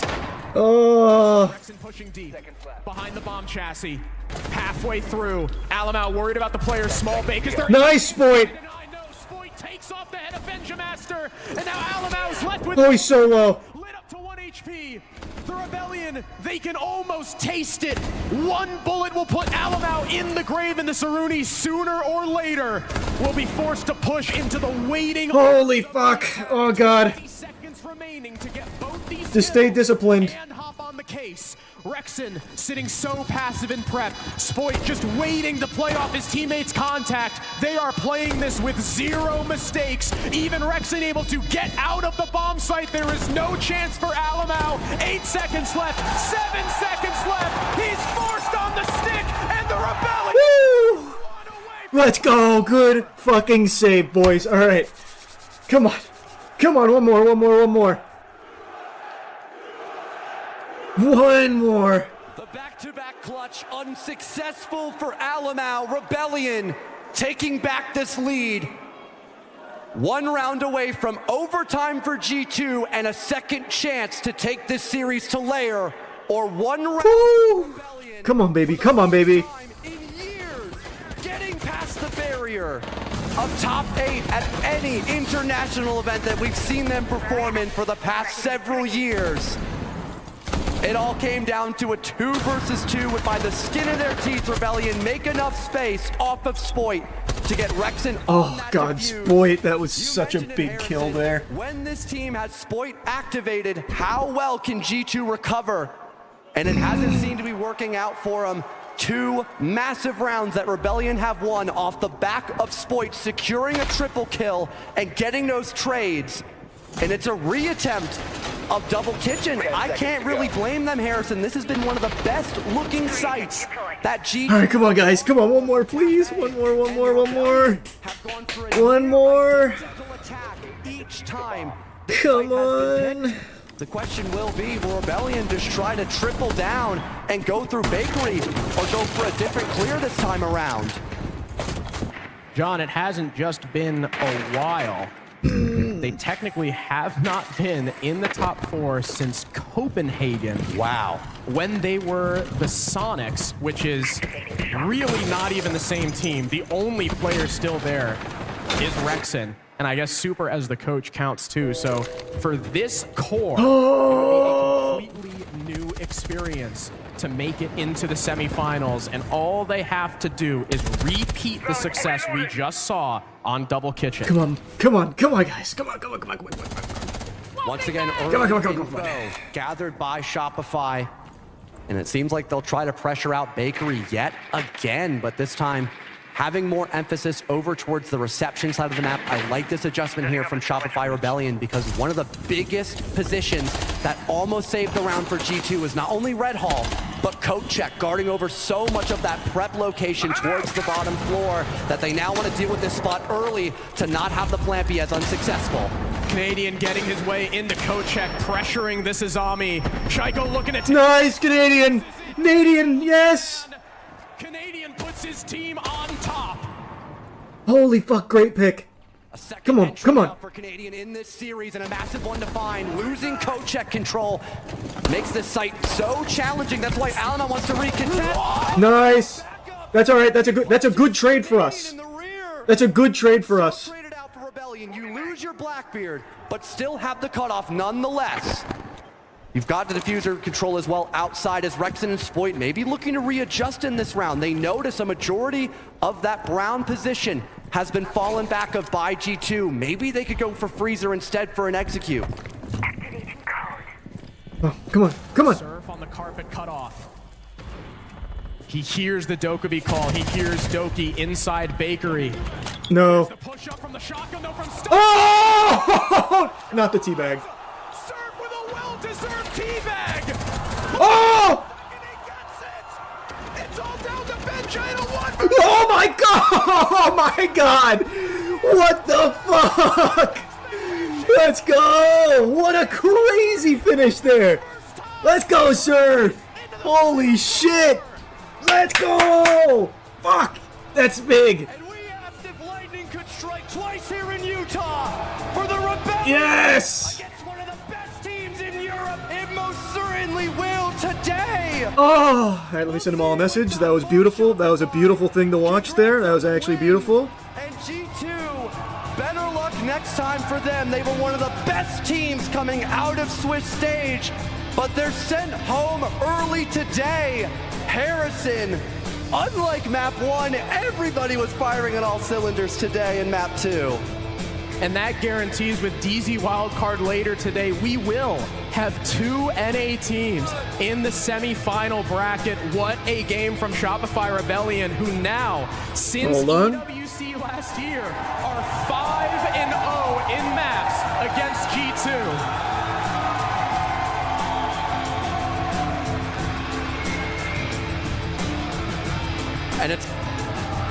And with that being said, Harrison, I cannot wait to hear what Shopify have to say about this post-match series, and we won't have to wait any longer. It's Ian talking to Spoy. Hey, Salt Lake City. Rebellion are in the semi-finals.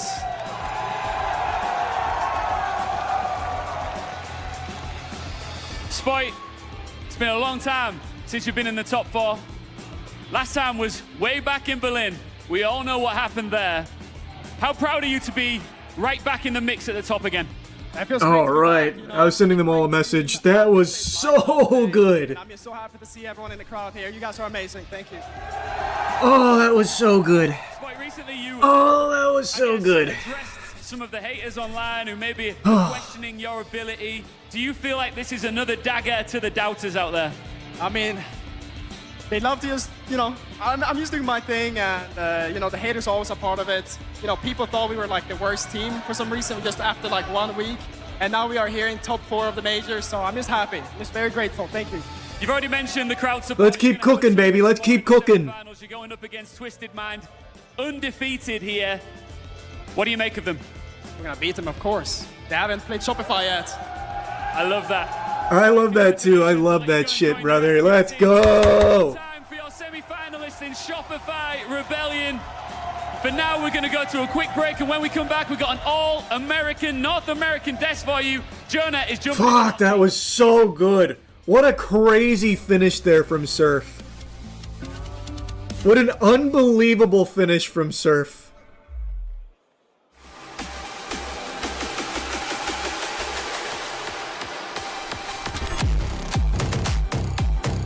Oh, that was so good. Oh, that was so good.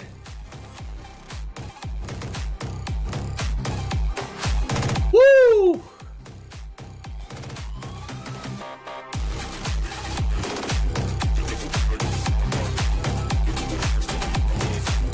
Is there more games with Shopify today? Nope. Top 4 tomorrow. Oh my god. Woo, baby. What is the annual Soulsborne marathon that you usually do? Coming up in August. Called Jinxie, he ain't doing so good. Why won't Jinxie just root for my team, bro? It was the same thing in Rocket League. All he does is get hurt rooting against me. He should really just start rooting for Rebellion. Because of stomping. Doesn't matter. It doesn't matter. Oh my god, that was so good, bro. Holy shit. We just need to stay this locked in tomorrow and then Sunday. Call Jinxie and rage bait him. No, I'm not gonna do that. The knife kill was just... Yeah, I know, man. That knife kill was crazy. The knife kill into the next 2 kills for the 3K was disgusting from Surf. Actually disgusting. Yeah, I own Shopify Rebellion. Oh, 4K. Yeah, 4K. Sorry, I forgot he's the one that also traded out the Nadian death. So he traded off Nadian, then got the 3K. You're right. I did forget that. Ambi dropped the fucking nuke on him the first map. I know, 21-1 is unreal. Actually unbelievable. Wow. Wow. You gonna hop into rank this stream? No, I don't stream Siege. I've been playing it off stream. I'm gold 2 right now. Been posting it on the gaming channel. Do you have a CS team? Not yet. Whew. Yeah, we're gonna watch the Jack Doherty body cam in just a minute. I want to watch the series highlights there. That was actually so special. Yeah, we have a league team. We have not had a very good year though, unfortunately. That's the only game we're in right now where we haven't been doing super well. Unfortunately. It happens though. You gonna watch party RLCS Major next weekend? Yes, sir. Yes, sir. You caught up on The Boys? It's actually so cooked. Haven't seen the newest episode, but I heard it's fucking terrible. What's the best way to support your team? Just the watching, bro. You don't have to buy anything or anything. Just cheer for them. Get enthusiastic. First time I've watched competitive R6, that was crazy. Good series to tune in on for your first one. Also, this major's doing really well. They had like 150k I saw earlier on mainstream on Twitch. G2 are just that good of a team that we did not see this coming. Guys, it is so good to be with you here on the desk. But we gotta talk about that last game we just witnessed. Clutch moments left and right. Ambi dropping 21 136k during the commercial break. Yeah, it was ludicrous. I mean, we have to look back. Siege is doing pretty well right now. The momentum for them to be able to get over this hurdle and especially break into the semifinals. We haven't seen that for quite some time from this roster. But I mean, again, it's these rounds that really capture these moments from these players, specifically in round 11 right I watch it on the YouTube stream though, just because the player's smoother. They get the early round, they get the picks going into their favor, but things start to slowly fade away from them. They start to slowly lose a handle on this map. And Doki said, you know, we want to play the rest of the team. We just don't want to play on the side of Ambi. And sure enough, you got exactly what you asked for. You got every single player stepping up individually here on the side of Rebellion and being able to bring this round back. And something that I want to highlight in this moment, they did not give Alamau a chance to be able to bring this round back. And it just shows how much they wanted this. They sure did. Alamau was doing his best on that double door, but the discipline from Shopify Rebellion, I mean, they were really showing it when it mattered most. And it goes without saying, I mean, Ambi had an amazing map 1. The team showed up map 2 to be able to look at that good shit. Yeah, he's so good. You got to put him on there 2 times. Ambi was on there twice. I mean, something we wanted a bloodbath, and that's exactly what we got. I mean, so specifically that last round, Surf getting the 3K with the starting it off with the knife. I mean, that was just so beautiful. We saw the back and forth. We saw the clutches. We saw the great plays. Cinema game. And Ambi putting himself in the history books in terms of KD on that very first map. You just do not see things like that ever. But moving into our next game here, it is another historic because the world champs. It is so late right now, and I don't know if it's because of that I'm just like deliriously giggling at tons of things at the moment, but I just spent the last like 30 to 40 minutes in the wackiest rabbit hole I've been in quite some time.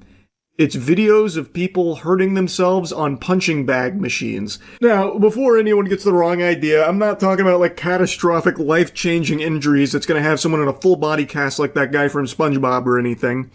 But I actually had a friend of mine break his thumb punching one of those, and I just assumed that is probably like the first of its kind. Like, he just made big oops-a-daisy and, you know, that's a rare occurrence. But after watching dozens of these videos, I almost feel like it's more rare to walk away unscathed. So I've got to show you some of these. Like, I know this is the kind of thing that your dad would send you in an email back in the early 2000s. Like, hey, check this shit out. Can you believe this? But I guess I'm just at that age now. I'm going to go ahead and start with one that looks really gnarly. Like, it looks like Tyreek Hill's injury here. But I'm pretty sure the lady was okay based on what I read there.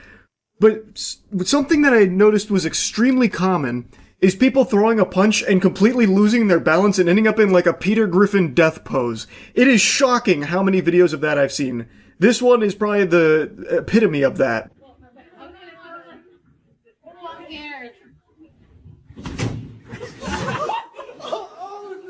In the pursuit of glory, no sacrifice is too great. R.I.P. to the old knees there.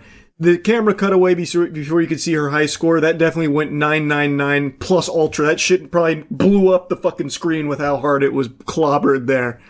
But my god, like, throwing a punch is something everyone thinks they can do. until they actually try and throw like a full body, full force punch. Everyone just assumes it's like natural, but then you'll watch these videos and realize, no, there's like an art to it. Like it's something that you think you can do because you'll like shadow box in the mirror and shit. But then the second you step up to like, you know, the old equalizer here, all of that goes out the window when you're trying to throw something with like the most force you can muster, and everyone like fucking Popeye the Sailor Man's it.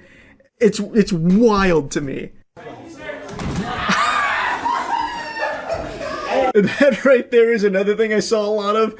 People like going for the Happy Gilmore approach, and they just like ragdoll themselves at the machine.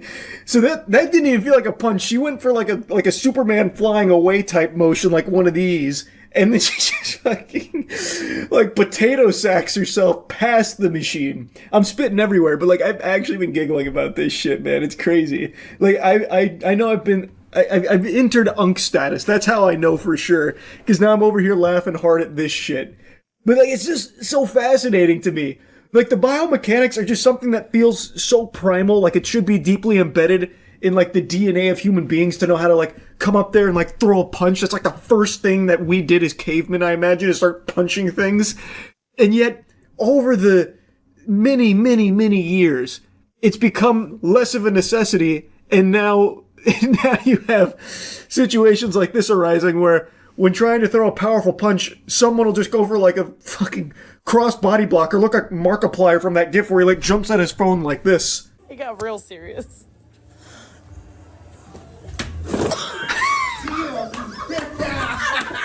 I accidentally recorded my own audio in there, so you heard my goofy ass laugh come in briefly after watching this for like the fucking 10th time. Everything that could go wrong did go wrong there. Now, she didn't use the machine in its intended way. You know, mess around with the machine at your own peril. You should be stepping up there taking it very seriously, because Jesus Christ, it looks like it could be life or death. Like that fall right there, that like could have been bad. So like she goes for this crazy like, you know, big high kick, and then she gets airborne, and her flip-flop flies off and blasts the back wall, and then she can just like instantly hits the deck with no like stopping herself at all. Like she didn't have her arm out to stop herself, which probably ended up for the best, because maybe that would have been worse, like breaking the wrist or something. But like she could have easily like landed on her head or something. But man, that was a crazy high kick on the punching bag. It's a shame that we didn't get to see the force that was put on there. I didn't get to see the score that she was able to accumulate off that blow. Just on 1719. Go on, Dan.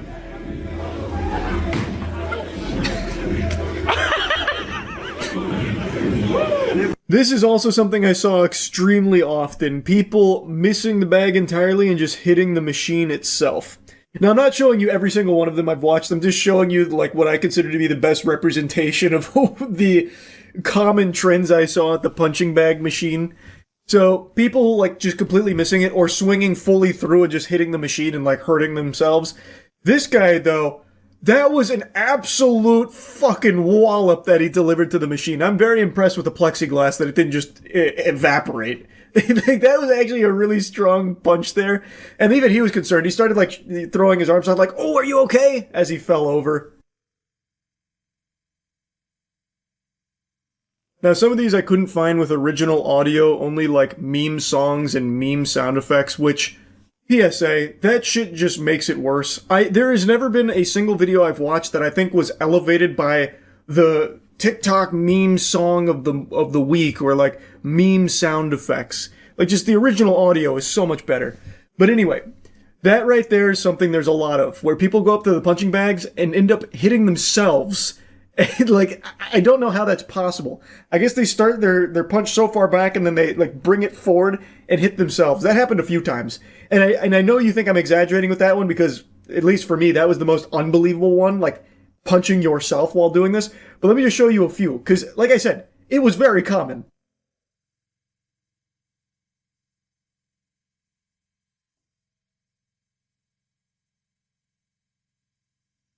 The one where the guy throws the punch and then Beyblades himself, that one had me howling.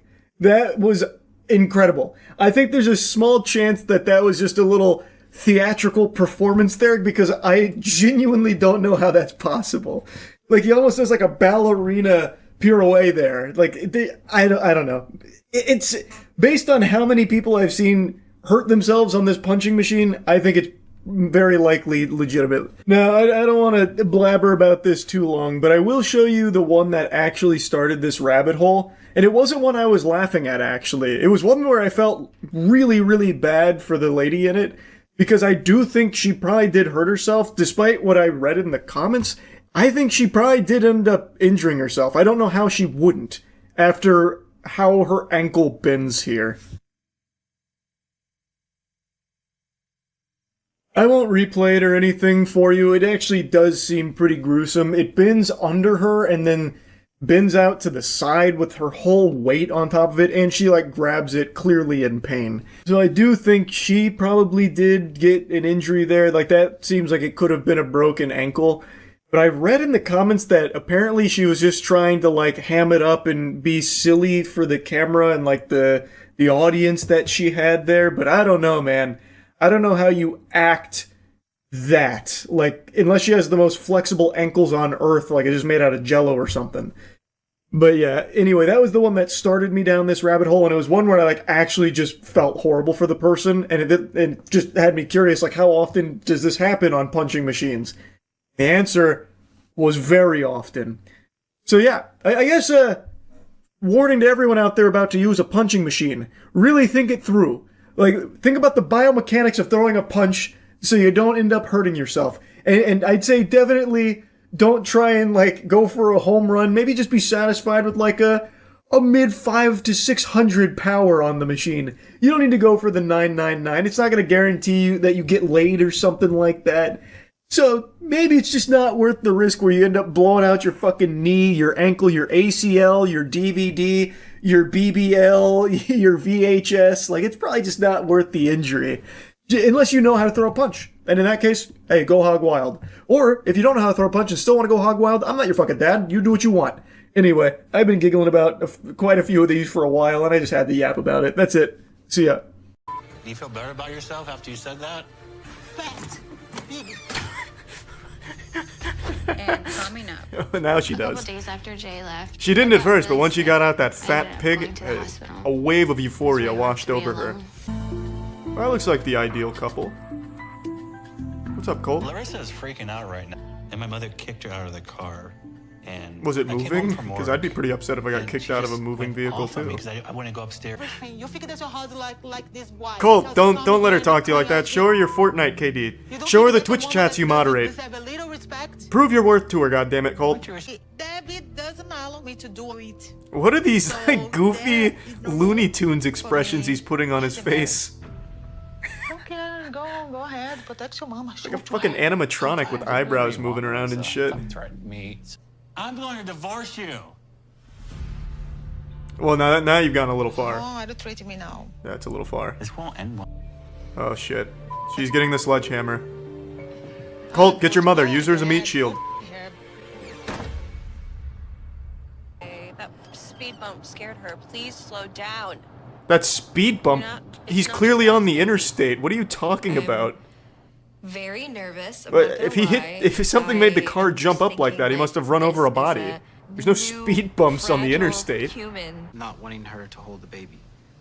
She got to the point of she doesn't want anyone holding. Well, I mean, it's fair to have that complaint, I guess. I don't know. I haven't had a baby. I've never held a baby. I don't want to. Yeah, that is another thing. So I don't even want to have right that now, responsibility Paula just for even a wants you to hold the smidge of a second. And she doesn't want you holding the baby. Especially in this climate where I hold the baby, and if the baby ends up autistic or something, they'll blame me. Like I transferred like gamer autism to it or something. I just want no part of that entire ordeal. Holding babies is overrated. I'm a little worried about We got a baby holding veteran in the chat. Level 20 baby holder. He's already maxed the game out. Isn't the best, Prestige mode baby holder. I'm really glad that. Well, he's been doing some fishing stuff, and then Fishing? What kind of fishing? like Internet scamming, fishing for RuneScape passwords via Twitch streams. An honest living, Robbly. Stop being so fucking judgmental. She's a lot more needy than I thought. just because she's like a brand new baby. So I'm not getting much sleep at all. I mean, yeah, that's like a but level she's 0 my little human sweet right there. girl. Like, it has no skills or anything. It's gonna be a big fucking burden to train. Sure. She has a stinky diaper though, so. Uh-oh. Perfect. He was hungry anyway. Scripted? No, it's not scripted. They just happen to be chilling in the kitchen, full makeup on. No se siente bien para el precio de ustedes. It's not that big of a deal. And mic'd up. Who doesn't wear a lapel mic? Just in the off time. I tell you, the only time I take mine off is when I shower or jerk off. What? I prefer full episodes, bro. Idiot into the driver's side door. She broke phones, plural. It's a good joke, isn't it? She erased my phone. That she's very controlling. You got fucked so hard for no reason. Yo, fucking take that, pussy. What are you doing? You know, maybe the pussy's not worth it, big guy. It's like he's being haunted by it. I am coming back. I am coming back now. She's being exorcised. Can you at least be there for when they pull the demon out of her? Ed and Lorraine are really doing their best, goddammit. What about price point? What are you comfortable with? 10 grand. What is your most expensive dress? Our most expensive dress would be $45,000. Is that okay?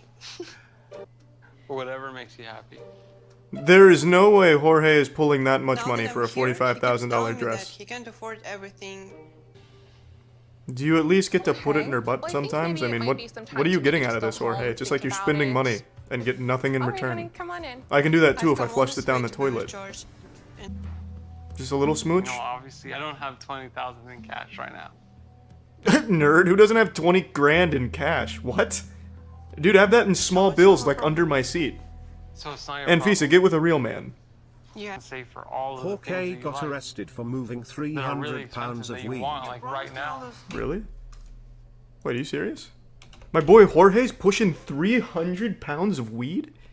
In February 2018. He looks like According to Jake Radar Gyllenhaal, Online, but police said chunkier. Nava had 293 pounds of high-grade marijuana in his vehicle. He was charged with possession of marijuana, possession of Like the marijuana ice for cream man sale, of marijuana. transportation of marijuana for sale, and possession of drug paraphernalia. He was released on $25,000 bail Not after spending bad. 2 days in jail. That's less than he Pleading spent on innocence. one dress for his TMZ wife. reported that That's a police fucking found deal. Nava's marijuana stack surprisingly supportive of him during his arrest and sentencing. George told TMZ, "There's really nothing wrong Their in our first kiss. relationship right now." He's breaking promises that he gave me before I arrived. Yeah, I'd be tight too if someone said they'd give me anything I wanted and they couldn't buy me a $45,000 condom or whatever she wanted. Dude, you're pulling 300 pounds of weed on like a Monday night. You might as well at least splurge. 50 years to pay off. If Jorge brought me to the States and I knew he was peddling that kind of numbers, I'd be asking for $45,000 dresses too. That's pretty impressive. George and I. So basically, you're saying if I can't provide, I'm worthless to you. That's what love is. I don't understand what's wrong about it. She's very controlling. I thought that was a really good one. This guy looks like Josh Peck. Like Drake and Josh version of Josh, but if he started peddling 300 pounds of marijuana instead. And ordering Russian mail-ordered brides. What's up everybody, it's Critical. I'm playing Bassmasters 2000 for the Nintendo 64. Let's do this shit. I'm gonna do a tournament. I think a tournament is just what I need right now. Professional difficulty. I am a professional fisherman, so that is the appropriate difficulty setting. Let's make our angler here. And I can't really tell the hats apart. Or the hair, what the fuck? This is just a silhouette of a person, I can't see the changes here. How am I supposed to design a character when the character is a fucking ghost? Alright, I'm just gonna change all these settings and then I'll see what I end up with.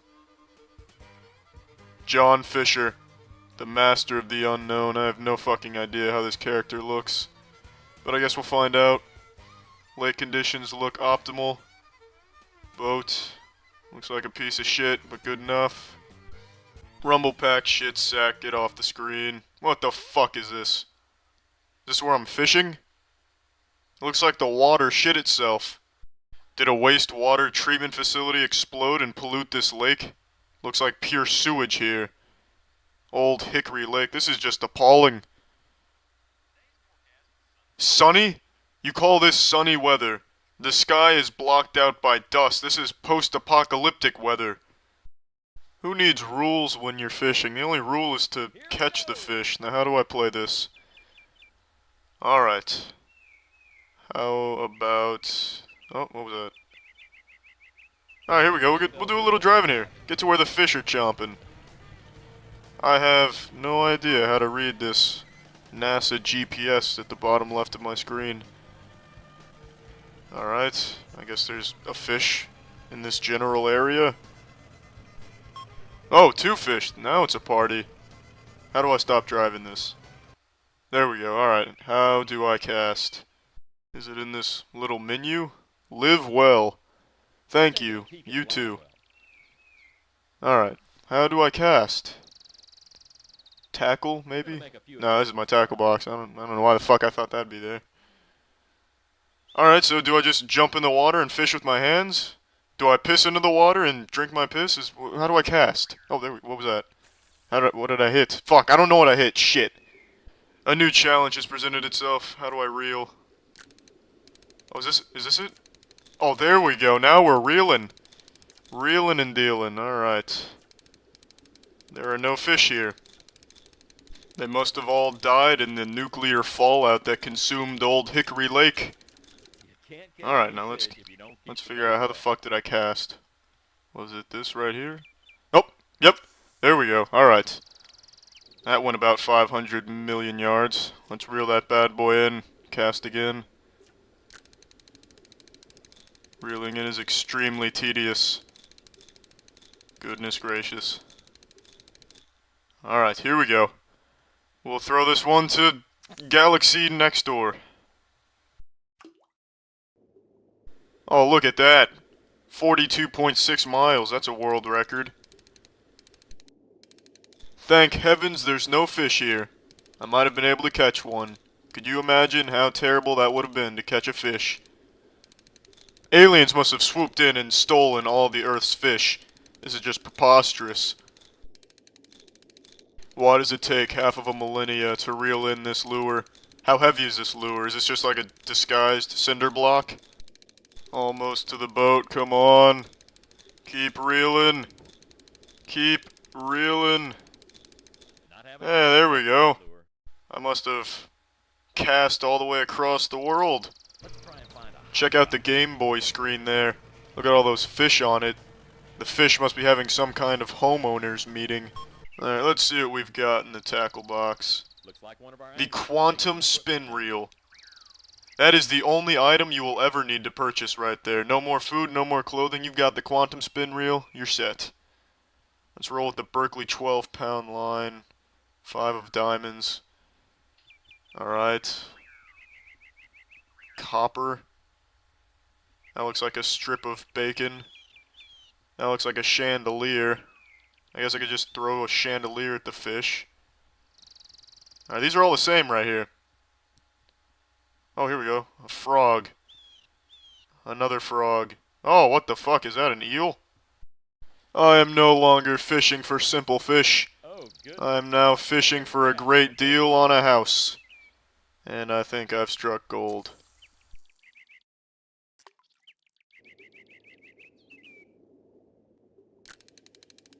Whew, that was a close one. I was worried there'd be fish here. Oh shit! I'm reeling through this giant rock. This Berkeley 12-pound line doesn't fuck around. Holy shit. This rock wasn't gonna stop me from reeling this bitch in. I took this rock to the car wash to get its titties cleaned. There's gotta be another button to reel in. There's no reason reeling should be this slow, unless he's using a portable asshole. A fishing rod reels much faster than this. There it is. That's the button to reel in. I've just been using the wrong button to reel in. Excellent. I'll teach you to watch fishing. Take some of that. I hope you learned your lesson. You're next. Don't think I don't see you over there. Nutritionists recommend at least 1 serving of fishing lures per day. But you're gonna get 2. Take some of that, bitch.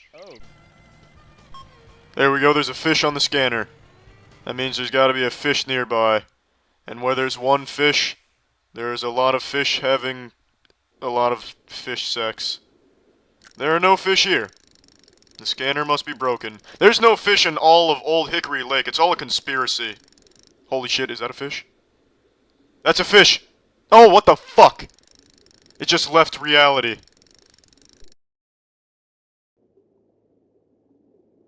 Alright, fish must be extinct except for the one lone survivor, who I'm probably never gonna catch anyway. Oh, what the fuck is this? Yes! Yes! How do I catch it? Do I just reel in? Oh shit, I guess not. Oh, here we go. He's going for it again. Alright. Round 2. Strike. That's 10 plus your next frame in bowling. Oh, fuck. Not again. No, fish, don't leave. You need more of this. Eat the lure. Bite it. Nibble it. Wibble tits. Oh, he's going for it. Here we go. Here we go. I'm just gonna reel in. Tension. You could cut it with a knife. Oh, this fish is fighting. He's feisty. This must be the Loch Ness Monster's offspring. Damn it, this fish is really pulling. I hope our boat dropped anchor, otherwise this fish is gonna take us on a ride. This must be an absolutely colossal fish. Like a 250-pound Goliath. Doesn't mess around when just shy of 5 pounds. And I finally get to see what my character looks like. Awesome. Well, that was a little less than I was expecting, but not too shabby. Alright, well, I'm done playing this. Well, that's the end of this video. Remember to rate the video, comment the video, and subscribe if you want to see videos similar to this one. See ya. This is kind of random, but do you ever buy sealed Pokemon collections? No. But you did just remind me. This video I watched earlier, I have it in this tab here. This is crazy. It's not necessarily a full sealed collection. She does have sealed product, but Pokemon has now reached the point where it's like a full-blown, like, luxury, like, display of wealth. So this is the Jolina Giselle collection, and it's being touted as, like, the largest and most valuable collection. I don't think that's true. If I remember correctly, there's a Saudi Arabian royal family member who's reportedly got the most valuable collection of Pokemon cards, but he doesn't want to publicize it. So of the public collections, this might be the largest and most valuable, but I don't think it's full bore the most valuable, but check this shit out. Amazing collection ever seen here in Switzerland. This is just a small part of it, and trust me when I tell you, it's like huge. Over 60,000 cards and products of the Jolina Giselle collection. I mean, for me as a collector, we have here the Illustrator Pikachu not 1, but 2 times. Even the it is crazy. That is the first time it got graded. Yeah, so it's super crazy. I'm Thomas Kovac. I own a store in Zurich, Amazing Toys, and I'm in the hobby. No idea where the wealth comes from for Jolina Giselle. And it's not only my hobby, it's my job. I own the store online. 2 Illustrator Pikachus is wild. Oh, actually, you don't know the half of it. What's even more wild, it's not just 2 Pikachu illustrators. This one, this 9, is the first ever graded Pikachu illustrator, which is why it's not PSA or anything. It's literally the first illustrator card to ever get graded. It's fucking absurd what she has. It is the first time it got graded. Oh, he even says it here. It's super crazy. I'm Thomas. I didn't even hear him say that. I own a store in Zurich, Amazing Toys, and yeah, it is a very cool card. Past 25 years, and it's not only my hobby; it's my job. I own the store, online shop, Amazing Toys, and I'm proud to show you all of this collection. This is just a small part of it, and trust me when I tell you, Illustrator Pikachu is a small part of it. There's way more in this collection. We have back here. I will tell you something though. I wish she displayed it better. I don't really like this feel. It feels very sterile, very like almost callous from Destiny. I don't know, just a little gaudy. I think there would have been a much cooler way of presenting this collection. You'll see what I mean. Favorites? Gold stars. We have all of the gold stars. It's just some highlights in English, PSA 10, also in Japanese PSA 10, and way more, which you will see later down the road. For me, as like, I breathe Pokemon cards when I see this. It's for me, I've never seen this at one spot and place, and that's why we have also here. Scalper's like, already super planning an crazy, Ocean's which 11 I don't know heist. if you can see this anywhere. I don't think so, man. Judging from this facility that they're in, I feel like scalpers would have a real hard time getting in here. They'd probably get shot by 15 phalanx turrets. On the world, the University Magikarp, the Tamamushi University Prize, 5 times a Gyarados or Gyarados PSA 10. It's basically every Charizard you can think of. It's here, and it's from the even with the PSA, because we have these gold walls open to just more PSA 10 Pokemon cards. So this is the Legendary Collection, full reverse holo PSA 10s. And she has that for like Crystal over here. But the thing is, it's in just like a shoebox rack. Like, I just don't think this is a cool way to present it. Legendary Collection PSA 10 set in reverse foil. Pokemon scalpers are scum of the earth. Completely agree. Now, like I said, I don't know what Jolina Giselle does, but I saw that she also did an interview with this guy. She explicitly states that she doesn't and apparently will not sell anything from her collection. Obviously, I'm assuming she's buying from like scalpers and like some fucking scumbags. But at the very least, it seems like she's just doing this for herself. It's not even a publicly accessible collection. Like, you can't pay to go see it or anything. So, as far as the hobby goes, this one's on like the lower end of degeneracy. This is just someone who has absurd fucking wealth that dumped it all into Pokemon. God, do you see what I mean, though?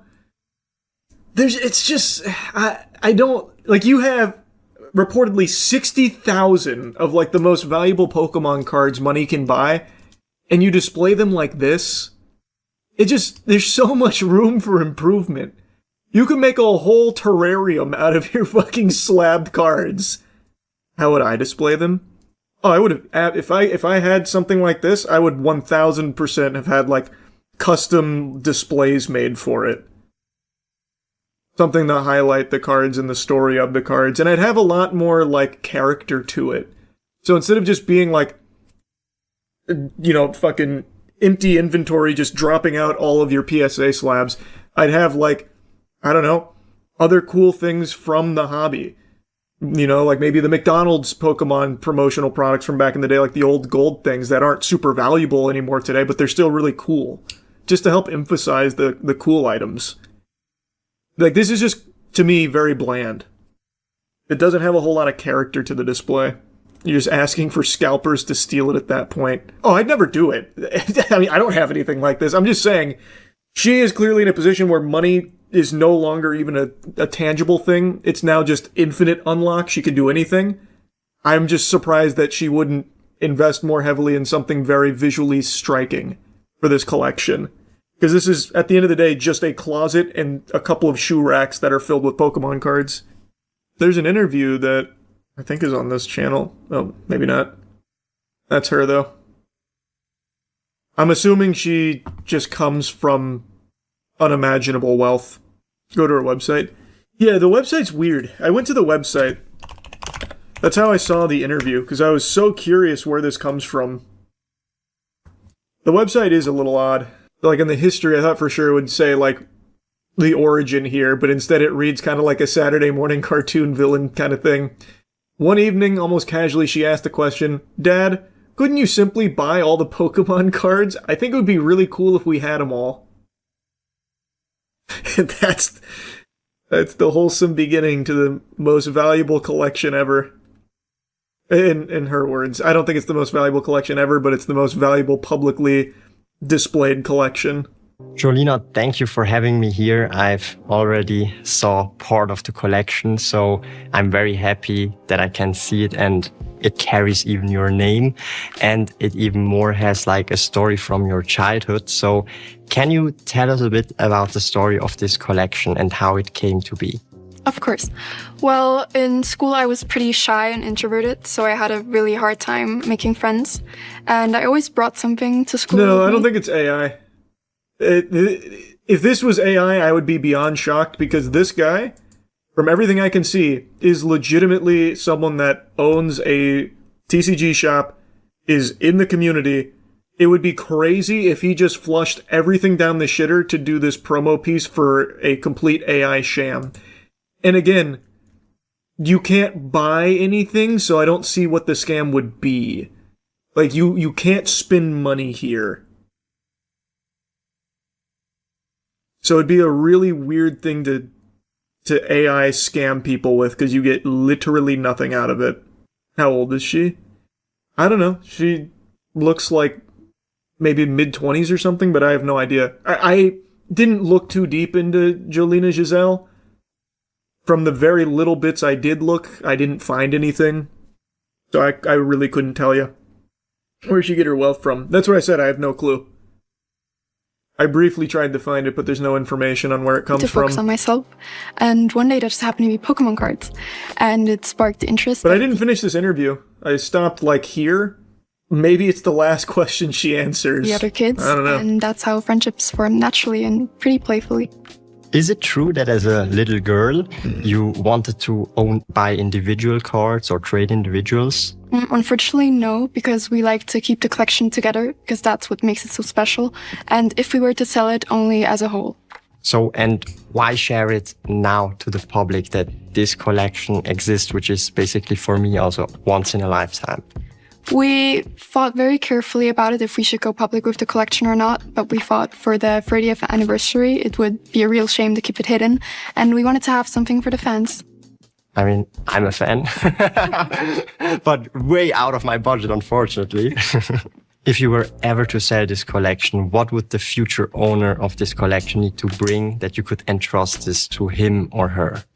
For us, it'd be super important that the future buyer would know what the collection stands for, because it's so much more than just Pokemon cards. It's about a promise my father made to me and always kept.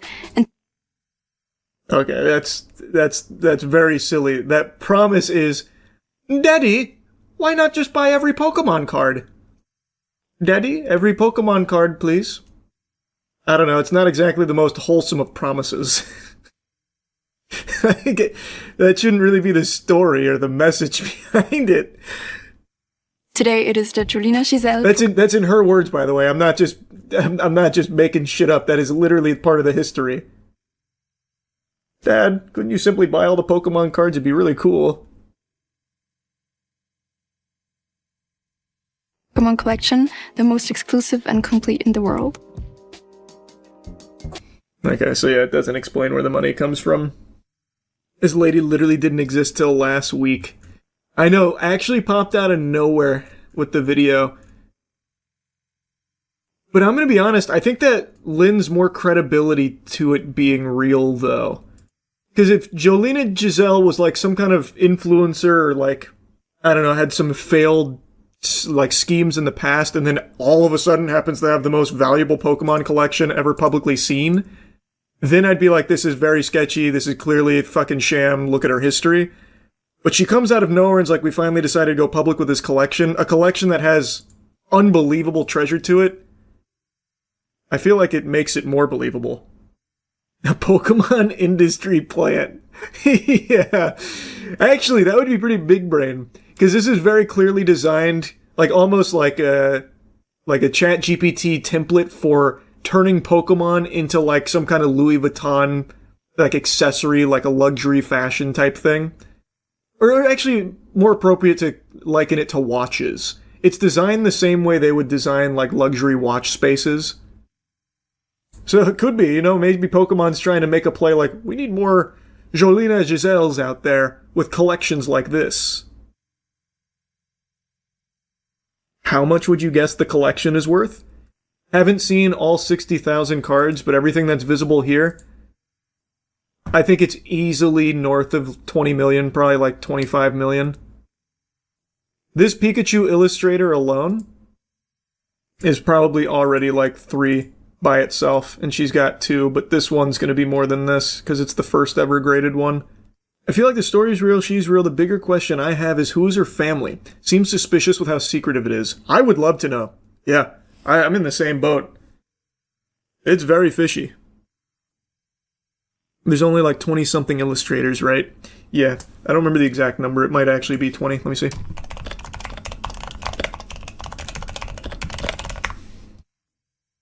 $39. There are 39 verified Pikachu Illustrator cards. Look up the Giselle family. I tried, nothing came up.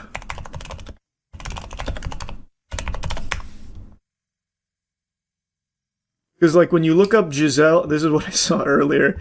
When you look up Giselle family Sweden, the first thing is Sweden charges man for selling wife to 120 men. And I was like, well, that's peculiar behavior. But it's definitely not her family. I couldn't find anything on the family. The dude on the website posing as a Swiss actor, though. Oh, this guy, who I assume is her husband? Or maybe boyfriend, I'm not really sure. They're Swiss, not Swedish. I thought they were Swedish. Is it Swiss? Doubt this will help us figure out who this family is, but you are correct. Kevin Lutolf is a Swiss model, and that is absolutely him there. He is not a small model either. Wow, actually very popular.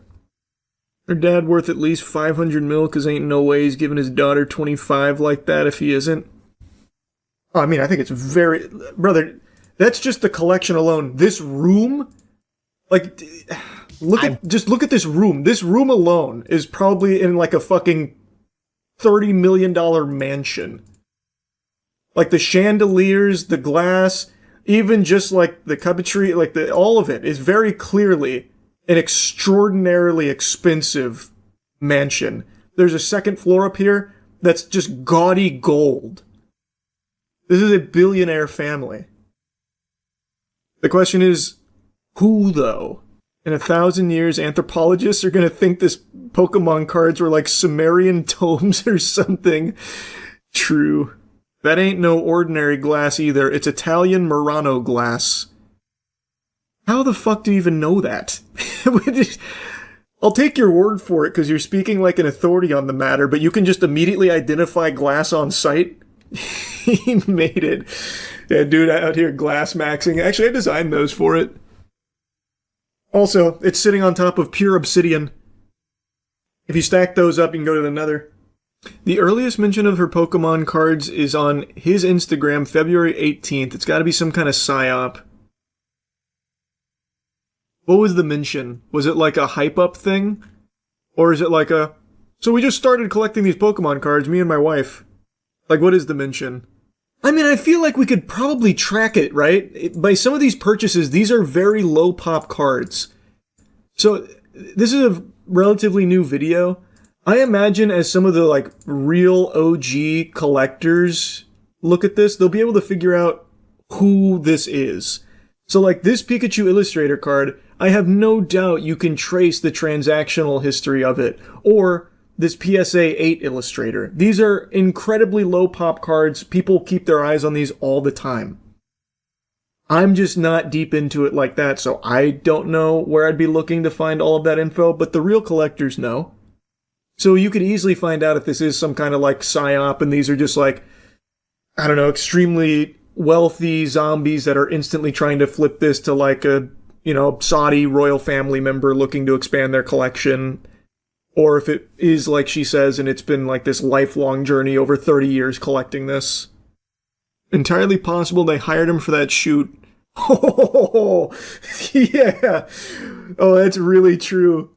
Can you come pretend to be like my boyfriend or something for my Jolina Giselle Pokemon collection tour? I'm crafting a fine narrative. That's very true. I didn't think of that either. That'd be so fucking sad.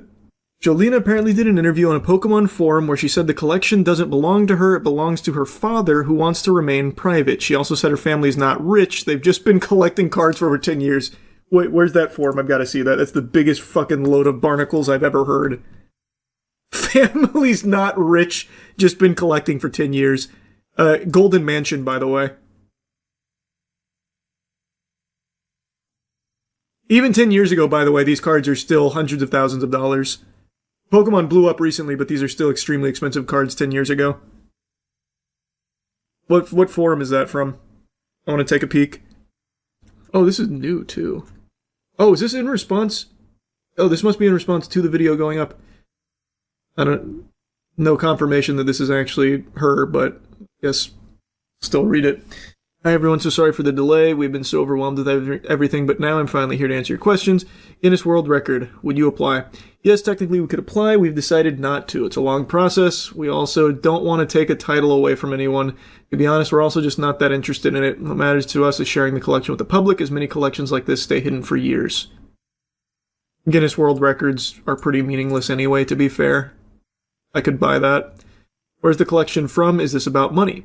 We're honestly just a normal family from Switzerland. Nope, not true. Very, very, very rich. I don't know why she's trying to pretend otherwise. This collection didn't come from being some super creepy rich family, but from a lot of time, dedication, and consistency over many years. Of course, it costs money, but most of the cards were bought a long time ago, long before they reached the values they have today. That being said, I know I'm very lucky. My parents have always raised me to stay grounded and humble. They both started with very little and worked really hard for everything they have. So for us, this was never about money at all. It was simply a shared passion for Pokemon, and we never expected it to become this valuable one day. So when I first asked my dad if we could collect all the Pokemon cards in the world, I had no idea what that actually meant. I wasn't aware that Pokemon cards could be so expensive. I was just a 10-year-old completely obsessed with Pokemon, and somehow that obsession ended up taking over my dad as well. Why Pokemon? Seems like she's telling the same story that she told in that interview about helping her make friends. About her favorite Pokemon. Okay, here's something interesting. We've had the collection for a bit more than 10 years. And although Pokemon is still huge and pretty emotional part of our lives, we feel like we would be ready to pass it on to someone else. Okay, hold on.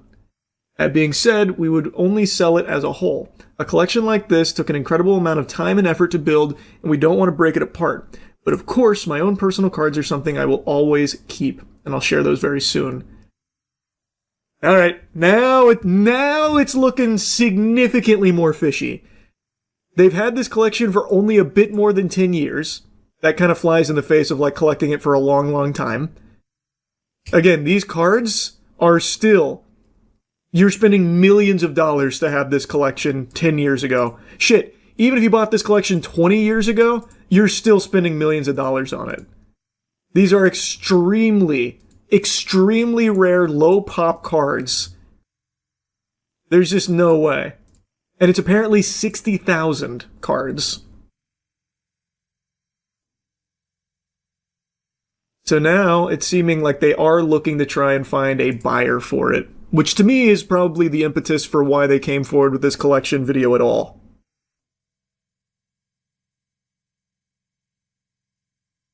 All of those certs are old certs too. Not many new PSA cert cards are there. That's an interesting observation. Who owns the collection? Who's Jolina? Collection belongs to my family and was built by my dad over many years. I'm Jolina, his daughter, and I never claimed the collection was mine. I've seen some assumptions that I'm a model actor pretending to be a fake daughter, which is honestly so funny to me, but no, I'm simply his daughter. My dad prefers to stay out of the spotlight, so I ended up being the one to share the collection since it all started with me, and that's literally all there is to it. There's still a lot more questions. I'll do my best to check in here from time to time. I'm a normal student preparing for my final exams.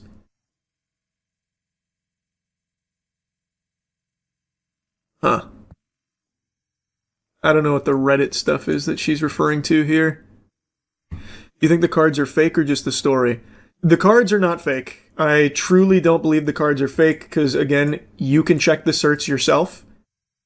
It would be very difficult to fake that. Even if you were trying to do like slab switching, it would still be a hard sell. Because you'd have to... For this, it would be noticeable. So the cards are not fake. I do not believe these are fake at all. The story and everything kind of around it, that's where I believe there's a lot of red flags. I like how she says she never claimed the collection was hers, yet it's officially called the Jolina Giselle collection. The people they follow on Instagram range from Logan Paul to Crypto Dudes. If you look at the playlist on the channel, they made an entire short film for this. All very sad. An entire short film. Oh, wow. What? Okay, wait a minute. They got Fincher in here making a short film for the Jolina Giselle Pokemon collection. Wait, I'm all in.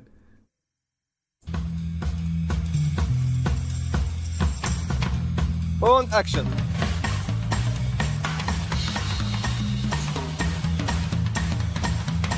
Okay. Jolina, Where's the actual short film?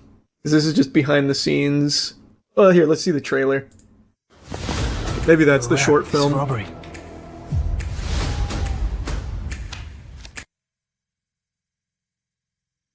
Not rich, by the way. Normal Switzerland family, by the way. I'm all in. This isn't just a collection. It's a legacy. Ready for round 2? Huh. Wow, this really is peculiar. Imagine they got Neil Blomkamp to direct this. That'd be cool. The energy on set, it was so much fun, and especially during the robbery scene, Kevin and I laughed all the time. It was so funny.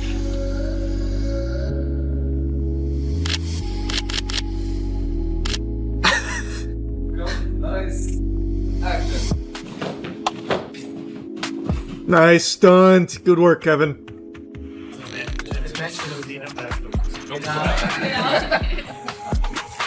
So this is definitely just her house. I was wondering if this was going to be like a set or something. Like this is just the house they rented for the sake of this short. I think this is actually just her residence. If you're that rich, why even sell the collection? If you're that rich, why sell the collection? Brother, more money. But, huh? Money, bro. What? There's still a lot of money out there that they don't have. It is weird. But again, like, I don't really see the fucking point. All of this to appeal to some crazy, gigantic turbo whale out there to buy their collection. It just feels absurdly over the top and unnecessary if that's the goal. It's very weird. It's all very weird. That's what rich people do, though. Do they? I don't know. I can't say I've seen a lot of rich people making a short film trailer to advertise their collection of Pokemon cards before doing a tour. That's pretty new to me. Like those fucking goobers that spend 50 mil on Jackson Pollocks and stuff, I don't see them making trailers to show you their Jackson Pollock, where they have Colonel Sanders fucking rappel through the window. I'm gonna get my hands on that Pollock! This is the fucking Rim Jimbo collection of Pollock paintings. Fucking world renowned. You're just not tuned into the scene. Eh, maybe. Will you buy it? Will I buy it? Brother, what the fuck? Yeah, I'll toss her an offer. I'll play ball. What's up, everybody? It's Critical. I'm playing Winnie the Pooh Home Run Derby, the legend of the fuck owl. Let's do this shit. You may have guessed that that's not the correct title for this game. However, I've been fighting this owl for the last 2 hours, going on 3. I fucking hate this bitch. Just look at this pitch. Look at that pitch! It's impossible to hit. It's like he's trying to entangle my legs with a fucking bola. It's just absurd. It's the 21st century and Winnie thinks he's still living in the Mesozoic era. He's using a dinosaur dildo for a bat. Oh, well, yes, there we go. There's one home run. 18 more of those and I will have defeated this owl. Here comes number 2! Fuck you. Winnie needs to get his shit on his ass right now, because that was a good hit. Oh, get over. There we go. That's 2. Right-clicked. Little right-click here and there is always good for defeating an owl. Stay in. Stay in. There we go. That's 3, you son of a bitch. I've got you now, owl.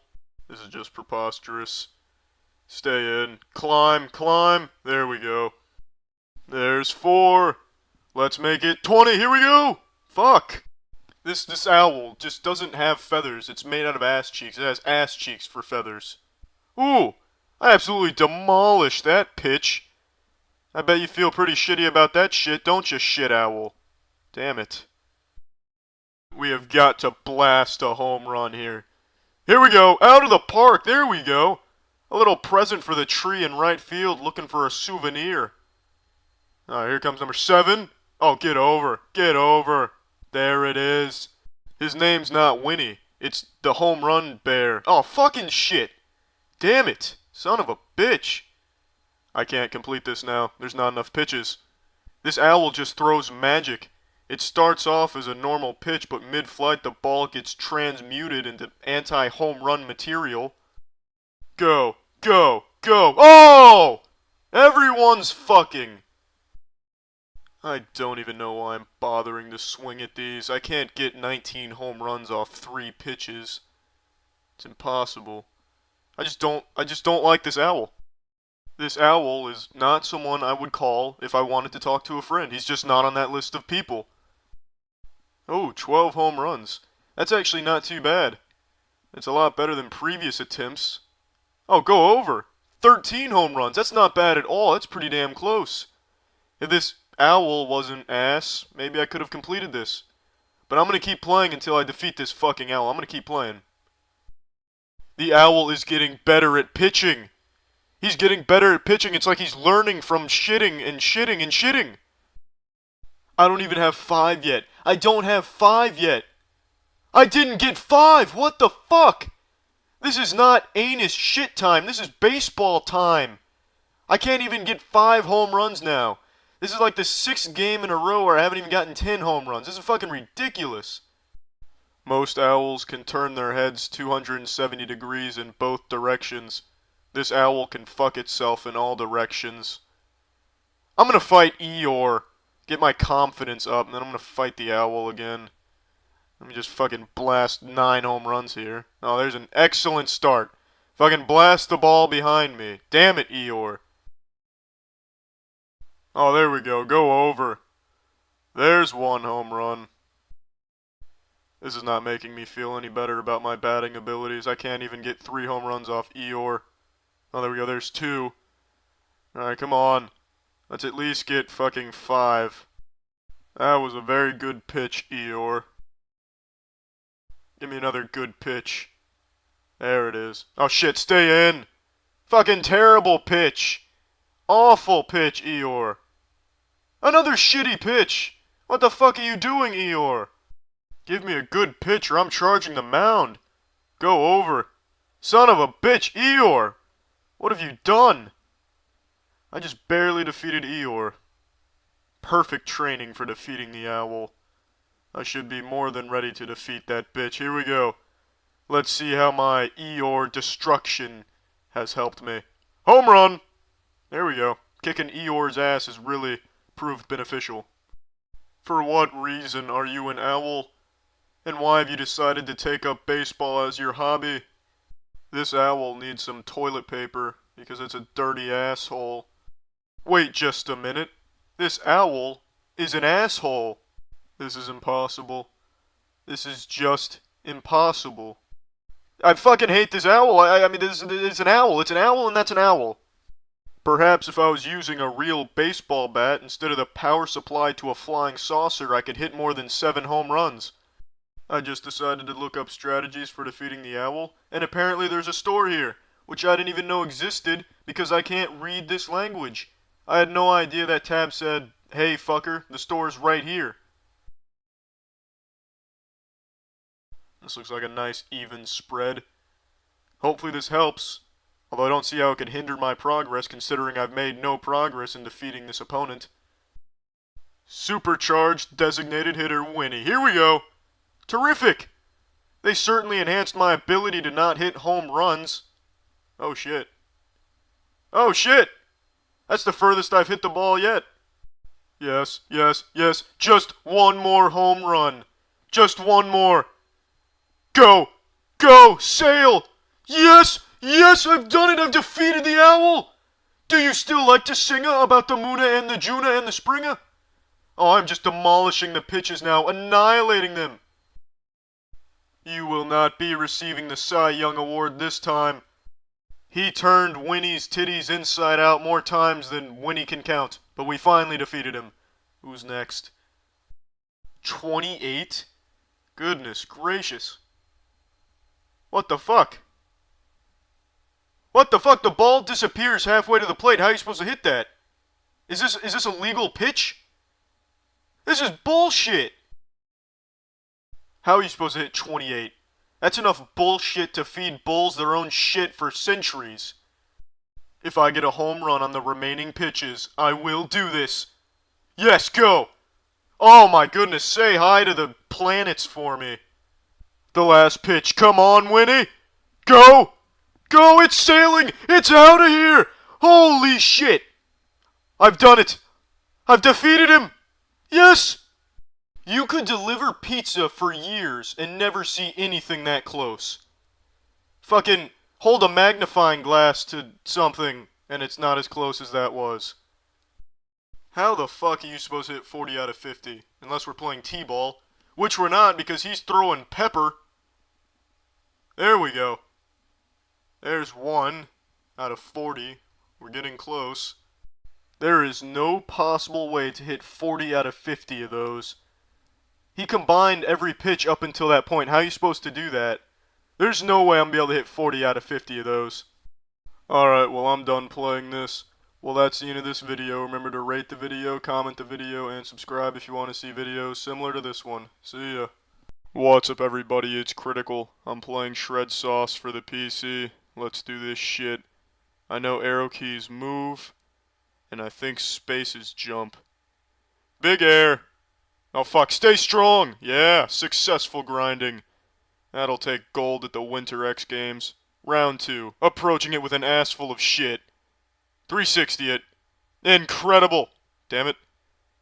I was just checking behind me, making sure the mountain's still intact after all those explosive tricks. Now, how do I accelerate? Alright, I'm just checking behind me, making sure there's no snowmen sneaking up on me. It's always good to err on the side of caution in these situations. 1 minute you're skiing, the next minute you're getting your titties squeezed by Frosty the Snowman. Oh, there we go, that did something. What was that? Right ass cheek clear, left ass cheek clear. Houston, we are good to go.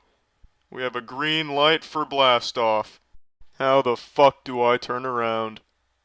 You know what? Fuck pissing. We're gonna go like this. It's a risky maneuver. His whole shit producer can get torn in half, but we're going for it. Hit it!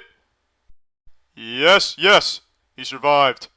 Nice work. Oh, son of a bitch! Fucking shit, damn it. Will somebody call the park ranger to give me a hand here? Or perhaps contact an arborist to get this tree the fuck out of here? I'm stuck here. There's gotta be a way to use these ski poles. Oh fuck! Oh shit, what the fuck?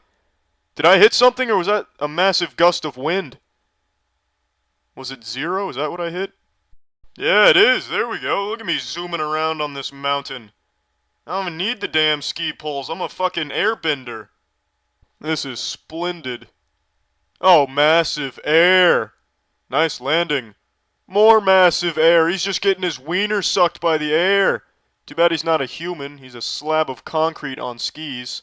We can make it to the mountain. You just gotta keep skiing, you useless statue. Oh, what the fuck. Might as well open up our suitcase of tricks. Oh shit, there's actually text over here. Shred Sauce. Well, how do you like the toilet scrubber? The malfunctioning windshield wiper. The food processor. Asshole. I know that many of you have seen skiing before, but have you ever seen some shitting? Ah, completely missed the grind.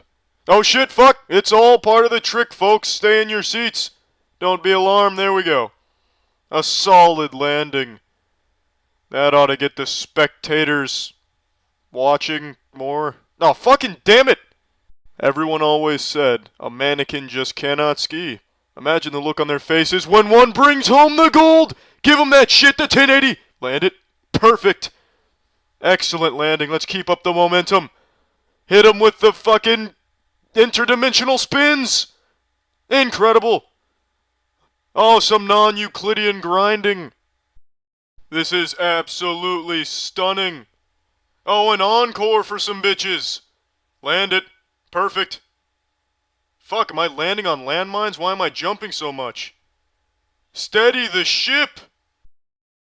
I will prove once and for all that no one can defeat me at Limbo. Not even a tree. Oh, fuck, I didn't mean to add that. It doesn't matter. It just doesn't matter. Let's go. Oh, here we go. Here we go. It's crunch time. Perfect. Absolutely marvelous. I looked up the controls, and apparently you can do some real tricks, so let's see how these compare to the spins I was doing. Give it to them! Oh, there's that shit. Look at that shit. Fucking incredible shit. Another impressive trick. Now he's going to outer space. In space, no one can hear you shred. What the fuck is going on? This must be how you keep combos going when you ski. This is a skier's manual. Oh shit. Land it, land it. Damn it. That was a rather gentle landing. We damn near achieved warp speed. Alright, where do I go now? How does nature produce something like this? It's a fucking anomaly.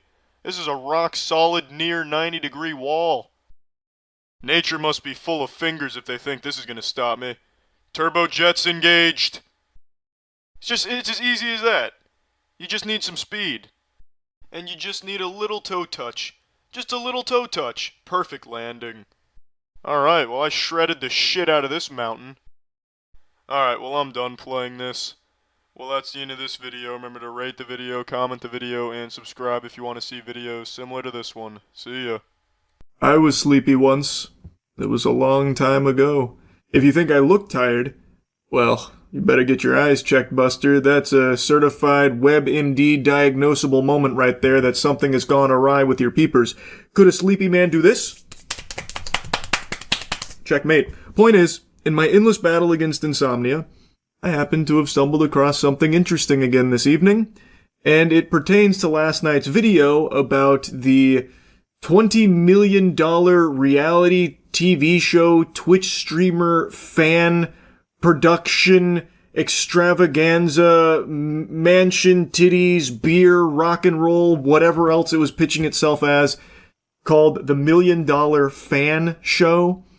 Well, I speculated that it was a big scam, and a lot of Twitch streamers had been publicly put on the website. Some had even made announcements about their endorsement of the $1 Million Fan Show, and nothing about it seemed legitimate. I'm not just going to regurgitate everything from last night's video. You can check that out if you want a deeper dive on everything that was wrong with it. But last night on stream, like 45 minutes after I posted the video, they took their website down. Then, I was checking their other ancillary shit, and all of that is removed. It seems like they are scrubbing any existence of the $1 Million Fan Show from the internet. So, like, even the Reddit post that the livestream fail mods posted is taken down. I don't know if that was by order of the $1 Million Fan Illuminati, or if the mods that had signed an agreement with them had a come-to-Jesus moment that they may have been misled, so they decided to take it down. But apparently they also removed like their Discord and their socials, which is a huge blow, by the way, because the $1 Million Fan Show had like 5 Instagram followers, so really playing a sad song on the world's smallest violin now that 5 Instagram followers have been cast into oblivion, banished to the Shadow Realm. I feel like that's pretty strong evidence for my game theory that it was all a big load of hullabaloo, a bunch of hooey. I don't think a legitimate company that's putting together a $20 million grand prize reality show that is also a television program that is also employing some of the highest level production staff imaginable for a once-in-a-lifetime unforgettable experience for streamer fans. Also, their About Us section had all the telltale signs of just being AI generated, where literally every section ended with triplets where it was, it's not this, it's this. Performance, power, mentality, tits, mentality. Like, it's just like, it was very clearly AI generated. The fucking first thing you see on their website is an AI generated image of a mansion. The whole thing just reeked of scam. And now everything has been deleted, presumably by them. I don't think, some governing body came in to, wipe them out. I think this is them trying to cover their own ass, so that way there isn't some kind of legal action taken against them. Because from what I've read, there were actually some members of some streamer communities that put money into the $1 Million Fan Show. They bought emote packages. I read a report on someone that claims to have spent a couple $100 doing so. So I imagine there was a handful of people that did legitimately lose money on this. Now, of course, you have to take those claims with a grain of salt because there's no real evidence to back it up, especially now that everything is deleted. There's nothing to prove that. But I'm inclined to believe those statements from them because these streamers are, you know, to a lot of people, a trustworthy source. And if they're endorsing something and they say that there's a chance that they can win $20 million or whatever the fuck through like signing up for it, they will do so. And when you go to the website and do their free sign up, they're very heavily pushing you to do the monetized sign up for unlimited entries by giving them money.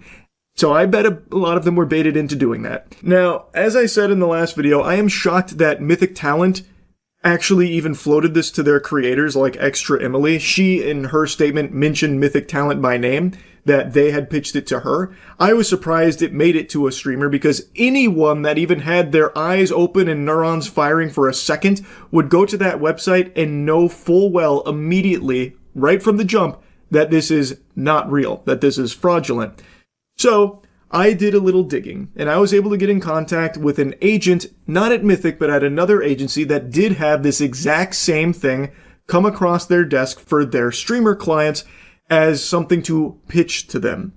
And according to that agent, I don't know how deep into the nitty-gritty I'm allowed to get, what they sent them, the pitch deck, was extraordinarily different from what ended up making it to that website.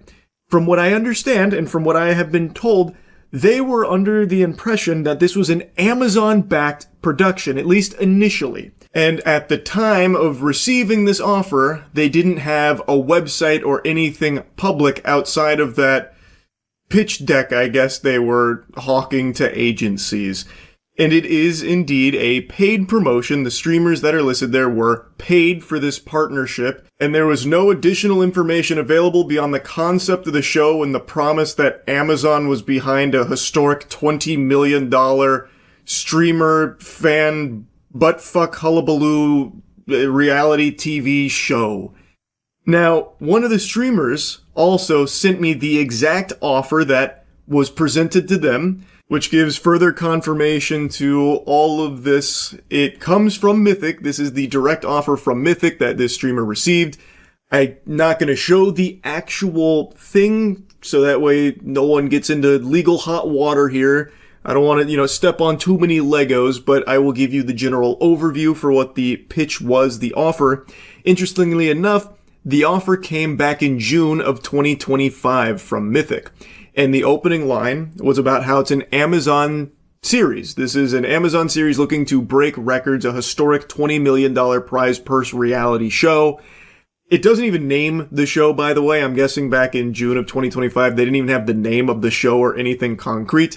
There was no website, no mention of like LSF or brand partners or anything like that. It was just a single sentence that said, Amazon reality TV show set to air on Amazon Prime, featuring the soon-to-be-broken Guinness World Record book for biggest prize pool in history, 20 million, winning group splits money in half, 10 million to you, and 10 million to the fan. That is the entire explanation for what this deal was. Interestingly enough, like I said, June of 2025. The deliverables were a reality TV show appearance, 1 to 7 days, depending on how far you make it, and a single social post. The initial filming date was November 3rd to November 10th, but guessing, some wires got crossed there, fucking nipple clamps came down, maybe government shutdown, put that on the back burner, so that had to put the kibosh on that and shelve it till, I guess, 2026. Anyway, though, they were offering $3,000 for the streamer involvement here, plus 20% of net ticket sales from your ticket, which the streamer expressed some confusion over because they didn't believe Mythic knew that there was like this paid entry option, but in the offer it says they were getting 20% of net ticket sales. When you go, well, knowing now, hindsight's 2020, but like going to the website that existed, when you would sign up through a streamer portal, you were paying for those entries if you wanted to extend beyond just the free submission. So I'm thinking that the idea from this offer was that when someone, a fan of the streamer, did a paid entry through their portal, they would get a portion of that. So like I feel like Mythic would have had to have known that there was some kind of like paid component to the fans, but who knows? There's so little information here in the actual offer that Mythic took to the streamers. I am still extremely surprised it even made it to a single streamer as something to consider. I don't know why there wouldn't be more digging to confirm if this is actually even an Amazon show, because after the offer, they then go into like a general explanation for it, and it is so bare bones. It sounds like something that a person would cook up in 5 minutes while taking a shit after consuming like, you know, their morning oats or something. There's not a whole lot of thought into this. Competition details: 1 creator, 1 fan group eliminated per day, $20 million cash prize, 1 creator, 2 fans. They will be gaming, IRL, and cognitive challenges, think Survivor, but for creators. And then it just lays out like the most simple, boring shit ever for the competition. And then the Apocalypse Challenge on day 3, during which fans will compete head-to-head with each other, resulting in a mass elimination. Narrow the group down so each creator is ultimately paired with one of their original fans for the last 4 days. It's like, it's if you went to like a fucking Redditor and asked them to really quickly come up with a streamer game show or something. Now, as for the initial start date of November, the streamer was just told that it got pushed back to March. I don't think there was any like real explanation for what went wrong. You know, maybe bad weather, perhaps government shutdown, you know, all kinds of possibilities for why it got moved. But they weren't really, you know, kept up to date, kept abreast on everything going on here with this huge, giant Amazon show. I am even more surprised that any agency would have seen this and just shipped it as is, just said, fuck it, do it live. We'll send it out to our streamers to see if they'll accept the $3,000 offer with the 20% ticket sales split or whatever. Because, like, I feel like when you are getting this as, you know, pitched as an Amazon production, you would probably want to confirm if this is actually coming from Amazon. Because if you're going to work at this agency managing these kind of contracts and stuff, but you're working under the impression that no one's going to tell lies on the internet, what's stopping just any old Joe Schmo Dorito dusted fingers from sending you a cold call email saying like, hey, this is me, Amazon, pitching you a $50 quadrillion reality television show. I'll offer like $3,000 with some rev split to your streamers. Do you mind taking this to them? I'd love if they start shouting out goochsweat.org soon. It's a very legitimate reality TV show. We're Amazon, by the way. And you not press that any further, because that's what it feels like. Looking at the offer, there is no actual information about like Amazon being behind this. And since this was back in June of 2025, I can understand the absence of a website a little bit more back there, because if this is like an Amazon show, they're probably not going to make the website first and foremost because they don't want to like spoil it or anything. Like, I can kind of understand that. So streamers being left in the dark on, you know, like a website that they can access, like this website, it didn't exist according to the streamer. It just recently popped up, which according to Whois, that does appear to be the case. Even though the domain had been registered for a while, it was updated in like late December. So that's probably when it actually went live, which is when anyone could go on there and see how fraudulent it was with just a single fucking glance. So I do now understand that there were streamers that literally couldn't look up this show because the offer doesn't even have the name of the show and the website didn't exist. What I'm still confused on is like why anyone would still accept that deal. And then I start to understand a bit more that they just have trust in the agency not to be presenting them with a scam. They had trust that the Mythic talent, for example, like in Extra Emily's case, was bringing them something that was legitimate. So they're seeing like, oh, it's an Amazon show that wants to work with me and they're making this offer. Okay, this seems like a big deal. I'll sign up to that and, you know, do the social post or whatever. Also, if you try and look up milliondollarfan.show now, the most recent update to the site was today, because the update was just nuking it, taking it down. But prior to that, it was updated in late December, which is when I imagine this went live. So now it seems like the streamers literally didn't even have access to look up the information themselves on that website, which again, doesn't take a super sleuth, you know, fucking pinky up internet, you know, narwhal baconing at midnight master to see that that is a fucking disaster of a website that is clearly in a shady spot, most likely looking to scam. The streamers didn't know that site was there because the deal was all the way back in June. Though I will say, looking at the offer, this should have been something that I think streamers should have been a little weary of, because it feels like it is very odd just looking at it.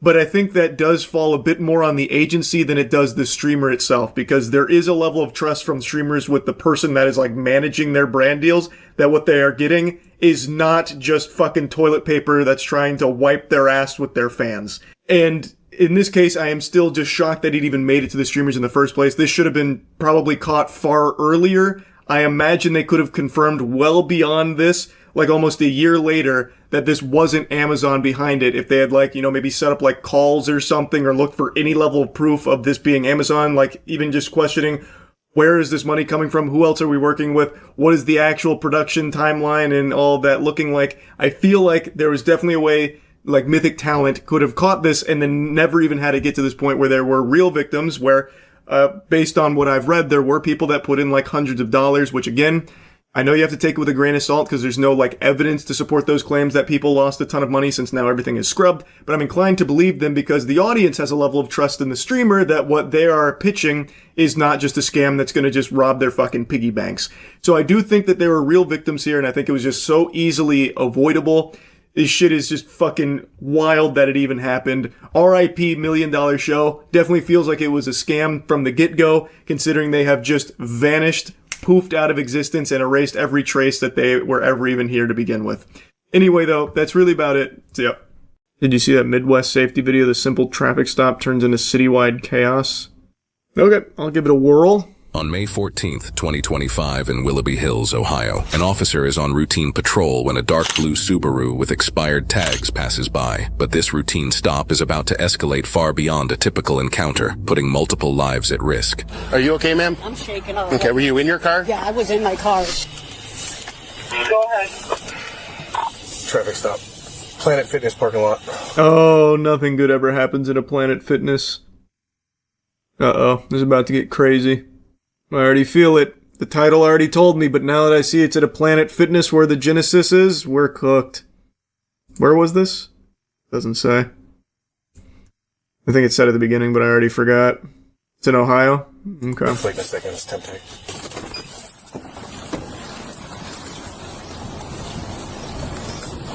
Howdy! I know I'm expired. Yes, sir. I'm homeless with the cat in the car right now. Okay. You got your ID on you? Yeah, it just expired by, 3 weeks? Yeah, I mean, we're home. I'm homeless. Been homeless at that time. Yeah, I'm trying, hoping we can shower. Where's that? Planet Fitness. My brother's going to send me a screenshot of his QR code. Hopefully get us in there to shower. All right, I appreciate it. Do you have your insurance with you, Mr. Montgomery? You got your ID with you, ma'am? No, my ID got stolen. What's your social? What's that? Talking to the cat. Oh. What's your social, ma'am? I don't know by heart, but I can get my... This seems so polite right now. How does it go tits up? Where I'm speaking with you, Mr. Montgomery? No, man. Okay. I don't have no weapon. I mean, well, a pocket knife. The cat's not going to jump out, is it? Yeah, he will. Can't find your social right now. We'll just go with your name and date of birth. Stacy Montgomery. I'll be back with you in a minute. For 42-year-olds, that don't know social. She's 42-years-old. She's going to get social. She's hiding something, or she's got warrants or something like that. Hey, just keep an eye on them. All right, male driver's the listed owner. Still working. That's not the most unbelievable thing in the world, not knowing your social by heart. I could definitely see that. I'm sure there's plenty of people that don't. I don't think that's that suspicious. Dangerous. Did you find her or no? No. So she got the social? She found it? Timu baby no money. I'm going to look. I'm going to try to find her. You able to find that social? He does kind of look like him. There's a cat in the car. Is that going to be a problem? I don't know who she is yet, so I'm still working on it. Why don't you keep looking for your social, see if you can find that, okay, so we can get yours?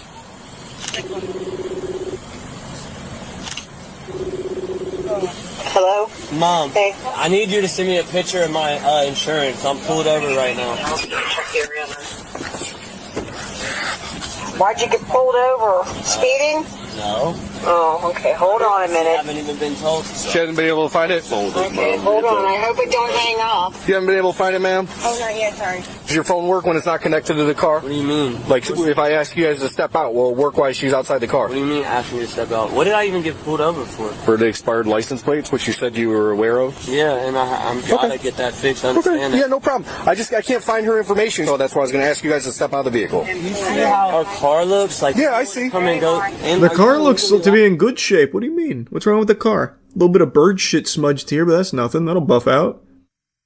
What do you mean, man? The car's fine. Why are you saying it like that? Absolutely, yes, sir. Because of the tag? What's that? Because of the tag? Am I illegally allowed to ask you to step out? Me? No. Her. I know you can tell me to step out. Yeah, I can tell both people. Yeah, but you're asking me. They're acting kind of fishy.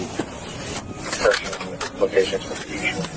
Right now, I'm asking, right? In a nice, professional. I'm kind of feeling like all these cops are here for what? Like, what is going on right now? Well, I have a backup officer, and there's 7 cops here. There's not 7 cops. There's 3 cops and a ride-along who's a college student. So 3 cops, not 7. I don't even know what I did. Okay, you're not wearing your seatbelt, so I'm allowed to identify you. Fuck places. What the hell is a Terminator? Is that the spike strip?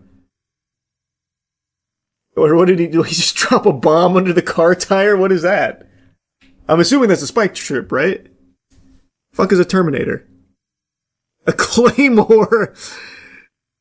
Yeah, man, just deployed the tactical Claymore here. I'm allowed to identify you. It's buckled behind you. You gave me a name and a birth date, ma'am. It's not coming back to anybody. Well, I don't know why. That's who I am. Well, most people at the age of 41 would know their social security number. Most people work, and I don't. I'm asking you both to exit the vehicle. Roll the window up and exit the vehicle. Roll the window up? Yeah, so your cat doesn't get out, dude. What I'm saying, why am I being asked to remove myself from my home? It doesn't matter. It's still a motor vehicle, okay? Yeah, I know you're sleeping in it. I understand that you're telling me you're homeless, but it's still a motor vehicle. I can ask you to exit, which I'm doing that right now. So right now is me asking. So I'm asking you to exit the motor vehicle so I can figure out who she is. I'm going to have my partner over here run his canine around your vehicle. Just do. Okay? That's why I'm asking you, okay? But I need to identify who she is, okay? You're not helping your case right now. Is that his mom? Ask, okay? I don't want to get to the tell, and I don't want to get to the make portion, so I'm asking you. All right. Yeah, I'm trying to be cool. Get her car. Oh, did he just dodge the Terminator? He outsmarted him. Got flat.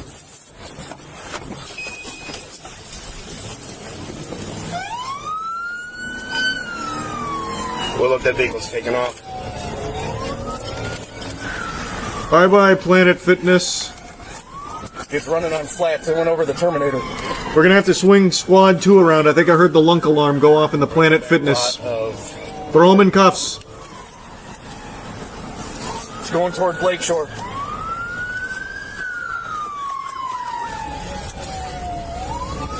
Westbound on Lakeshore.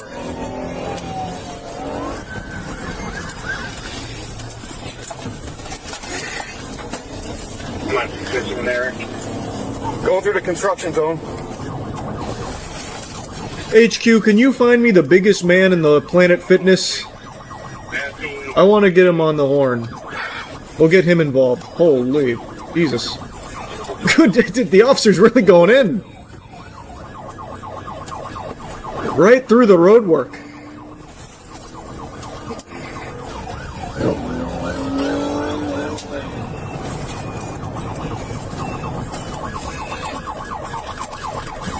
Right, shotgun and Lloyd.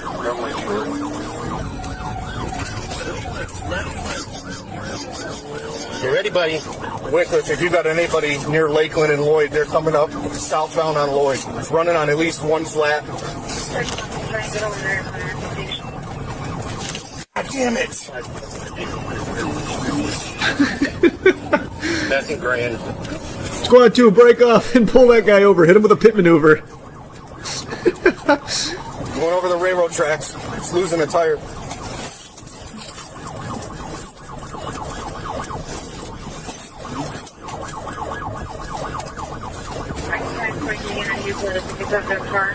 Uh-oh, the Terminator's taking its toll on that tire now.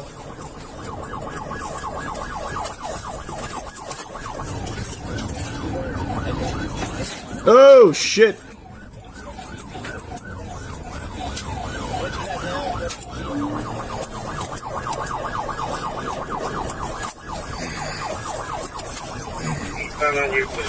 Damn, the officer's growling at him. He's getting feral.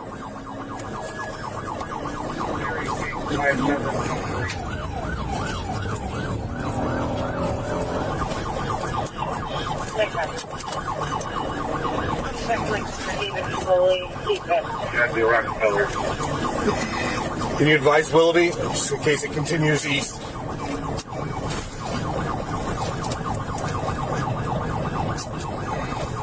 Throwing out the windows. Throwing something out the window. It was a banana peel. It didn't work. Try the green shell. Coming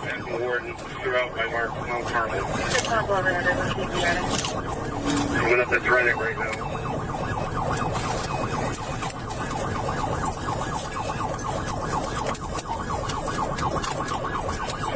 Continuing eastbound path.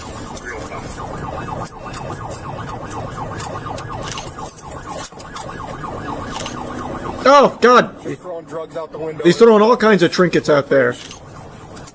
Oh, God! Holy fuck, he threw the whole sleeping bag. Now that was an innovative strategy. I haven't seen that deployed. Bliss, Oak Ridge. This is like fucking Diddy Kong Racing right now. Holy. That's a big-ass sleeping bag, too. More stuff out the window. Oh, God, Jesus. The Jan Sports backpack as well? This guy's dumping all his loot.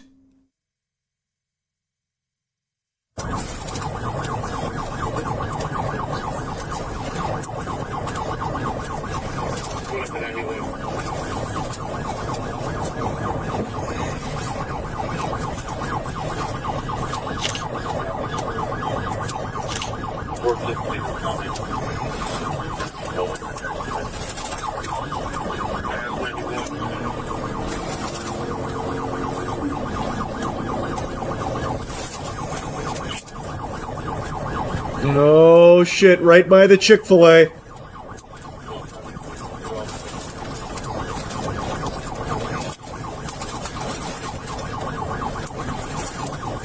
Man, this must be a bumpy-ass road. There's a lot of shit jiggling around here in the cop car. Also, what the fuck was this attempt here? This has to be the laziest deployment I've ever seen of a spike strip. Hopefully he's in the right lane going super slow. What happened? Did he, like, yank it too far back, maybe, and I just missed it?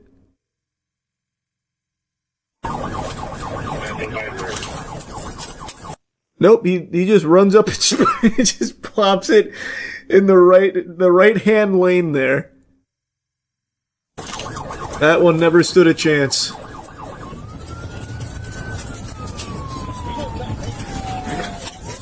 Into the Lowe's parking lot. You ready, buddy?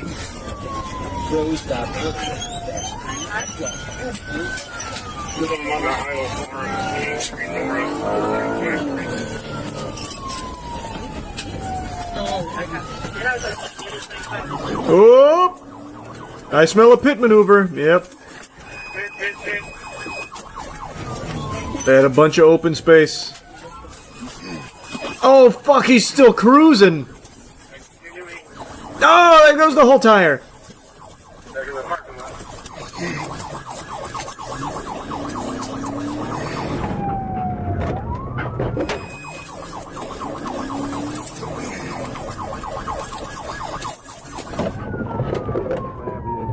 I lost him. I don't know where he is. He vanished. He must have picked up some active camo.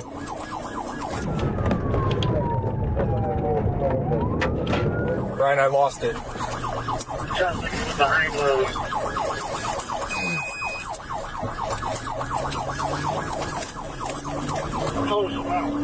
Dark blue. It's only got 3 tires now and damage. Damn, he actually vanished. Okay, he's almost up to 84. Something like that. My speed is at 50.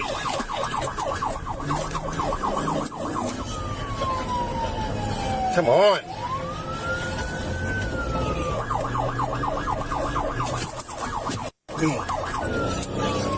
Jesus Christ. Willoughby, get out of the way.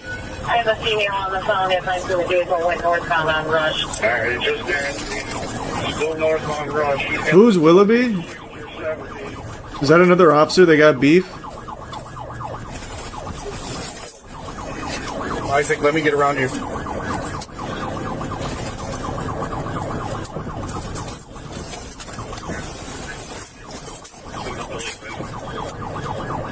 Rival department. Yeah.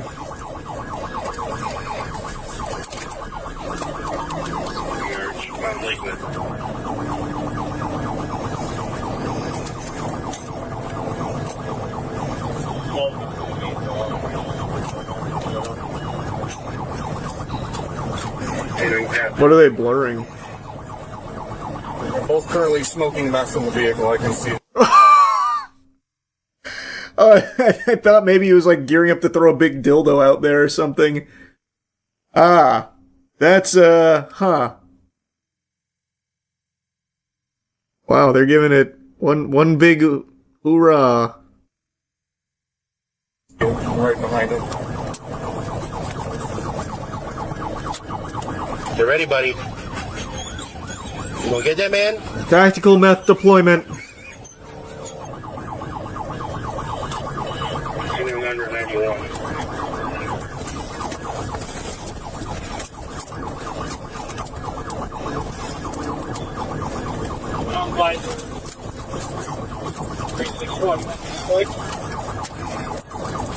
Yeah, more spikes. You can get them out.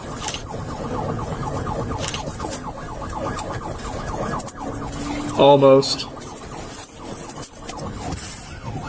That was a more spirited attempt, at least. Oh, fuck. Jesus. Okay, now I'm starting to get a little worried that he hit somebody. Does everyone walk away from this okay?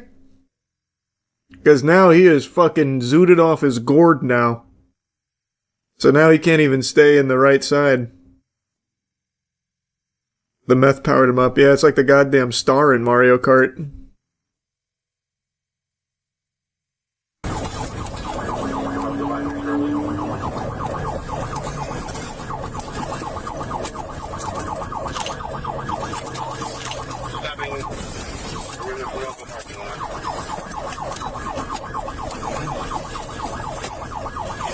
Was he actually looking to carjack there? It didn't really seem like it. Downtown Willoughby. Let him go. Let him slow down, Sean. Let him slow down, Sean. Sean! Hit the brakes, bro. Just back it off and turn your lights off so he slows down, and he's doing 70 on one wrist. Crossing there, you know. Alright, let it go. Basically, you can advise Menor. He's coming into their city. He's going 60, 70 through Vine Street here. We're going to let him go. He was throwing out numerous baggies. There was a whole book bag he threw out. And that was a very responsible decision right there. Because it was getting very dangerous. Just drive, dude! Why are you yelling at him? What did he do wrong? He's stressed out. Got a fucking maniac on the loose. You got the methed out marauder just fucking pillaging the city here on the streets. Searching for them, the suspect seized the opportunity to make multiple carjacking attempts. Oh, he actually... What the fuck? Oh my god! Damn, this guy's actually fully unhinged. What the fuck?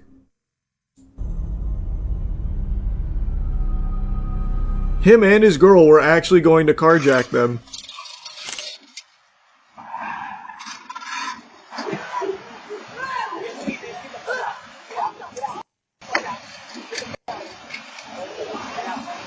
Damn! 911, where's the emergency? I just witnessed a car slam into another one, and now they're getting into another person's car. They're stealing her car. What kind of car are they getting into? It is a white four-door small sedan. I cannot see the make or model.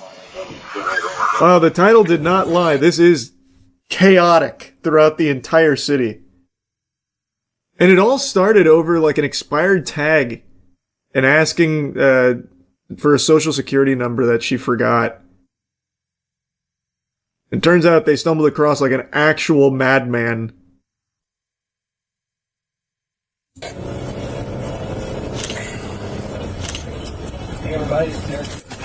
And they left their cat in that car, by the way. So they carjacked this and left their cat in this car that they have just crashed into another vehicle. I feel so bad for the cat. I hope the cat's okay. Car are they getting into? It is a white four-door small sedan. I cannot see the make or model.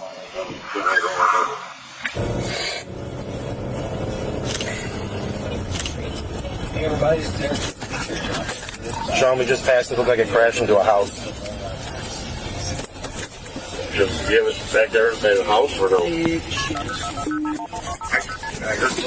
They took my car. It's a 2018 Nissan Versa. License plate. All right, they just took a 2018 Nissan Versa. Wow. It's white and it went eastbound from this location. I'll give you an address here in a second. Back of the car and I stole my mom's car. They hit this house and I'm trying to get them to answer the door. Our house is not hit by a car. Are you okay, ma'am? I'm shaking up. Okay, were you in your car? Yeah, I was in my car. He made me get out. Do they have a gun or anything? We don't have a crowbar. So they turned right on 306. Holy shit. So this guy was actually gonna fucking beat her to get the car. Yeah, this guy's hopefully going away for a long, long time. Heading south. Chester Township as well. Contact you. Oh, they got it. You got it? Hold on. Looks like they're going in Chester.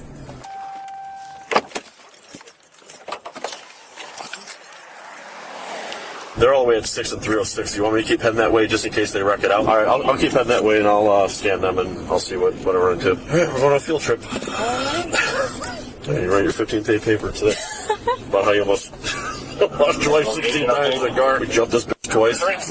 What are you talking? What?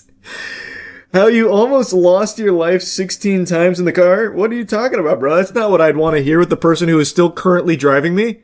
You telling me you almost got my ass killed 16 times today? You don't have control of your vehicle like that? You're not that guy? Bro, drop me off. I'm not on the force. I don't need to be doing this. I've got the data I need for my paper. Let me out. Right, the RGB keyboard goes hard. It does go hard. I think that was a little ballistic. Yeah, he's got the fucking Corsair. Your life 16 times in the car. We jumped this bitch twice. It sounds like someone's chasing it right now. Kirtland's right behind it. They're going into Chesterland right now. I don't know how they got this far on 3 tires. I don't know where they're going. Yeah, I don't think they know either, but... Every freeway we were waiting. Who chases and doesn't go on a freeway? Right. Is this it? Let's go! Here we go. Big deployment. Oh, there you go. 25's got a hit. 25's got a hit. I think I only had one successful hit on the driver's side. Unfortunately, you damaged your car a little bit. I hate to say it. I'm just. Did they get him or no? Mechanic, so he said it's smoking, so I can't imagine it's going to last too long. Willow doesn't have an ID on the driver. Does have an ID on the driver. We're going to have an egg rob. What? Did the officer... Didn't mean to click there. They hit this house. Damage too long. The officer, like, swerved out of his way to hit the spikes. Willow doesn't have an ID on the driver. What the fuck, man? Why did he do that? The cop literally went out of his way, swerved to hit the spikes. What was the point of that? What did he think it was going to be? Like a speed boost or something? Like video game rules? Like it's F-Zero GX or something? Oh, fuck yeah, boost pad. Too many tires. True. This is an unfair chase. I have 4. He only has 3. It's dishonorable. I'll take one out.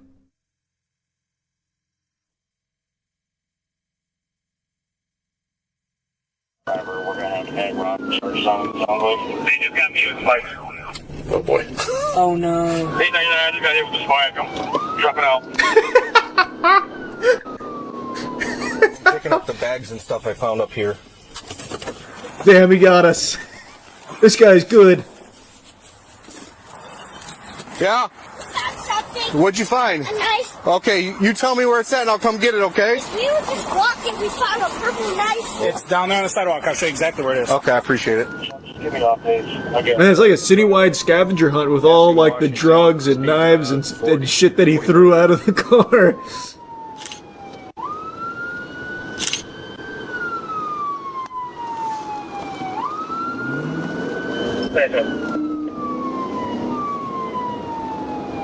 Traffic's light and we're down to about 35. He is going left to center without any traffic in front of him.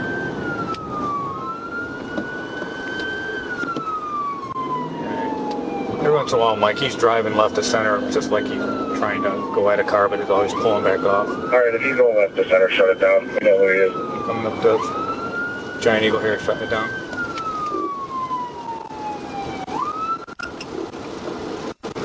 Yeah, he just pulled into Giant Eagle, Mike.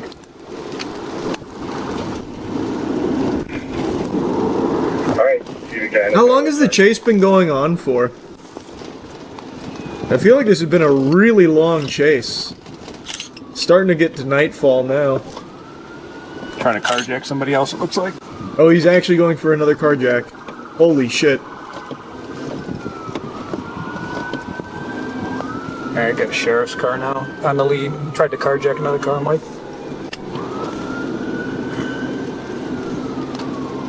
Alright, keep calling it.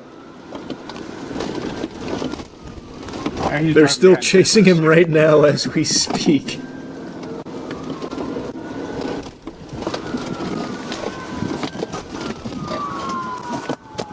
Check your pit certified. You get into that parking lot, do it. Okay, I will do it.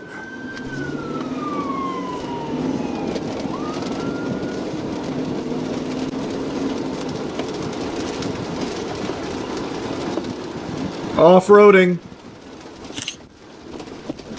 He's trying to carjack another car now at the gas station. Oh my god. Don't get out of the car. This is the most successful carjacks I've ever seen in a chase. This is number 2. And he almost had a number 3 earlier. Holy shit. Don't get out of the car. Oh, okay. Fire department 10 rounds.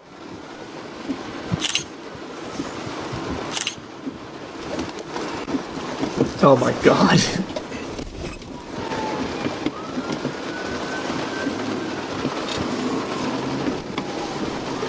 One at gunpoint, one on foot.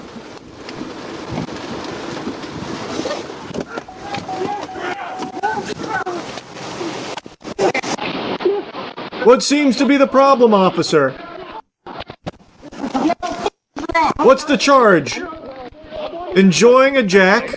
A succulent carjack? Ah, that was uninspired. Don't tease me. I could have done much better with that one. Hey, watch out. Hey, relax, man. Relax. I ain't have no chance. I came out here and tried to do the right thing. That's a fact. I'm homeless as shit.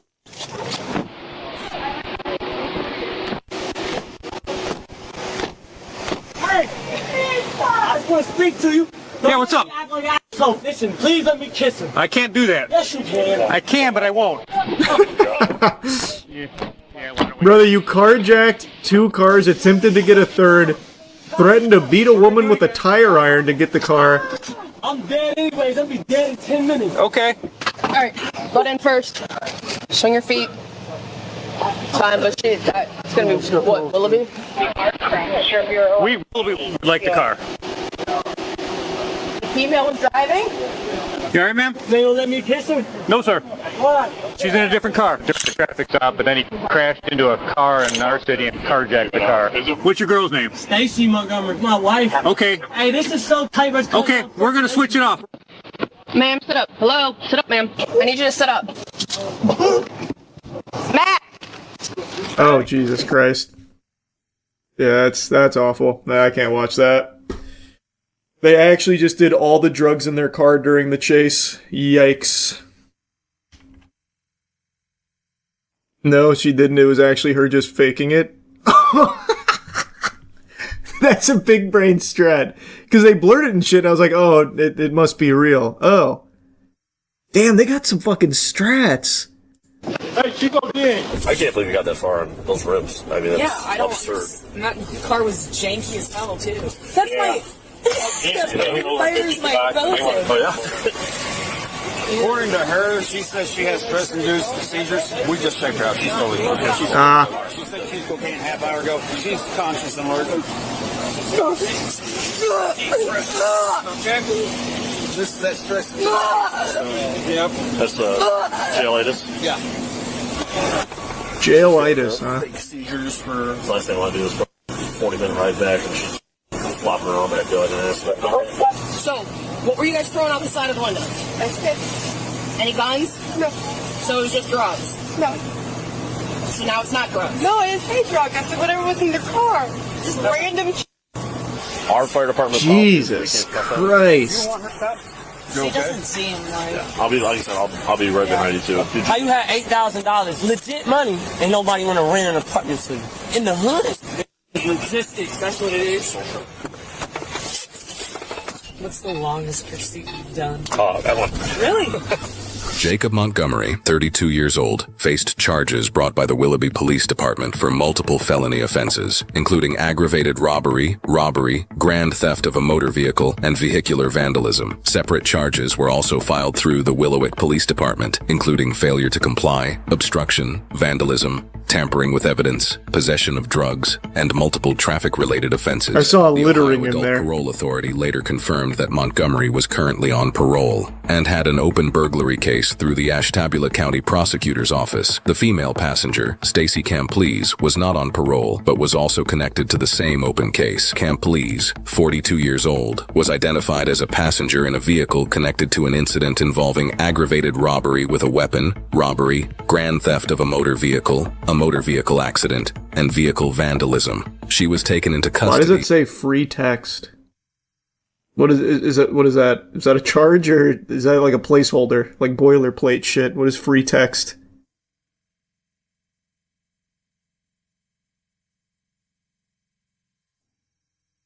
Some lorem ipsum.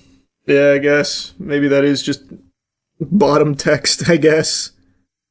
During the investigation. However, the prosecutor determined that charges were not warranted. In a separate incident reported by Willowick Police, Camplees was later booked on charges including possession of drugs, tampering with evidence, obstruction, and possession of drug paraphernalia, and was cited for failure to wear a seatbelt while in the front seat. She was later transported to Hillcrest Hospital for evaluation, where medical staff assessed her and determined that she had no injuries, despite her apparent seizure-like behavior. Once medically cleared, she was returned to the Willowick holding facility for booking. Jacob was taken to another hospital and then transferred to Lake County Jail, where he was ordered to remain in custody and was not granted bond. Following the vehicle's recovery, officers located drug paraphernalia, including a glass smoking pipe and materials commonly associated with narcotics packaging. They also observed white powder residue throughout the interior of the vehicle. Officers also located the cat concealed under the driver's seat, buried beneath various items. The cat was removed and transported to a veterinary hospital for evaluation before being transferred to animal care services and is not suspected of wrongdoing. For privacy purposes, we are not identifying the cat. That's cute.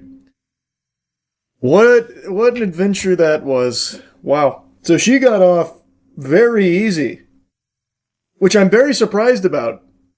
She actively kept going in the vehicles he was stealing during the armed carjacking. Wow, they really took it easy on her for that. Under duress, maybe? I guess, but they didn't say that. Probably because he did all the assaults and he was driving. Yeah, but she also saw the carjacking and then still got in the vehicle. Like on her own volition, walked and ran into the vehicle. Like, if I watch someone steal a car, I can't just, like, sprint to it and be like, alright, here I come! Or at least I didn't think I could. I thought I'd get in trouble for that. They got Crack Septic Eye. He doesn't even look like him at all, but that's a great name. I feel like you just had that one in your back pocket and needed something almost close enough to use it.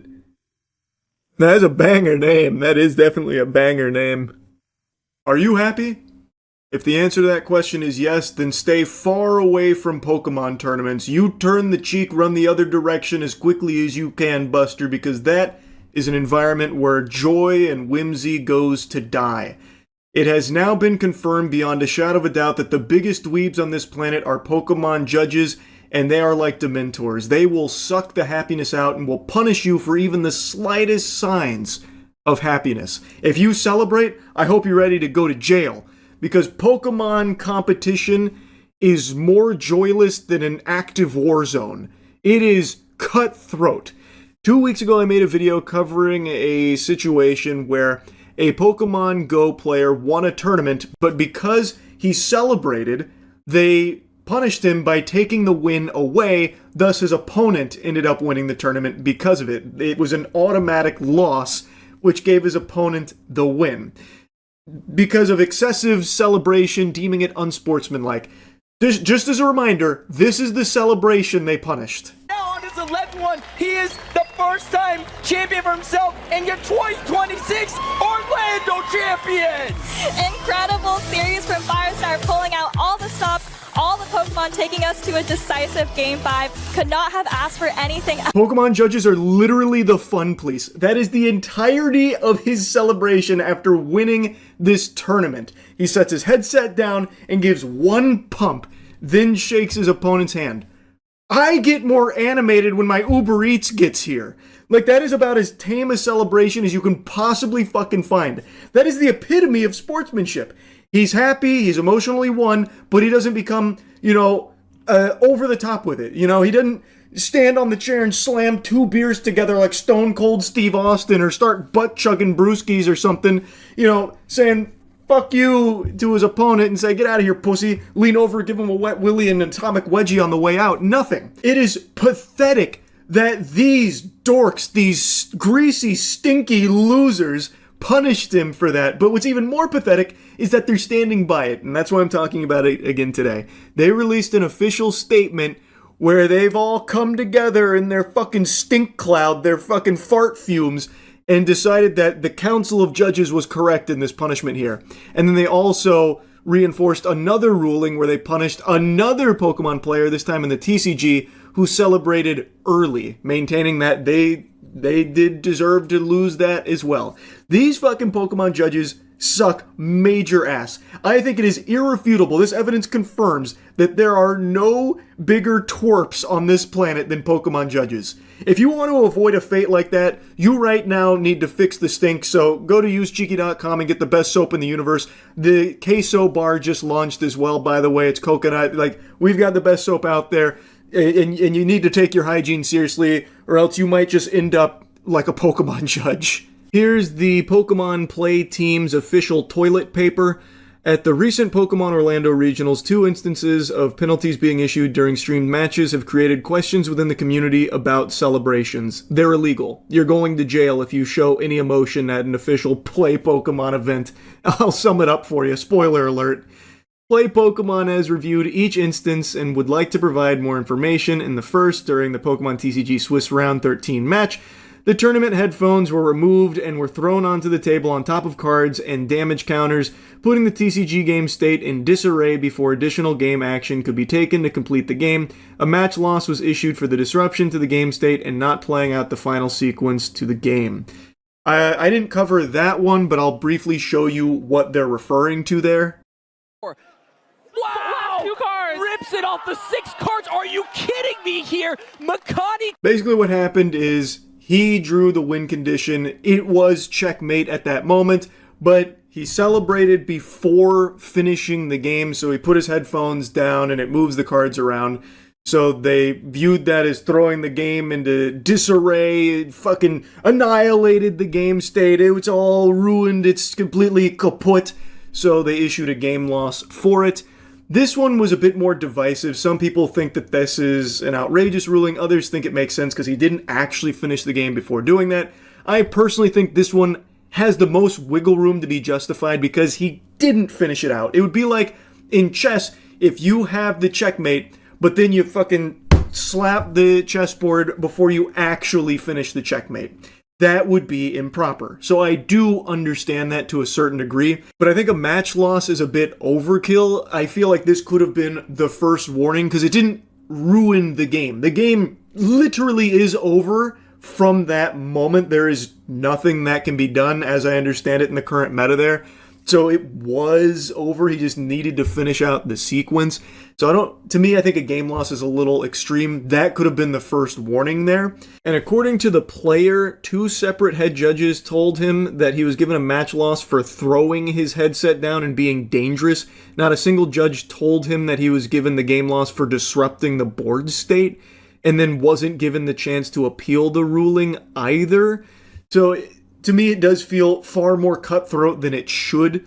And then the most egregious is obviously what happened with the Pokemon Go celebration, where the game was completely over, and then a very mild celebration, which I wouldn't even use the word celebration. To me, a celebration is like what you see in the end zone in the NFL or in the college football, where you get a touchdown, you spike the ball, you hit some of these maneuvers right here, like the "Where's my hug at" or something like that, bust out the fucking Gangnam Style maybe. That's a celebration. What he did was the most, like, normal, like, oh, I'm happy moment doing this. Like, even Pokemon characters do that. They do more than that, mind you, but that's like literally the bare minimum of being like, oh, whoopee, I won. And they're calling it excessive and unsportsmanlike. And they're standing by that decision. So going back to their official statement, in the second instance, during Pokemon Go Grand Finals, we would like to share some information which may not be known to the broader community. Prior to the final game incident, during Game 1 of the Bracket Reset series, a player was issued a warning for the action of hitting and shaking the table during gameplay. Actions such as these can have a negative impact on the experience of participants and disturb the match in progress. Then, during Game 5, this same player's behavior continued to be disruptive, including shaking the table to the point that there was a disruption to the broadcast experience. These repeated infractions resulted in a penalty that was escalated to game loss. If that isn't the biggest load of hooey I've ever heard, you can watch the footage yourself. There was nothing disruptive happening, not from what I went through and re-watched. And plus, the game loss came after the celebration. It like, unsportsmanlike, I believe, is what was being tossed around. But now they're saying it was actually because he was shaking the table. It was a fucking earthquake he was having go on over there. We couldn't even get the broadcast going. It was so all over the place. It was a natural disaster, a fucking calamity. We will uphold the decisions made by the judges at this event. Pokemon judges are committed to bringing the best possible experience to our players by preserving the competitive integrity of our events. Yeah, it's in the shitter. It has completely been flushed down the tubes with this, by the way, because you could win grand finals, but you best be completely fucking stoic and silent. Even the slightest iota of a smirk will have that title stripped from your fucking cold, dead paws. They will rip that W from your hands if they see you happy. What do you mean preserving the competitive integrity? You took away the winner's win and gave it to someone who lost. All over them celebrating slightly.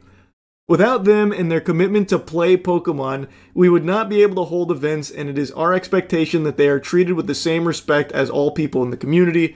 In the moment of a win, emotions are high, and we recognize that these emotions can lead to energetic reactions celebrating a win, which, by the way, didn't really happen here. It wasn't that energetic. My fucking grandfather, I saw him get more animated when the mailman would show up than I saw from this guy winning the fucking grand finals of this tournament. It wasn't that energetic, mind you. We want to support this authentic, positive reaction and not discourage this excitement. Celebrations are not an issue, but actions that disrupt or negatively impact competitive integrity can be. We will continue to listen to the community of players and our judges on how best to evolve our tournament system rules and how penalties are enforced. The Play Pokemon team, they sign it off. Now, Firestar73, the player who had his title ripped from him for his celebration, did make a statement after this official Play Pokemon piece and said, "The incident you are now for the first time claiming was the basis of the decision did not affect the gameplay at all, yet decided the whole tournament." That is 100% correct. It had no impact on the game at all, even if he was shaking the table, which I don't see any strong evidence of him being over there like, the waves of the ocean, moving the table back and forth all wobbly. I don't see anything like that. But none of it affected the gameplay, no matter how you spin it. Section 2.1 requires a clear explanation of any infraction and its penalty, and I was never given this as the basis at all. That is also true. Apparently that was never relayed. There's even a community note that talks about this. Firestar wasn't given an initial warning for shaking the table. This is a major infraction under section 5.1 of the penalty guidelines, and then it also has something about Makani, who received a game loss for a headset throw and wasn't able to appeal, and section 4.3.3 of the tournament rule handbook allows for an appeal. So they're not following their own guidelines, basically. Which doesn't come as a surprise to me, because it feels like these are complete losers that are power tripping and looking for any excuse to exert their authority here. Did I just catch you showing emotion? You lost now, Buster. Ha! Give that back. Don't you ever show me a smile again. And I mean it. I'm a Pokemon professor, by the way. So cringe, man. Actually so cringe. So they're standing by the decision. Firestar 73 does not get the win that he earned. Also in the TCG space, Makani does not get that win either. They're standing by both decisions there. I think the most egregious is the case with Firestar 73. I think there are no grounds for that. I think that is a complete sham. And I think the community should be very alarmed that this is who controls the events. You best be on your most emotionless behavior in the future of this competitive scene here. The competitive environment of play Pokemon events from this point forward better be quieter than a fucking library. It's going to be like a funeral in there, not an ounce of joy. So, I guess that's what they're looking for. That's what they're trying to cultivate. This shit's so stupid, man. It's so embarrassing. It's so shameful. Had to yap about it. I had to give you the follow-up. That's really about it. See ya.